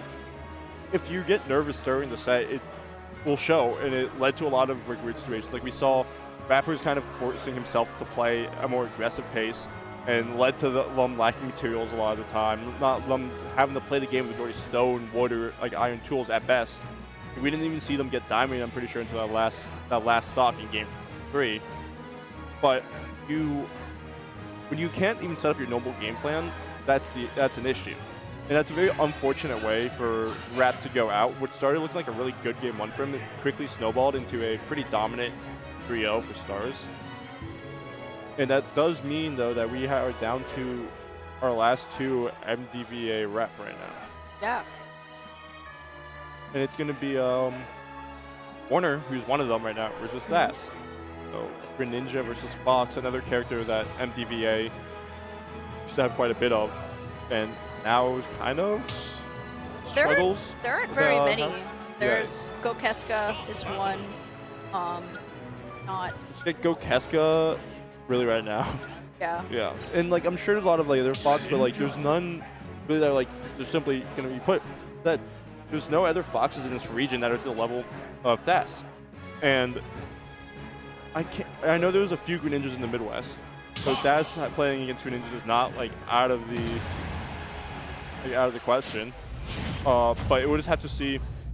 This matchup is definitely going to be very similar to the Falco one, where Fox has a lot of that kill power and a lot of moves, wide moves that hit, and it's going to be up to Warner to really make the most of his like few situations where he's able to get he's able to get a starter hit. Yeah, I definitely think that that is a really good assessment of the way that we are going to see this match. Fox and Greninja, respectively, pretty decently fast characters. Fox especially. This is going to be a very fast-paced match. Greninja, of course, going to be trying to be looking for his opening as best that he can, but those, what we saw earlier, up tilts at ledge, coming out from Thas, who seems really hell-bent on finding the edge guard and actually going to be getting the fair for Warner, but now forced to chase Fox and chasing him straight into the up smash, but just not enough power behind it in order to get the stock just yet. Even with the Fox weight, you just weren't at a percent, so that's going to take it. But it did put you in a better position because look, you're forcing Thas in disadvantage. If you can make the most of it right now, you're going to be able to take what looked like, honestly, not a great start for you. You're going to be returning to a stock lead. And that's, if you're able to keep this one going, because Fox, does kind of struggle to kill at times if he can't find his, main hits at these low percents. Because if you can keep forcing him to use like his poke tools or like his moves that don't kill, you can steal them out and really once you really force him to use like his like actual kill options that don't like combo into anything. You're just building up more of your percent. But you give him an easy access like that, that's going to be a stock. Yeah, definitely going to be getting just really able to poke through a lot of Warner's options with that up smash. So that stock going to be going to Thas, but Warner not lagging really far behind at all as he's able to get his up air confirmed just there, and now going to be continuing to look for any damage that he can. Finding that up smash once again, this time definitely going to be taking the stock, and now Warner has an entire stock lead to play around with. Yeah, we were able to see the back air conversion there with the drag down bear into down tilt. And that's a huge lead to have right now. Because if you can play around into stock, we did see that Thas did kind of struggle to take that first stock. And if you can take full advantage of that, just by the law of how stock 1 went, right, you should be able to lap Thas pretty easily. And even if you lose your stock, you should have an extreme advantage. The main issue is you actually have to get that advantage. You have to find a way to take that stock right now. If not even right now, we have to find a way to live. The main thing, and get some damage on them. That's super important, and actually that's going to be finally using the Shine to interrupt a potential up air combo could be really big for him, because that's something that you've been seeing Warner getting a lot of his damage off of. So good on Thas for being able to do that. Now looking for a potential ledge trap, but Warner able to get back to stage pretty much scot-free, as well as finding the center of the Pokeball once again in order to restart neutral, because Thas seems to be covering a whole lot of ground. Actually going to be big punish coming off of missing that up smash, but now Warner has this main advantage and not able to follow up with the fair, but still has Thas really close to kill percent. Yeah, good grab. Yeah, great from Thas, and now potentially looking to ledge trap Warner as well, and actually going to be finding the stock instead at 100% himself. He doesn't have any flexibility whatsoever. Warner going to be finding the follow-up with the fair and taking game number 1 over Thas. That's a huge win to have in that game 1. It really does set momentum. We saw that Thas has been in losers for a while, so he just has momentum. He's been winning so much. Could be out of energy a bit more, but with Warner, it's a bit demoralizing to lose 3-0 in winners. But if you can set that pace very fast and show that, hey, just because I lost, I'm out of it, it can really do a lot for your morale. And if you can keep it going, especially with the dom, that was just like a game 1 win. That was like almost like a. I think it was a full stock. It was an entire. He was literally 0%. Yeah. Like he had a full stock lead. It wasn't as though it was last hit or anything. It was not hard fought in that sense at all, because Warner took a very convincing game number 1, and now Thas is forced to play catch up, especially going into this next game. That does set a whole lot of the pace, because you're already down an entire game. You're like, man, it wasn't close. I have to adapt really quickly. And Thas going to be trying to do just that with some of these up tilts in order to out-time some of Warner's spacing himself. But playing around his shield a whole lot, Warner is going to be finding these edge traps super quickly, actually able to find the punishments for both of those side Bs as well. So Thas is definitely going to be a little discouraged from doing that in the future. And you're going to be looking for like just down tilts here, because you're at the percent where down tilt will be connecting the up smash, approximately light. So on a stage like this is probably gonna take the stock just due to the fact it's the lowest ceiling among those stages right now. Yeah. But you have to find it. That's the issue. And Thas is jumping around a lot. He's not letting. Oh, okay. He's not letting Warner really get that down tilt until there, and air dodge is going to lead to your death. Warner's following up with it. But the thing to note is that back air could actually be a really real option for Thas right now, with just how the fact that it's fresh. You haven't used it for comboing. It hasn't been hitting shield much. It can be a stock if you have a little bit bad DI, or if you just keep letting Thas build up this damage without taking a stock, or at least putting up more of yourself. The problem seems to be finding the back air, and that's the unfortunate thing, because as you mentioned, it's a very good he fast fell past ledge. That's actually not the greatest. You had such a good momentum lead going, but hey, if you can keep building right now, it happened, right? But you still clearly had an advantage. Yeah. And if you can keep playing like with your advantage, even if it's not as clear as it previously was, then there really is no issue. You just have to, get over it. Yeah, just don't do it again. That's the big thing. And Warner definitely seems to be playing around with his advantage even more, going to be closing out this gap with Bass. And now, as him ledge trapped as well, going to be trying to land with Warner. The up tilt air is going to be big for Bass, but not really able to find any punishes off of it either, because Warner has just been so good at catching Bass in any part in whenever he's unaware, really finding the shadow sneak and able to recover now, looking for his options once again.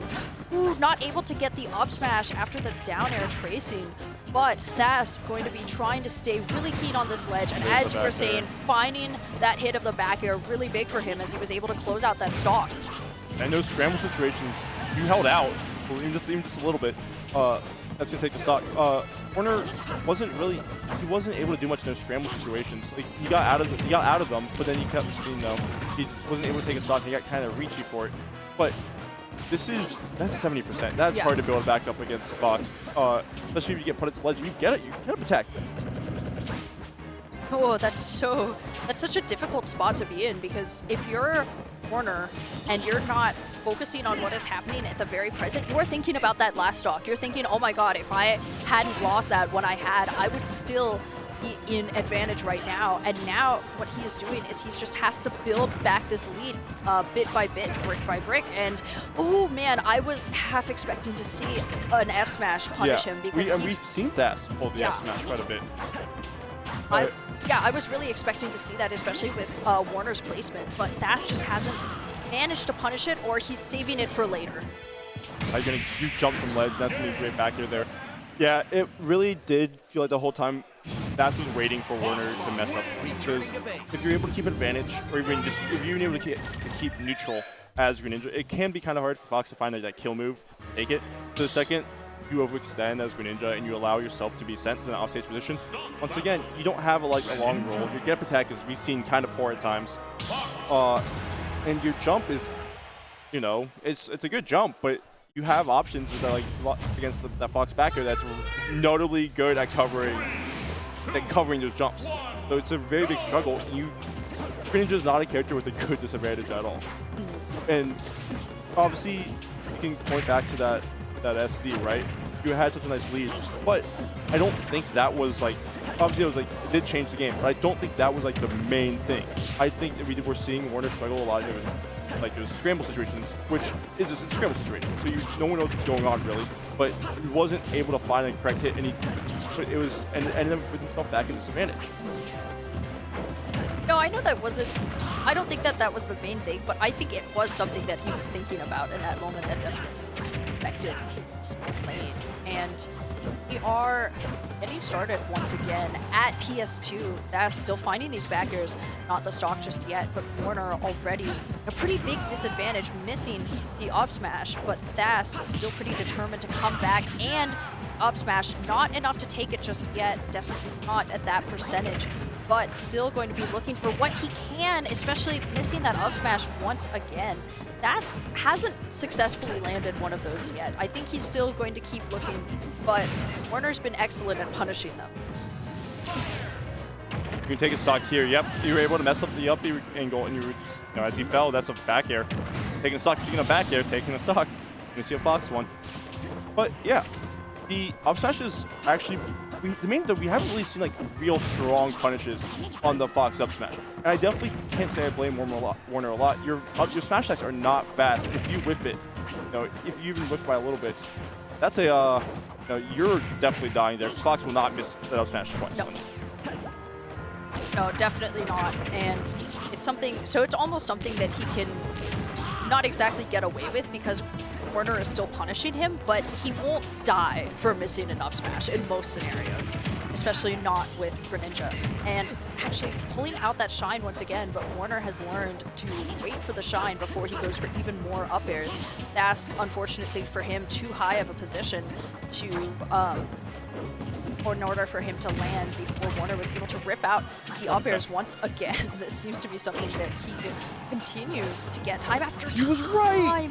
He was, because he teched in place. He was right. He just didn't have it. Had just a slight timing mix up on it. That shouldn't kill. Yeah, a little bit stale at this point, mid stage. But how are you gonna get off this ledge situation? He's gonna neutral get up. Oh, Bass is looking for. He's looking for an up air there, but also a little bit pushing a little bit too much on that shield is gonna get eaten with an up smash there.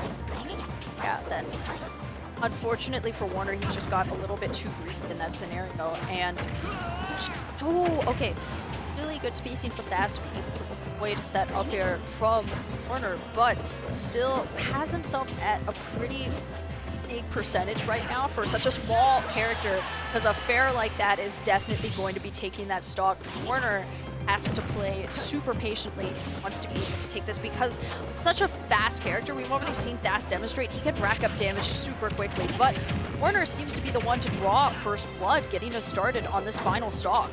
And we really are seeing where exactly like these shield situations is hurting Warner, because he's not able to actually get any real punishes even when Thas is doing moves on the shield. He isn't having that fast enough, but you're able to get a double fair there. You make the most of it. Jumping from ledge, still does have a jump, but the slight holdback definitely messed up Warner a little bit. Back air, and put it off stage. Oh man, it's just a very difficult game of guessing in order to recover in that specific scenario. Warner eating a bit of the damage for it, but now trying to find where spacing it is that he can. Finally, there it is, as I was saying earlier, looking for down air into the F smash. That is what he was able to get that second time. That's going to be taking yet another game over Warner. Yeah, we did see also like the whiffed grab was the lead cause for that punish. You weren't able to actually punish Thas, or a bad option, and you were getting mashed on in your shield. But that's just that's just Fox as a character. That character loves mashing on your shield. But we're seeing really how Greninja struggles to deal with that if you don't have your option of just jumping out and getting out of there. Yeah, it's something interesting to think of for a character such as Greninja, because it's something that we've seen highlighted in a lot of his matches today, like a lot of those specific weaknesses, as well as his inability to find a lot of options out of shield, the way that Fox does. His character is sort of gifted in that way, that he has out of shield options, but not a whole lot for somebody like Greninja.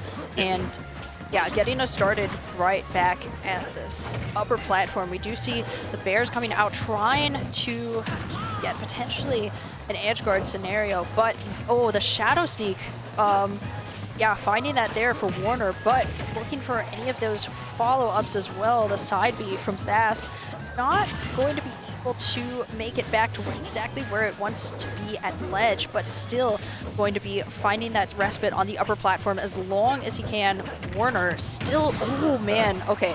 Yeah, just able to follow up with that up smash. That is first stock gone, going to Thas. We see Warner trying to find a down throw, trying to find something that can connect to an up smash there. And so one thing, that's like his kill option. Fair can definitely kill Fox, but not at these like low mid-percent, which is where we see a lot Fox actually kind of. Oh man, and actually missing the tech there helped out his advantage there. Although I think maybe if Warner held it, could have caught it, but didn't, you know.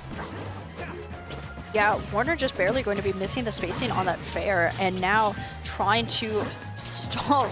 It seems to be that every single time that Thas gets to this side of the stage, he goes for the shine, and then he side Bs. It's like happened 3 times in a row now, that especially in this game specifically, and Warner's gotten good at waiting for that before sending out the his Ice Shuriken, but he's still not been able to catch him because Thas is recovering every single time, and now not quite close to the stock yet, but already at 82%. Thas has just been chipping away at Warner's stocks, and now looking to take yet another one.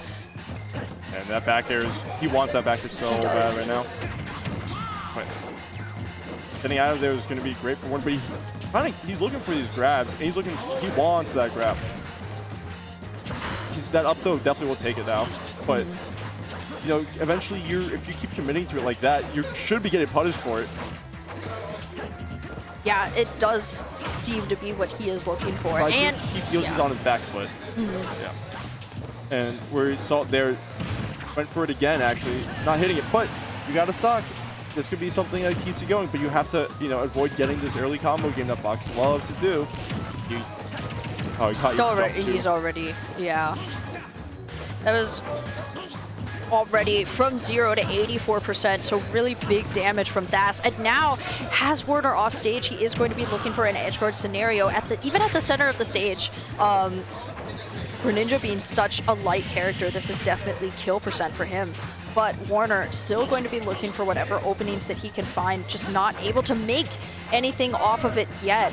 Thas still fishing for those up smashes whenever he can, not able to make any of them just yet, and Warner as well, just not able to find really any of his confirms. He's getting like little bits of damage here and there, nothing important though, and that is not stocked just yet. But this close to the ledge at this side of the stage, it's looking pretty close, a little grim for Warner.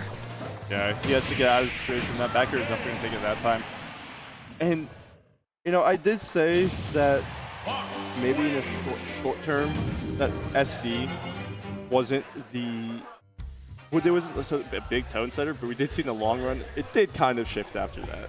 Yeah, it definitely did, because at that point, Warner had such a huge lead prior to that it's really crazy how one mistake can just affect you so much, because at that point he conceded just a tiny bit of space, and then Thas just really took all of that and ran from him. But speaking of running away, you should go to Pittsburgh's grassroots esports team. You can go to their page at pghsentry.gg, and other things that you can do. Almost Heaven 7 coming up in Morgantown, West Virginia at the University of West Virginia. Brand new venue. They have Melee and Ultimate all best of 5, as well as many people who are already signed up.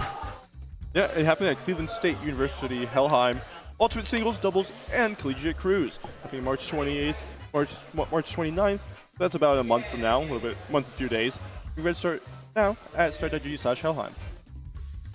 And if you are looking for some sweet treats decorated for any of your events, your Sweet Cake Design Studio, you can get your custom order for cakes, cookies, cupcakes, and more.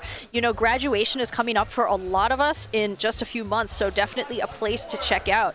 And Steel City Smash, that is where we are right now in Pittsburgh. So check them out at startgg/mall/FOAS 412 3RR 3 River Rumble, that is. Yeah. And it looks like, I will say, it looks like we are waiting for doubles, so we're going to let these ads keep playing. We'll be right back in a little bit.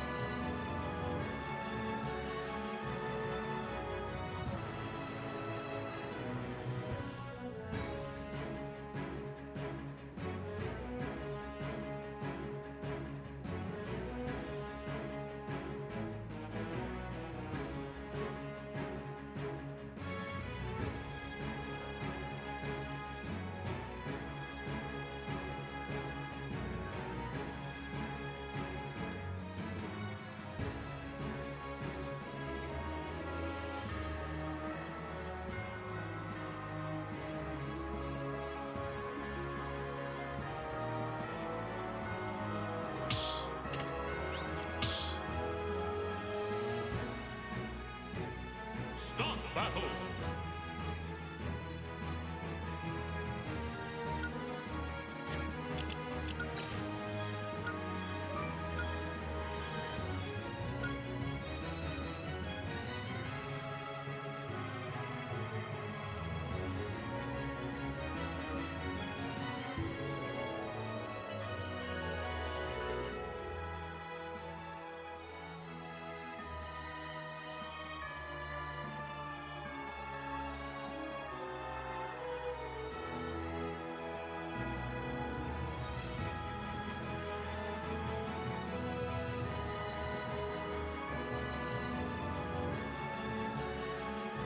And we are back once again to Rushdown, a PGH tournament hosted by Pittsburgh Smash, a regional tournament that we have right now with some regional talent representing Dr. Curb, respectively, from Ohio, and Oolong from Maryland.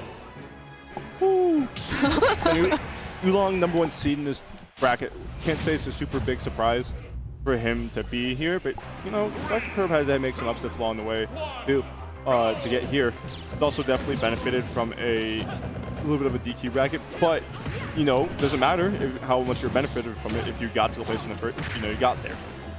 However, I'll say this matchup, I'll get straight into it. The matchup this is a terrible matchup for Wii Fit. Arguably bottom 5. A lot of Wii Fits would agree with it. It's one of those matches where you can't land really.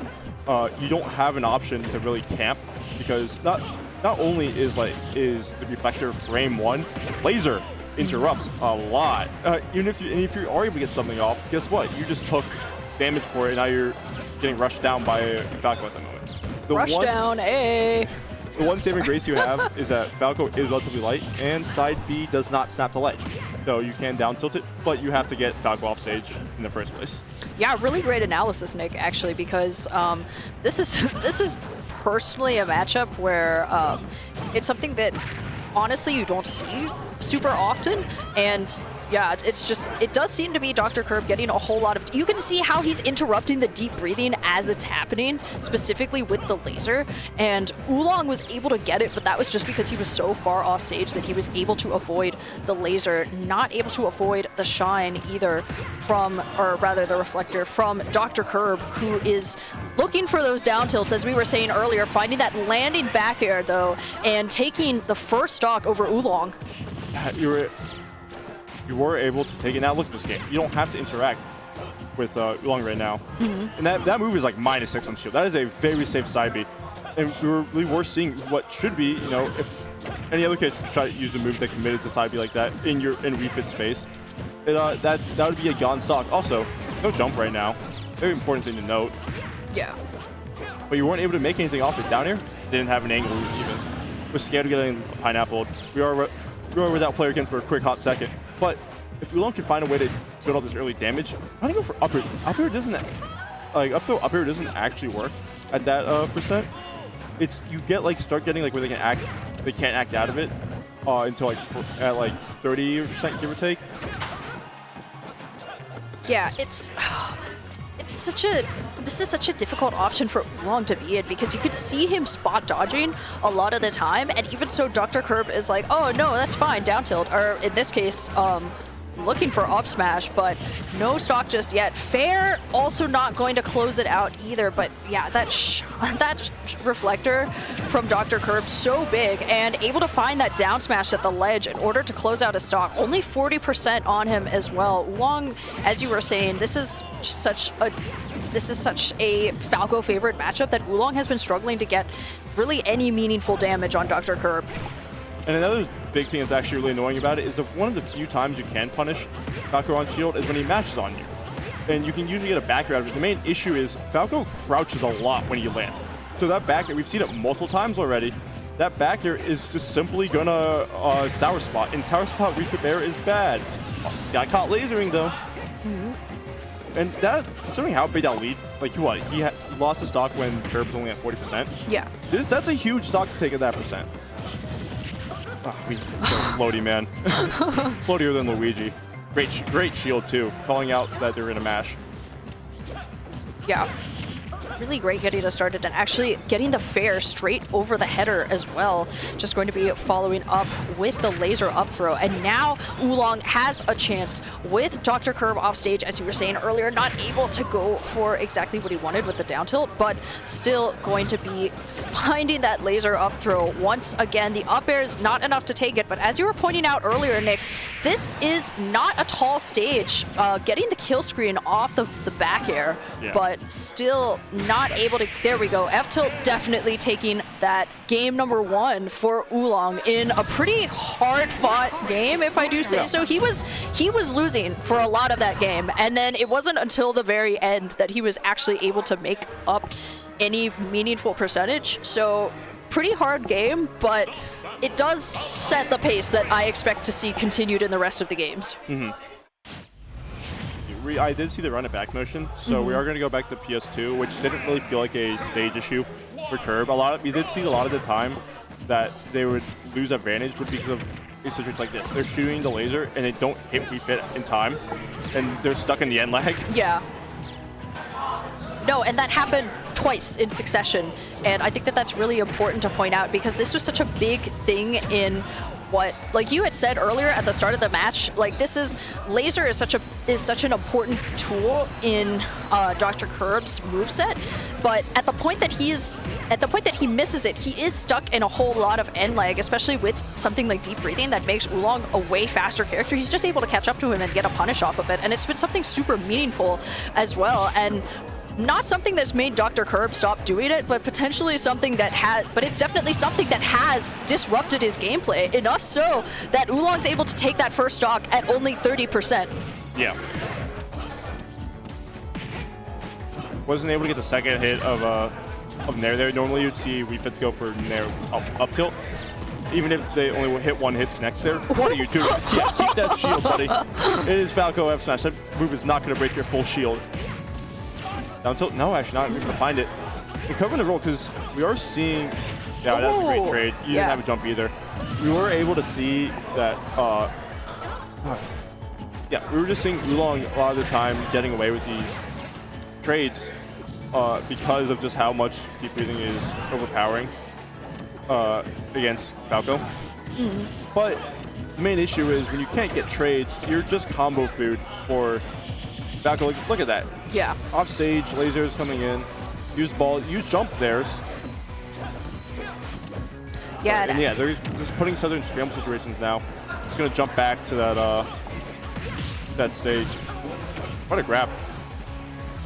Yeah, we're really looking for what we can right now. Super even percentages, I have to say, especially with the stocks really. Oh yes, finally finding that down air, exactly what he wanted. Oolong going to be taking that stock, and as you said earlier, these super tiny, the super tiny ceiling of PS2 is a big deal in this matchup, and that's exactly what a character like Falco wants to do. He wants to send you into the stratosphere. He wants it so badly, and now we have returned to even percentages going into this final stock of the second game. Oh, what a bear conversion there. But you weren't able also to get deep breathing anymore. So Falco could chase right now. Dash, just going for dash check there. You could potentially extend it with up tilt there to catch like the spot dodge. But you had to get off that platform instantly because you know that up throw was coming if you got that grab, especially at that percent. Actually getting the hit. You don't have a jump. You are dead here. Yeah. There's no reason you should ever let a Wii Fit back. Yeah. Wii Fit without a jump, especially with your recovery, actually hits worse with deep breathing because you don't get as much height. Because with Wii Fit air speed fall speed increases. So normally when you don't have deep breathing, you get a little bit of boost at the end of it. You don't get that same boost with it, and so activate deep breathing. Got 2 framed, no jump. There was no chance he was getting back. Curb maybe Lux also low-key risked losing that game if they went out, hit them, and it traded. But we're gonna see the run back to PS2, which definitely felt like the fine pick there. Yeah, this is gonna happen on any stage versus Falco, right? Yeah, this is a pretty decent stage for both of them. We haven't really seen the stage choice being a problem at all in this set, and actually going to be getting us started right off stage. That shine going to be super big for Dr. Curb, and able to make it back, but not really still making it back and taking so much percentage because Oolong has just been forced to eat a whole lot of damage by Dr. Curb as he is looking for these options. Still on the other side of the stage, he was like totally found that back air as well. Dr. Curb going to be stalling us here at the ledge, not able to find that. Deep breathing wore off just then. Actually, could have been a stock if you were able to get deep breathing. You weren't. This time, though, that hit is going to take that stock. But you can't hold in there if you're going to DI. You can air dodge out of it. That was just a frame trap at that point. That's 31% just off your whiff right there. But if you can't get back onto the ground. Yeah, you can see, unfortunately for Oolong, he did select the wrong option in that scenario. He was going for the down tilt, and instead Dr. Curb just went for the illusion instead. Yeah. That was like, sure, okay, I guess. But going to be finding the down tilt in this specific time. Oh man, okay, no down smash just yet for Dr. Curb, but he is going to be looking for those up tilts from underneath that platform. Still ledge trapped and actually finding the tail end of the fair, still making it back to stage and actually getting the sun salutations, deep breathing online now for Oolong. So definitely going to be looking for whatever confirm he can once he gets back down to the ground, and that up air definitely going to be taking that stock. One thing I do want to see from Oolong is the utilization, header, yep, is the utilization of up tilt more, like because we've been seeing how like frequently Curb has been like just trying to land on Oolong's shield. Up tilt is invincible on the arm, starting 2 frames before the move even comes out, as well as super disjointed. This should be a layup edge guard, but. Yeah, there we go. It's invincible, and we see how like when Curb's trying to land on Oolong, you can actually like punish him for it, and you can get a lot of damage off of it. Back air, yeah. That's what I was talking about earlier with the how back air is not the greatest because of the low profiling. Down tilt, whatever, sure. F tilt works on the roll in. You're exploding there with deep breathing, refit rage. And that game really did feel like Oolong was able to keep his grounding a bit more. He wasn't letting, this wasn't getting comboed as hard. He was getting his deep breathings, and he was punishing Curb for trying to play an aerial game. We saw like up air taking a lot of stocks, taking the stock, and the panic situations we've seen Curb like in the past dominate actually. Not work it out for him this time because Oolong is just keeping his ground and getting ready for these situations, and sure enough, reading these rolls with F tilts is gonna be big. Fair, yep. Yeah, I think just be the stock right now. Oh yeah. Yeah. Yeah, stock. Oolong basically at 0% right now as well. Able to get a whole lot of these up tilts in motion and trying to follow up with this. As we were saying earlier, with the way that the early stocks play a lot into your mentality, especially if you lose a stock at basically 0, the way that Dr. Curb did, it can be really big going into this potentially final game because Oolong only needs a game to win. We are not going to... The tiny little sun salutations able to interrupt the Fire Falcon, such a big deal because already having such a linear recovery, it is so easy to punish, and especially to find those trace scenarios where you're able to get a stock like that. So excellent lead from Oolong, and just really just bringing us into what looks like his game to win. He really just is, since he's holding his ground a bit more. We really are seeing Curb struggle to find a way to get in, because if you can camp, it's actually kind of hard for Falco when he has to be forced to be the aggressor to get it, because Falco is not a fast character. Look at that. That movement slow. That move speed is slow. Yeah. Trying to get something there with the read. Going out. Yeah, as we were saying earlier about like Falco not being a fast character, he's got very fast aerial speed, and that was why in game number 2, that was exactly what he was going for. He was playing a super aerial game because Falco has a fast gameplay in the air, but specifically on the ground, Oolong has a super hard advantage, and all of Falco's, oh man, okay, great stock there, finding that for Curb, but you know, you could just get F tilted. Yeah, the panic. By these F tilts. Super unfortunate for Curb, because I hope that he rewatches this and says like, yeah, I was super duper panicking in that set. But hats off to Oolong, very clean game, a 3-1 for him, going to be securing his spot on this side of winners top 8, and doing superbly in bracket. So we do have our next contenders coming up to the set. We've got Thas and Stars. Yeah, this is kind of like, actually, if you're from MDVA, this was a very iconic, like, this was kind of like our grand finals in Xanadu for a while. Yeah. In the 2022, 2023 time. But this, if you're from a, actually, even if you're like, this is a very common matchup with like in a lot of places. Fox is not a, maybe this meta, a little bit rarer, but this character was not rare necessarily. It's a good character. Cloud is also a very good character. He is an iconic character, and he's fun. He's a fun character. So you're going to have a lot of people playing both, and I guarantee you, even if you haven't watched, even if you don't have that in your region, we got, guess what, the classic Spargo light sets. There's so many of them, and they're always good sets most of the time. Let me rephrase that. Most of the time they're good sets. And it's, you know, it's a slobber knock, for lack of a better word. It's a set where both these players are going to be trying to find their main hit, because when each of them knows that when they get their hit, they are going to be building damage. Yeah, definitely a set to look forward to. We have, you know, two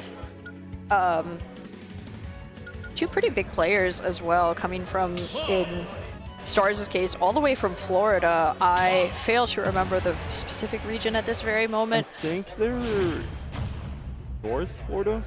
That's No, they're South. I'm pretty sure they're South Florida. Okay. Like Miami area, to my knowledge. okay. Yeah, that is that's pretty far.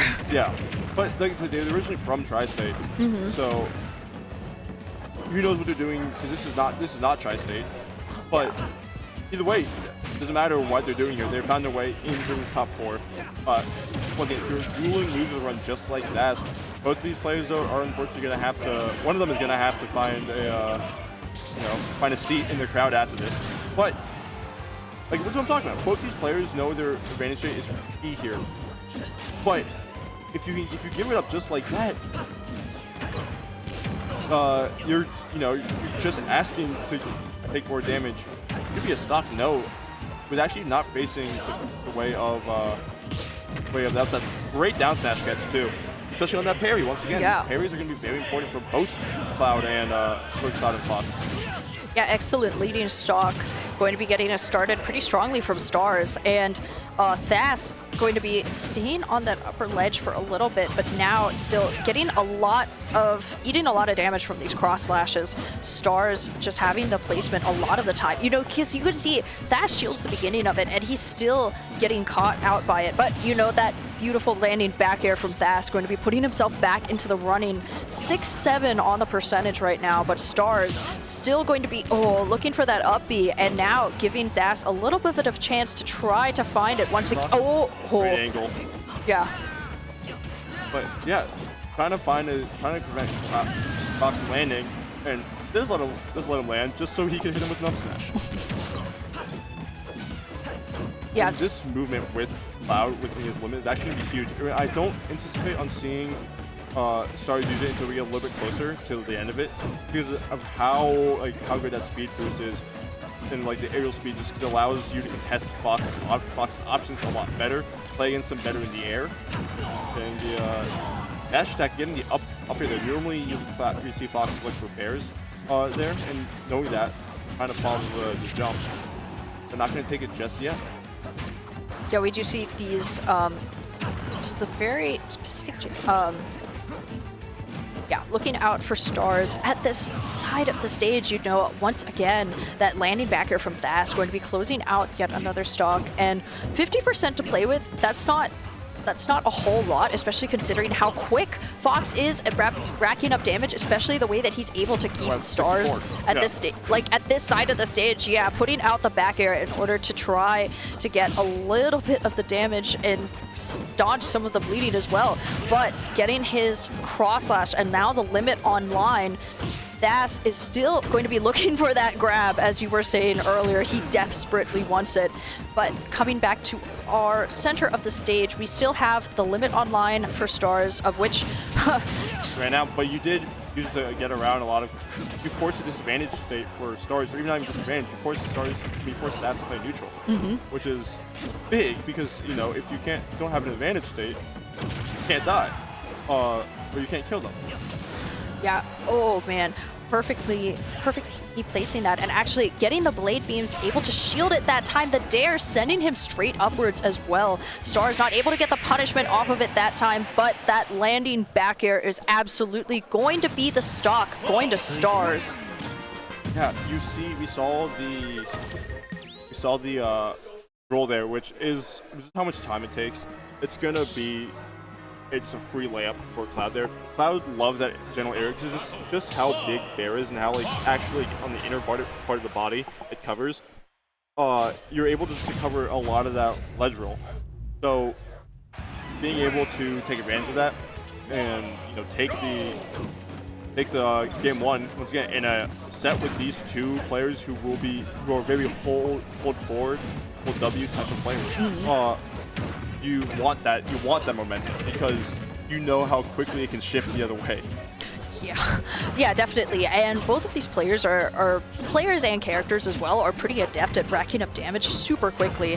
And especially like any of these Fox combos, the way that you could see Das just able to trace Stars all the way to the other side of the stage, not getting a single hit on him, but just his spacing is enough to be a menacing presence for Stars. Finally able to land some of these damage, but he was just waiting for that hitbox of the dare to come out in order to hit Stars at exactly the right hurt box. And now having him off stage, he has the shine that he's going to use to try to disrupt, but puts him in such an unfortunate spot, not able to lose the stock, thankfully for Das. But, you know, as we were saying earlier, these small ceilings of PS2 going to be super big for what Das was able to do in order to get a pretty quick stock off of Stars. Whoa. Yeah. Didn't even need sweet spot there. You got the strong sour spot in Fox, and that, you know, Fox untechable.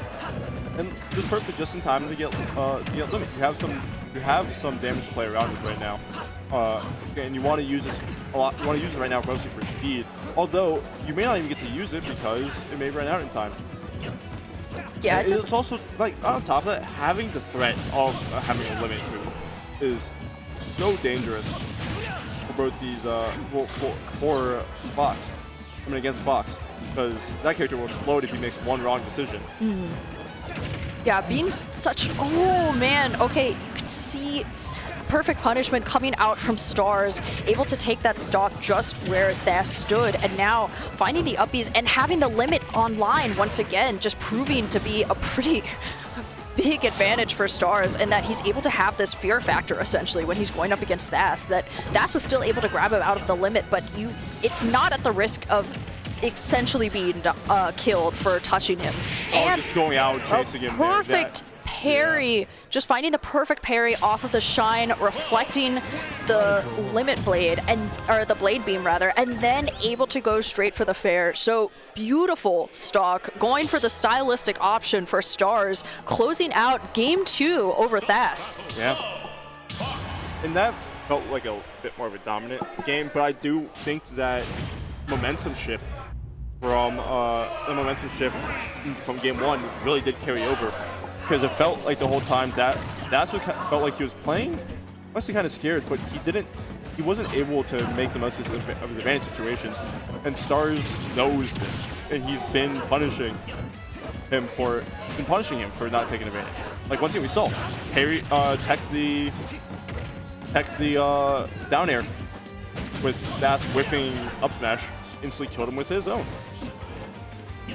Yeah, that's the first time that we've actually seen, oh man, going to be parrying that specific limit, and now getting us straight back up to this upper stage, those up airs coming out, and now going for the dare as well, trying to look for the stock at the low ceiling, and tracing, being able to follow up with that up smash. So first stock going to be going to Das, a little bit of a change in momentum, super sparse shields there from Stars, but going to be trying to bring us right back to even if he can, and that is absolutely going to be the stock going to Stars.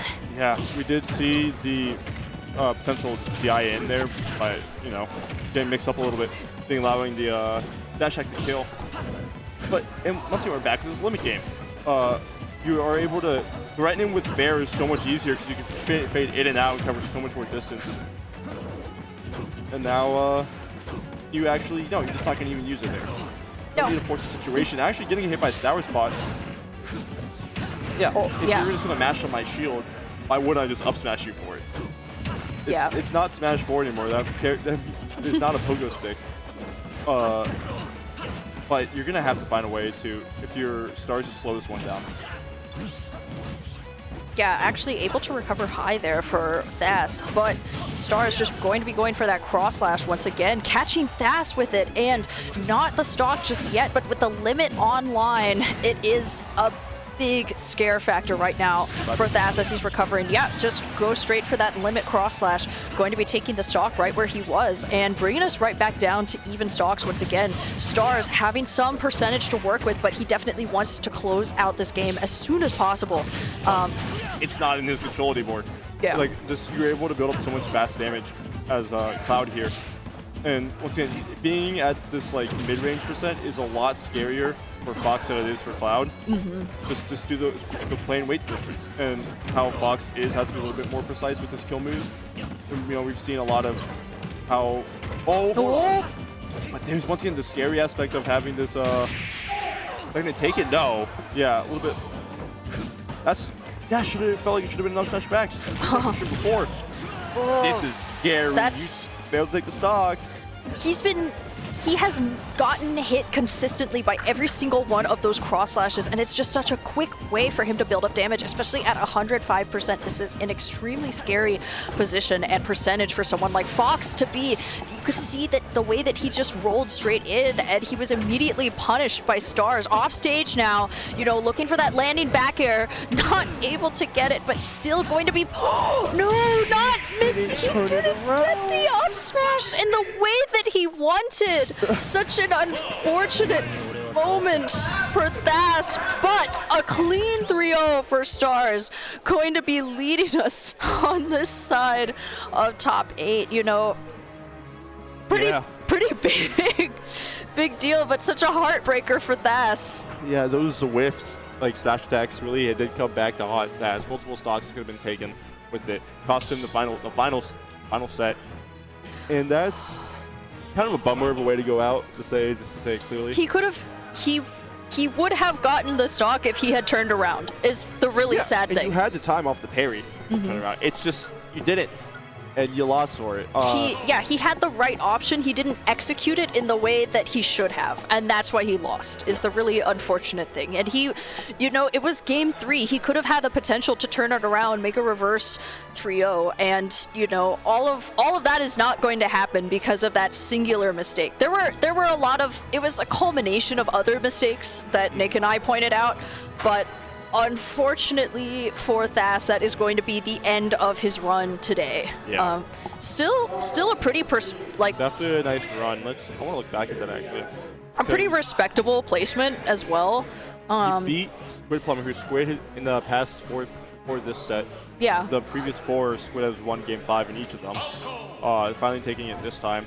Had to beat Squid, Winter Shorts, Munchy, Weeble Wobbs, Winter Shorts, and then top 8, well, we saw he had to beat Skycod and Warner, and then, you know, before eventually falling the Stars. Not at all a run to scoff at, but I mean, of course, with all competitors, nobody wants to go out like that, and you don't even want to go out at all. Yeah.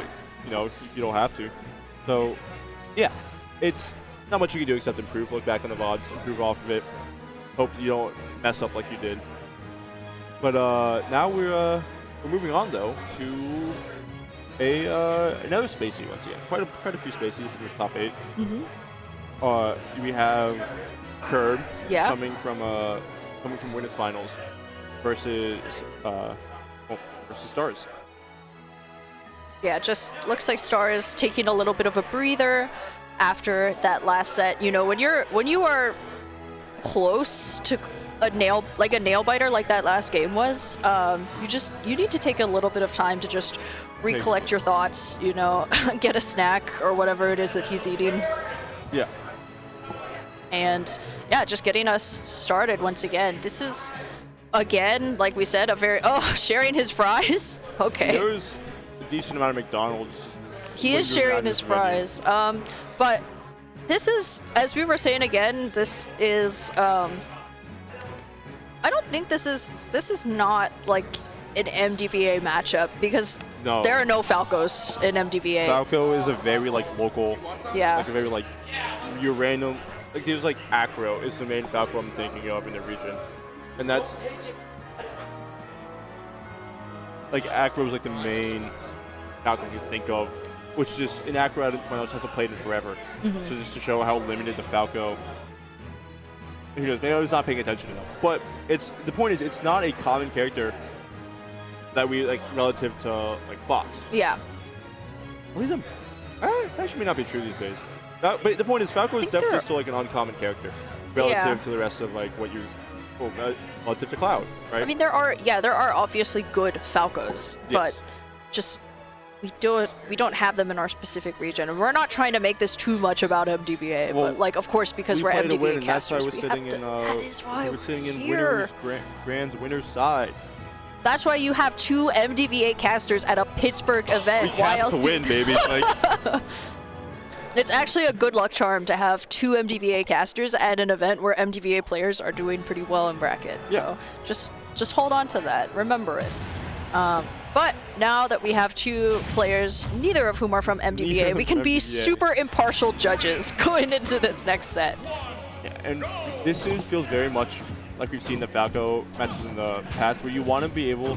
The main issue is these characters actually do have options to punish like Falco mashing on your shield.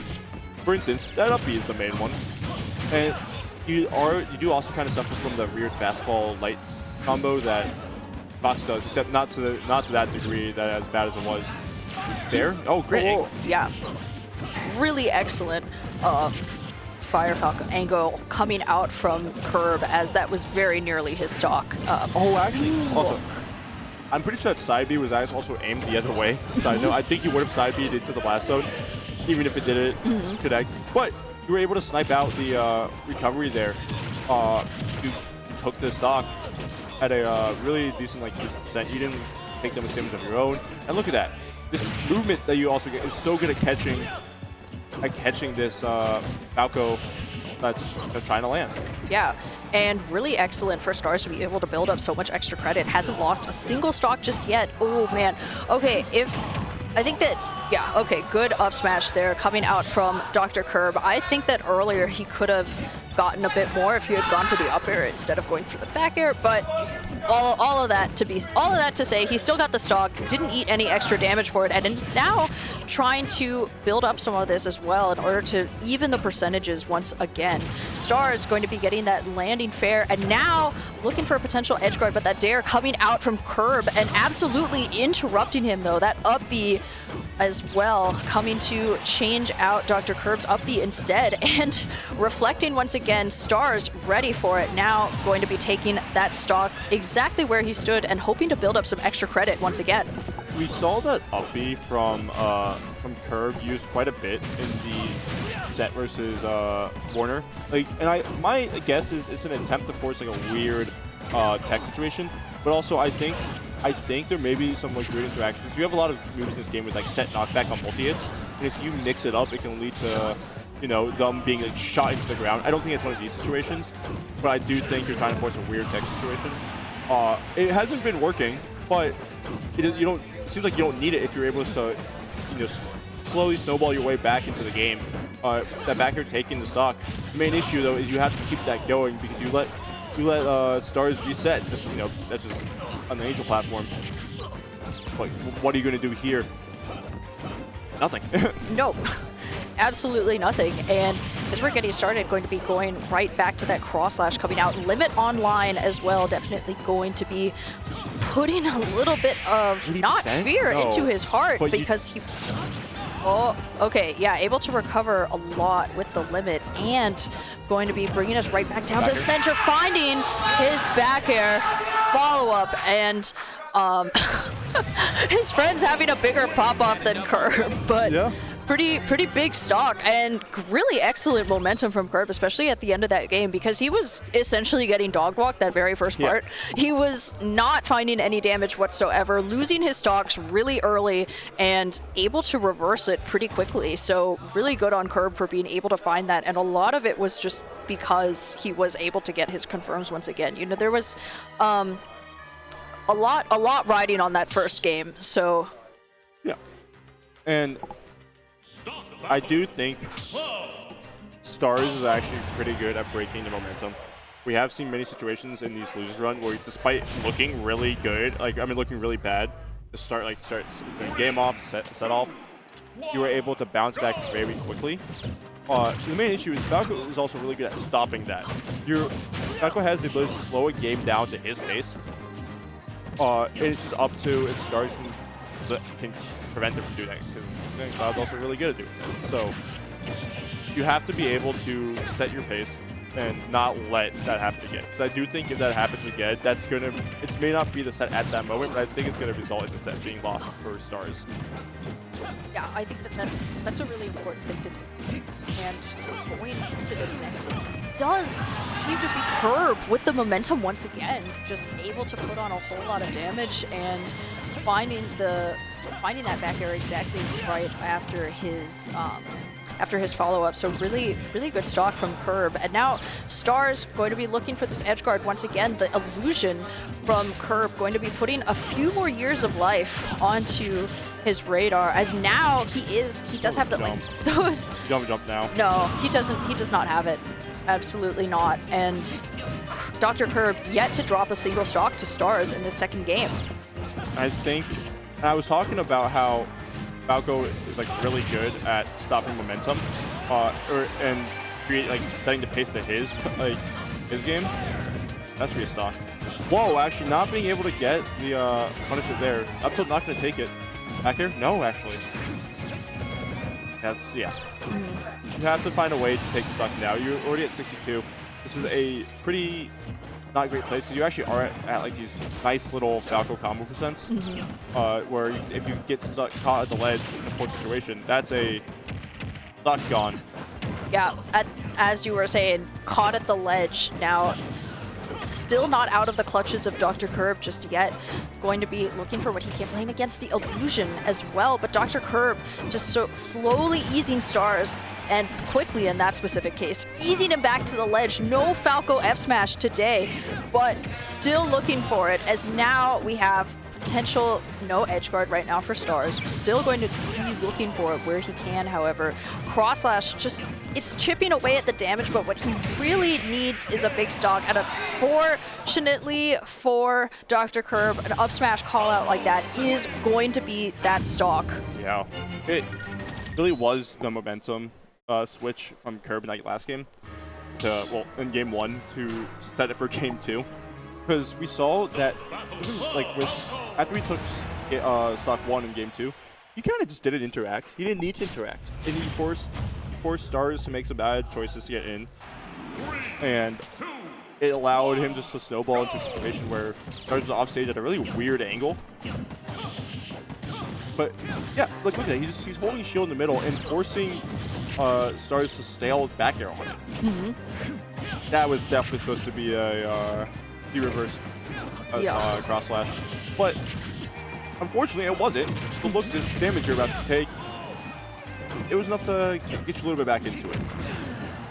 Not just enough when you are at the side of the stage, able to get the uppie, and thankfully for Stars, snapping to ledge once again. But once that up smash from underneath that upper platform, at the second that Stars was landing, he really has to be more careful of those, because Dr. Curb is going to run away with the game once again if he lets him do it. Yeah. It's also just it's really good at catching Stars for kind of poor options from and trying to approach. Look at that. Once you get that back here, getting a little bit stealth from hitting the shield is gonna allow Curb to fair out of shield. And Well, the bleeding has stopped very slowly. It can continue, as we see now. Oh, that's dead. The bleeding is back on. A little bit of some stomping going on from Curve. There's So, an like, earthquake. to hype up a little bit. That's what it is. But once again, you can't be getting yourself too pumped up if you're gonna let yourself take this damage. Great chase there. Not gonna commit to an option. But yeah, you're getting caught mashing right now. Stars just has not had a single moment of breathing room, and that's exactly what Curb has been forcing from him, not able to find the stock just yet, but these dares as well going to be putting so much pressure onto Stars, who finally has a potential to look for a stock right now against Dr. Curb. But even if he found a stock at this percentage, oh, okay, he tried to go for that up smash once again, but Stars was able to space around it. And oh, that tail end of the fair going to be closing out a 3-0 for Dr. Curb over Stars today. Okay, we've seen the back there instantly coaching for Ulog right now.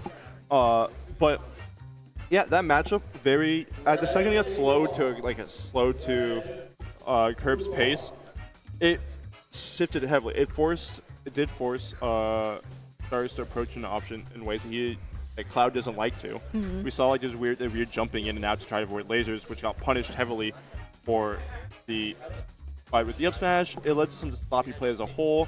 I have to imagine some of it's also just the annoying factor that Falco can have, where it feels like getting hit by one move is one thing, but getting in a multi-hit because of how long it takes to get out of the multi-hit, yeah, that's annoying. And especially it doesn't help when you're getting lasered across the stage, right? Mm-hmm. So it's going to be pretty difficult. But speaking of difficult competition, check out Steel City Smash. .gg/MOAL/FOAS4112 and /3RR for some great Smash competition. Yeah, this production is brought to you by Sentry Esports. So Pittsburgh's grassroots esports team. These are the people who sponsor their players. These are the people who are able to put on such great productions like these, and as well as for the other esports that you have at Pittsburgh University. Speaking of other universities, at the University of Virginia, we have Almost Heaven 7. So many games that you can play, Melee and Ultimate. You also have super top players who are already confirmed. I know Zamba, Syrup is going. There's going to be some pretty fierce competition, and already almost $1,000 in pot bonuses for Ultimate. So be sure to register now in order to secure your spot on their Start GG. And of course, at Cleveland State University, Helheim, happening on March 28th, March 29th with Ultimate Singles, Doubles, and Collegiate Crews. Register now at start.gg/Helheim. Definitely don't, I know a lot of people watching, I imagine a lot of people watching are also college students. Collegiate Crews can be fun. Like, if you have a group of people, get there. It's fun. Do it. I promise you, Crews is a fun experience if you're with people that you like. So, yeah, it's pretty good time. And we have coming up to the stage Oolong and Dr. Curb on this side of bracket, already in winners finals now. So we have a lot to look forward to. And so specifically,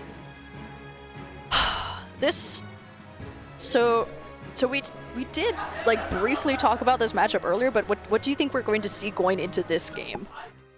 I think what a white dap. Holy shit. Sorry. There's two white people dapping each other's up. But we are going to see, imagine, a little bit of a change of pace again, because Curb is playing his best in both sets. Oh my god. Oh my, bruh. He did it again because he heard you. The wrist was so limp, man. He did it. I'm sure he did it just to piss you off specifically. He was. Do it one more. Yeah, let's see this. Oh. Hey. Oh my god, bruh. You gotta be like standard. You gotta grip a little bit, I've seen the Japanese players dap better than them.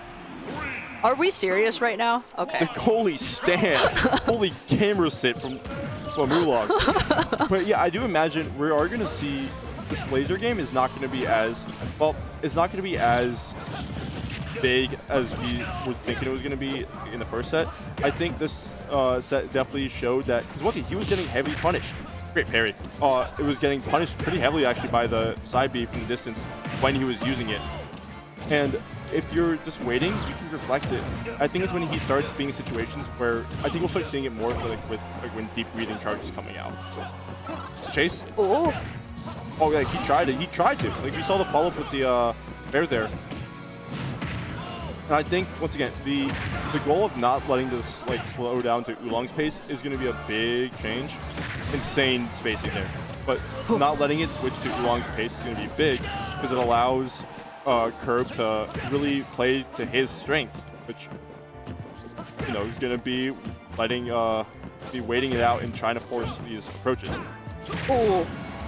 Okay, not quite sure about not quite sure about the down smash there, but still has him in a potential ledge trap. Dr. Curb actually going to find himself on the wrong side of the ledge, and Oolong taking the very first stock. Great, I do like that from Curb there. The wait and just jump back. Up smash in case Oolong tried to roll there or tried to jump in that situation. You saw the reverse header by the come out like we saw in that set versus Rap. Can't grab that. You cannot grab that. But 36% is not the worst position to be in for Curb. Yeah, mashing out of the up into the Nair combo there. Yeah, there's that down tilt once again I was telling you about how it's Chase. Yeah, weird tech situation. This should just be a stock. Yeah. No, actually, not getting the correct timing there to even hit the ledge. But what's interesting, as you mentioned, at the point that Oolong was recovering, he had a whole lot more flexibility with it because he didn't have deep breathing at the time that he was recovering, just what you were saying earlier. And now, oh, he is definitely going to be looking for that F-tilt, fishing for it at the ledge. So taking that stock from Dr. Curb only on his last stock to play around with. So if he can find the stock here and now, he can staunch the bleeding, but it looks like Oolong is going to try to make that as difficult for him as he can. Multi hits.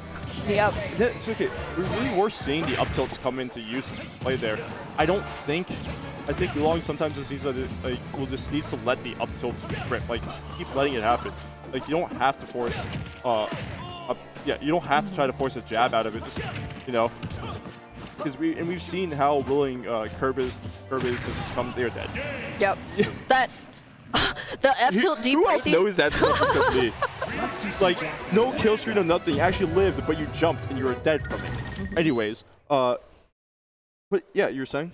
Yeah, no, but I was at that specific moment. It's like F tilt deep breathing. Like, what else is there? What else could you do? You just die for it. But specifically, what we saw from Oolong was, as you aptly pointed out earlier, his spacing was absurd. Like that was something super big, especially at the ledge. He was able to get the down tilts when he needed. He was finding the headers as well, even off stage, and even at the point that he was forcing Dr. Curb to react with it with Shine, and still able to find a lot of his punishes, especially on the ledge against Dr. Curb. So really big first game from Oolong, and I'm anticipating how Curb will decide to follow up. Yeah, I do think we may need to see a PS2 switch, honestly. Like the stage didn't really feel like it doesn't feel like it's a huge problem, but it doesn't feel like it's helping Curb.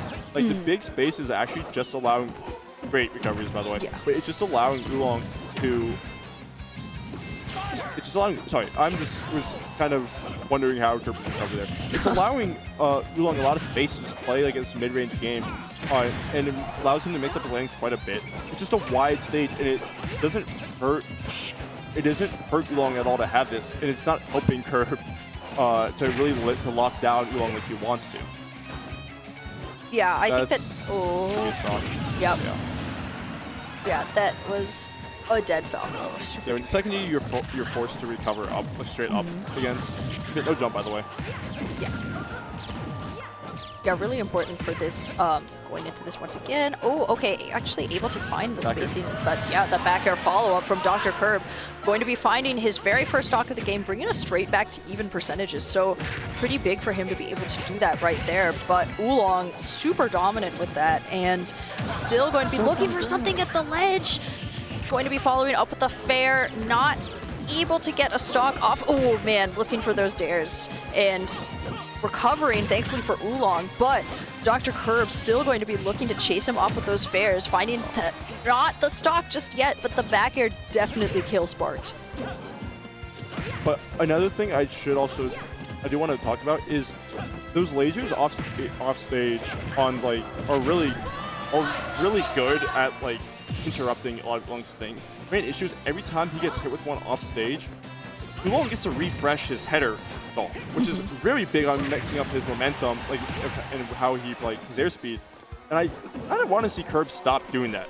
I want to see Curb use the moments, get one laser, make Oolong use a header, and then punish him. Like try to get an actual edge guard off. Trying to grab. I'm trying to go for a down tilt there. Oh, actually getting up there. But anyways, I think that could be actually something that's not really. Fun fact: Future can actually crouch their own fully charged Sun Salutation. So that is something that could come to play. I doubt Oolong is going to try to test how fast his reaction speed is. But now let's see. We have Curb off stage, back to ledge. How is he getting out of this? Oolong's been really good at not letting Curb get back to the middle of the stage. The few times that he does, it's because he got sent to the other side of the stage. Exactly, and the stage control has been such a big factor for Oolong. That the Sun Salutations, so the specific spacing of that, in that he was hit already off stage by the header, and then that direction of it just sent him straight into the Sun Salutations. Like he also pressed laser. Like he had all the time in the world to not press laser, but he did. He could have reflected it, didn't. He was caught in the laser animation. That was what you had said earlier too, that he keeps going for those lasers off stage as well as the. I think he's working both ways too. Yeah, like Oolong, he keeps getting. He's not doing really anything by. I guess he's getting 3% in every laser, but when he's off stage, it's not allowing. Kind of still allowing Oolong to get his stuff going, and it's mixing up his. Kind of worsening the area he's able to go to back here. And when he's on stage doing it, it's kind of hurting Oolong. It's kind of hurting him.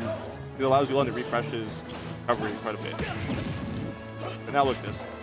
Oolong overextends one time and allows Curb to get back to the middle, and instead he doesn't take that to the middle. He tries to ledge trap a 0%. But what you can do with this damage now, no deep breathing, no damage reduction. No, finally has deep breathing online and still going to be waiting for those down tilts instead. Going to be going for the fair and the follow-up as well. But Dr. Curb definitely not on the side of the stage that he wants to be. The illusion going to just be going straight through Oolong as he went over him at the moment that he was crouching and able to get the deep breathing. Once again, the F tilt definitely killing at that side of the stage. Oh. So first stock going to be going to Oolong pretty quickly. Yeah, I mean, sometimes I like this chase using the great heck there, not getting sweet spot. But look at this. Since he stopped using laser and actually started chasing, it's forced Oolong to make kind of predictable recoveries. And even when it forces him to, it doesn't force it, but at least him feeling kind of panicked when he actually gets back to stage. It's just like, oh, I actually have to get back on stage before Falco does and reset. But Falco is really good at avoiding that whole ledge interaction and just being able to take a stock there. This multi is actually kind of screwed up there because it put him in so much lag. Yeah, the laser once again getting called out. Yeah, unfortunate for Dr. Curb that this seems to be a recurring option for him, but Oolong definitely going to be trying to take advantage of it for as long as possible and trying to recover with the Nair, but able to get great aerial there from Oolong as he is now coming back right to the center of the stage. And yeah, great up air, but not this time. Yeah. Hey, he outlived deep breathing, but you have to still be careful here. 155. Yeah, look at that. We could have deep breathing back. Really just are seeing Oolong is making the most of his advantage states because he's not letting Curb's playing advantage. He's getting 2-3 hits max, and he's once again able to slow his pace down, committing to these specials off stage. Look how much damage he just took, like 47 from that. Yeah. looking for the deep breathing off stage now instead. Still able to recover, but Dr. Curb definitely going to be looking for something like a dare into an up air. That is the confirm that he wants, and already with the deep breathing now, Oolong going to be chased to this side of the stage and actually, oh man, okay. Getting him every single time out of shield in these interactions, Dr. Curb just going to be retreating high because that's where Falco wants to be. Still going to be going for that illusion, just putting a whole lot of damage onto Oolong. All of that, all of that lead that he had just gone in an instant. And Dr. Curb, as we were saying earlier, he wasn't able to get a whole lot of damage off of any opening that he got. That was when it mattered, and absolutely at that single interaction, that was the first game. Actually dancing in his chair right now. He also didn't let Oolong set the pace for that last stock at all. It was like the lingering problem in this entire set has been allowing Oolong to kind of get back and reset neutral and get back to the game he wants to play. And the second you overwhelm Wii Fit, once again they struggle. They are, when they don't have deep breathing, they are floatier than Luigi. I'm not sure if you guys know how floaty Luigi is. He's very floaty. Especially with a character like Falco, who can juggle you really well. That's going to be a very big, important thing to do, is set your pace. But set your pace to prevent them from landing. That's not something that Dr. Curb has let him do this game at all. Going to go straight for the kill, as we just saw displayed there, and Oolong trying to quickly make up some of this damage, especially at this side of the stage. But it's, as you can see, Dr. Curb just has significantly slowed the pace of the gameplay. At any point that Oolong gets into it, he does want to take damage as quickly as possible. Dr. Curb, however, happy to play the slow game, and that's definitely not what Oolong wants right now. It's when he's not letting Oolong play his game, this is when he's making most of the money. Roll? No. No, and that's really big for him, especially going into what could possibly... So last game, definitely you saw a change in the momentum and in what Dr. Curb was allowing to happen, and what he understood is like, if I set the pace, I get a whole lot more off of this. And now at nearly kill percentage already, Oolong has this entire stock to make up. No, man. Absolutely not. Still going to be going for that illusion straight on that side. Not able to get the back air, and especially not with the deep breathing, but didn't even have the deep breathing for that up air. At that percentage, you don't need it. So Dr. Curb going to be falling to that stock, but looking to take another one in quick succession. That spot dodge, or the air dodge. Into like these areas that Curb wants him to. The great parry doesn't matter. Didn't move forward there. I mean, that's fine rated for Oolong. You know, you're already at like death percent right now anyways. Get your extra 30%. Oh, by the way, this game's even. This game's even with that deep breathing out. Super duper even game, especially if he's able to take the stock right now. No, you can't. And Fair definitely not able to kill, but already a Wii Fit trainer at full rage with deep breathing is a sight to behold, if I do say so. Yeah, look at that right now. Header, not gonna take it just yet, but gonna punish the landing. Yeah, there we go. Up there, gonna take it from the ground. Another thing, and then another thing that we are seeing Oolong do quite a bit is crouch, which is just a Wii Fit thing as a whole. Wii Fit likes crouch. It allows them to low for a lot of moves. And it can mix up like how you're actually gonna approach the situation. That's stuff. Yeah. But it also crouch cancels is a big thing, and Oolong likes to crouch cancel versus a lot of these combo weight characters or these combo heavy characters because it mixes up like their timings, the distance of what the setups, and we saw it a lot in the first two games. We haven't really been seeing it in the last two. Okay, yeah, he still had the jump, was still able to recover, especially not with deep breathing, just not online. Oh, okay, going to be going for it at that side of the stage, and now has, super duper even game already at 98% though, and the landing back air from Curb, not going to seal out the stock just yet, but he is super looking for it. The uppy just... Even that upper also, the uppy also went like notably high. I don't know what... Sure, whatever works there for you, I guess, if you're Curb. Oolong, whenever he got back to he's gone back stage in the last 4 stocks he's had, he's been trying to rush back in. which is, once again, it's playing to the game that Curb wants to play. And yeah, you're down, but you don't, it's shown in the past, you don't have to. You deal so much damage at one time. If you can take your time to get your stuff going and force Curb to make bad decisions, you're in a really good position.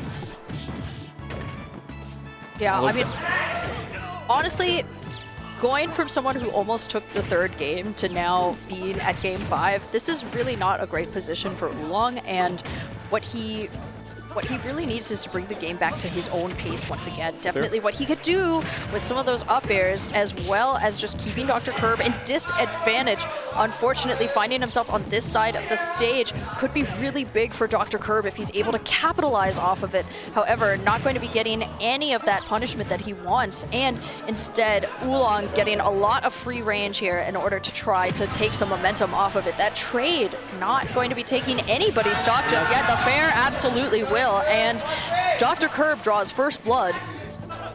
That's what I was talking about with why he stopped lasering in the first few games they played. Because if he can force Oolong to make some actual like early recoveries and stuff, and he doesn't have his jump, that's a free fair on you, free nair on you. But I think Oolong was definitely anticipating the bounce. You fast forward that intentionally. But here, you're back on stage right now. Yeah, your damage, yeah. And this is it. Now we're back at the pace that you wanted to play. Yep.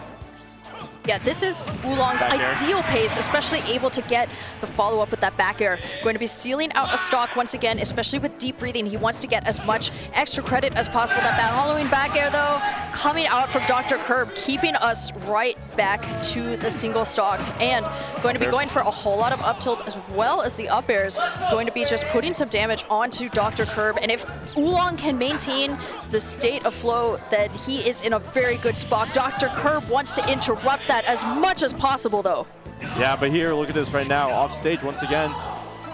You chase this could be it, but you're able to get back onto the stage. Although, look at this combo game. Oh! Yeah, very obvious what situation you're going through there. And Oolong being able to get a reversal there. Great grab. That's not going to take it, though. You have to land correctly. That actually could be it if you DI poorly. Oh, very poor, but it's just a chase that you needed if you're that back air missed. Oh. Oolong did everything that he needed, Curb needed him to do. No, the low profile. It is.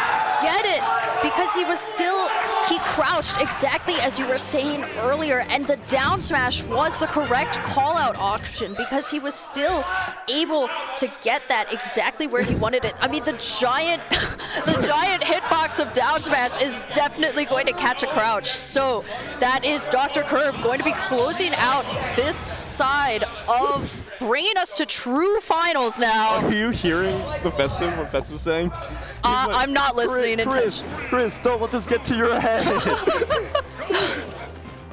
Anyways, I think legitimately the main issue is that Oolong isn't playing his advantage like what we were seeing in that game, that games 1 and 2 in the first set. Like, he knows what he needs to do. And he just needs to punish Curb for making like bad recovery situations. No, you're messing up once again. He also he's actually like, I've seen Oolong is probably the best I've seen at dealing with the what I'm dealing is hitting up there. Yeah. Yep. And hitting neutral get ups with F tilt. And look at this. Oolong set the pace. He's making Curb now be their weird approacher, although he is taking his own time to do stuff, do his own thing. But look, the overextension of Curb is costing him like 50%. And that's what we feel like thrives for. They need that.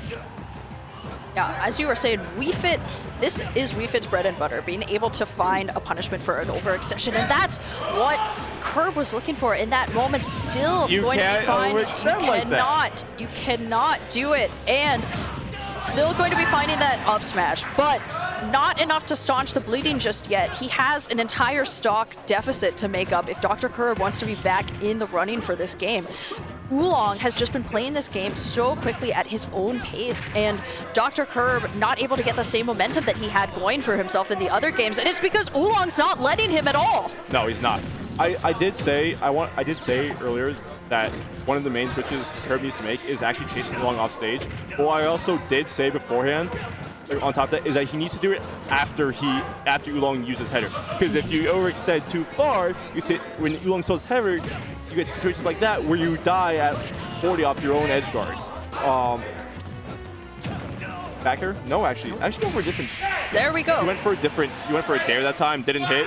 Oolong landing, so you had deep breathing, fast fall, back air into the stock because you overextended a little bit. Which is what Oolong wants you to do. He wants you to be the overextender. If you force him, both players want the other to overextend. That's simply how this game has gone. The games that Oolong has won is force Curb to overextend. Games like Curb has won, force Oolong to overextend. Because both these characters do suffer from, I would say, more defensive playstyles. I could smash as a whole, right? But both these characters do suffer when they're forced to approach because they're more built for these defensive type game plans and punishing more so than approaching. Yeah, that's a really great thing to keep in mind, and it's super duper, like, it really paints a picture of like the set as a whole that we saw earlier. And now actually, speaking of the set as a whole, Oolong definitely going to be starting us out with some pretty quick damage. The illusion, though, going to be that tried and true combo starter for Dr. Curb, not able to get as much off of it as he wanted, but with Oolong going super duper high for that recovery and able to find the back air as well as the header, going to go straight through the Fire Falcon in order to get that stock. So very first sword drawn going to be going to Oolong, and in a really definitive stock as well. I did mention earlier that I thought the reason that shouldn't be a stock, but it's in still weird situation that you can't wall jump. You actually didn't have a jump. No. I mean, this is like the perfect situation for Oolong to be in right now. Your opponent just messed up. You slowed down their momentum, and it's shown that that's what he works off best, is that momentum that he needs. So if you prevent that, well, look at this, 60-70%. That comboed okay. Okay. Yep. Just a lot of up tilts if you're Falco, but Oolong going to be getting us right back to a ledge guard that he wants. The header has already been burned, and now the dare coming out, still not enough, as Oolong had not yet burned his jump, but looking for it once again, teching in place, and Dr. Curb just going to be hit by the header as well. Okay, yeah, pretty good position for Oolong to be in right now, but Dr. Curb trying to disrupt it as much as possible. Trying to air dodge back to the No, ledge. he did, and really unfortunate for him because that was really 2 stocks burned due to error and him misjudging something. So really unfortunate for Curb, and you don't want to make those mistakes at any time, but especially right in like true finals of bracket, this is not the place for that, unfortunately. But we have yet another game if he wants to turn the ship around. So it is up to Curb to do that right now. I think also another thing that you can't tell a lot is the crowd interaction. I think we saw the best Curb is playing his best when the crowd is loud, and Oolong has kind of shut them up. He's taken what is home field advantage, right? And simply removed it. This is a neutral game, smash, and I think right now we're seeing when it comes to push and shove, Oolong is just built for the moment a little bit more. That's a little MDV bias being put in there, but I mean that's simply what we're seeing. Is Oolong is not like he didn't really get faltered by getting reverse 3-0, right? He did to death in that first stock, and he's finding ways to keep dealing damage and mix up the Curb game plan. Yeah, Dr. Curb, being perhaps a younger player, might be more upset by something like the crowd in this specific environment. Being at a large regional, being a little bit out of his depth as well. I actually think it was like the exact opposite. He was building off the crowd. Like the crowd momentum was like when they were. No, but I'm saying at this point he doesn't have the crowd to his advantage, and I'm saying that's. Yeah, sorry, I wasn't exactly clear, but he does not have the crowd to his advantage right now, and even though this is not Oolong's home turf, that was never something that impacted his gameplay. Oh yeah. I also think a big part of it was how loud Festive is. You don't need a crowd of your own players when you have people like Festive and MDVA right now who will out loud the different crowd. And look at this. He's juggling very well, preventing his landings. And the second stuff starts hitting the fan, what a parry. You just retreat to the ledge. That's who fits down in strength there. You reset the slow situation. It is going to take a questionable DI, but that is going to be Oolong after what looks like a very rough reverse 3-0 in that set 1. Just swift, very swift 3-0. Yeah, a super clean 3-0 that we saw today from Oolong, who is your champion of Rushdown, a Pittsburgh Smash regional. So clap it up for Oolong, but respect to everybody who made it out to the tournament, and especially respect to all of our top 8 finalists. Dr. Curb definitely played a pretty interesting set, and I think that he has a lot of great stuff that we saw him do in that set, and especially in his earlier ones as well. So I really hope that he takes some time to VOD review and look off of this as like a win more than anything else, because this was a pretty good bracket for both of them. I think that they had very excellent days respectively, but you know, that has been our top 4. You know, that's what we have. But if you do want to stick around, your Sweet Cake Design Studio, you can custom order bakery for cakes, cookies, cupcakes, and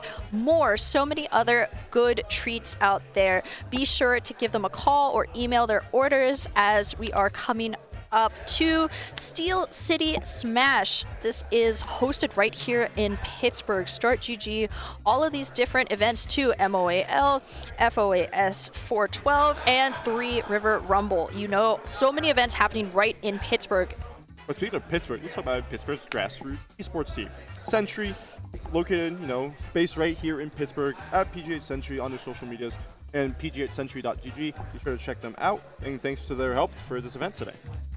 Also, let's talk about Almost 7-7, an event that's being run by like a university group of university kids.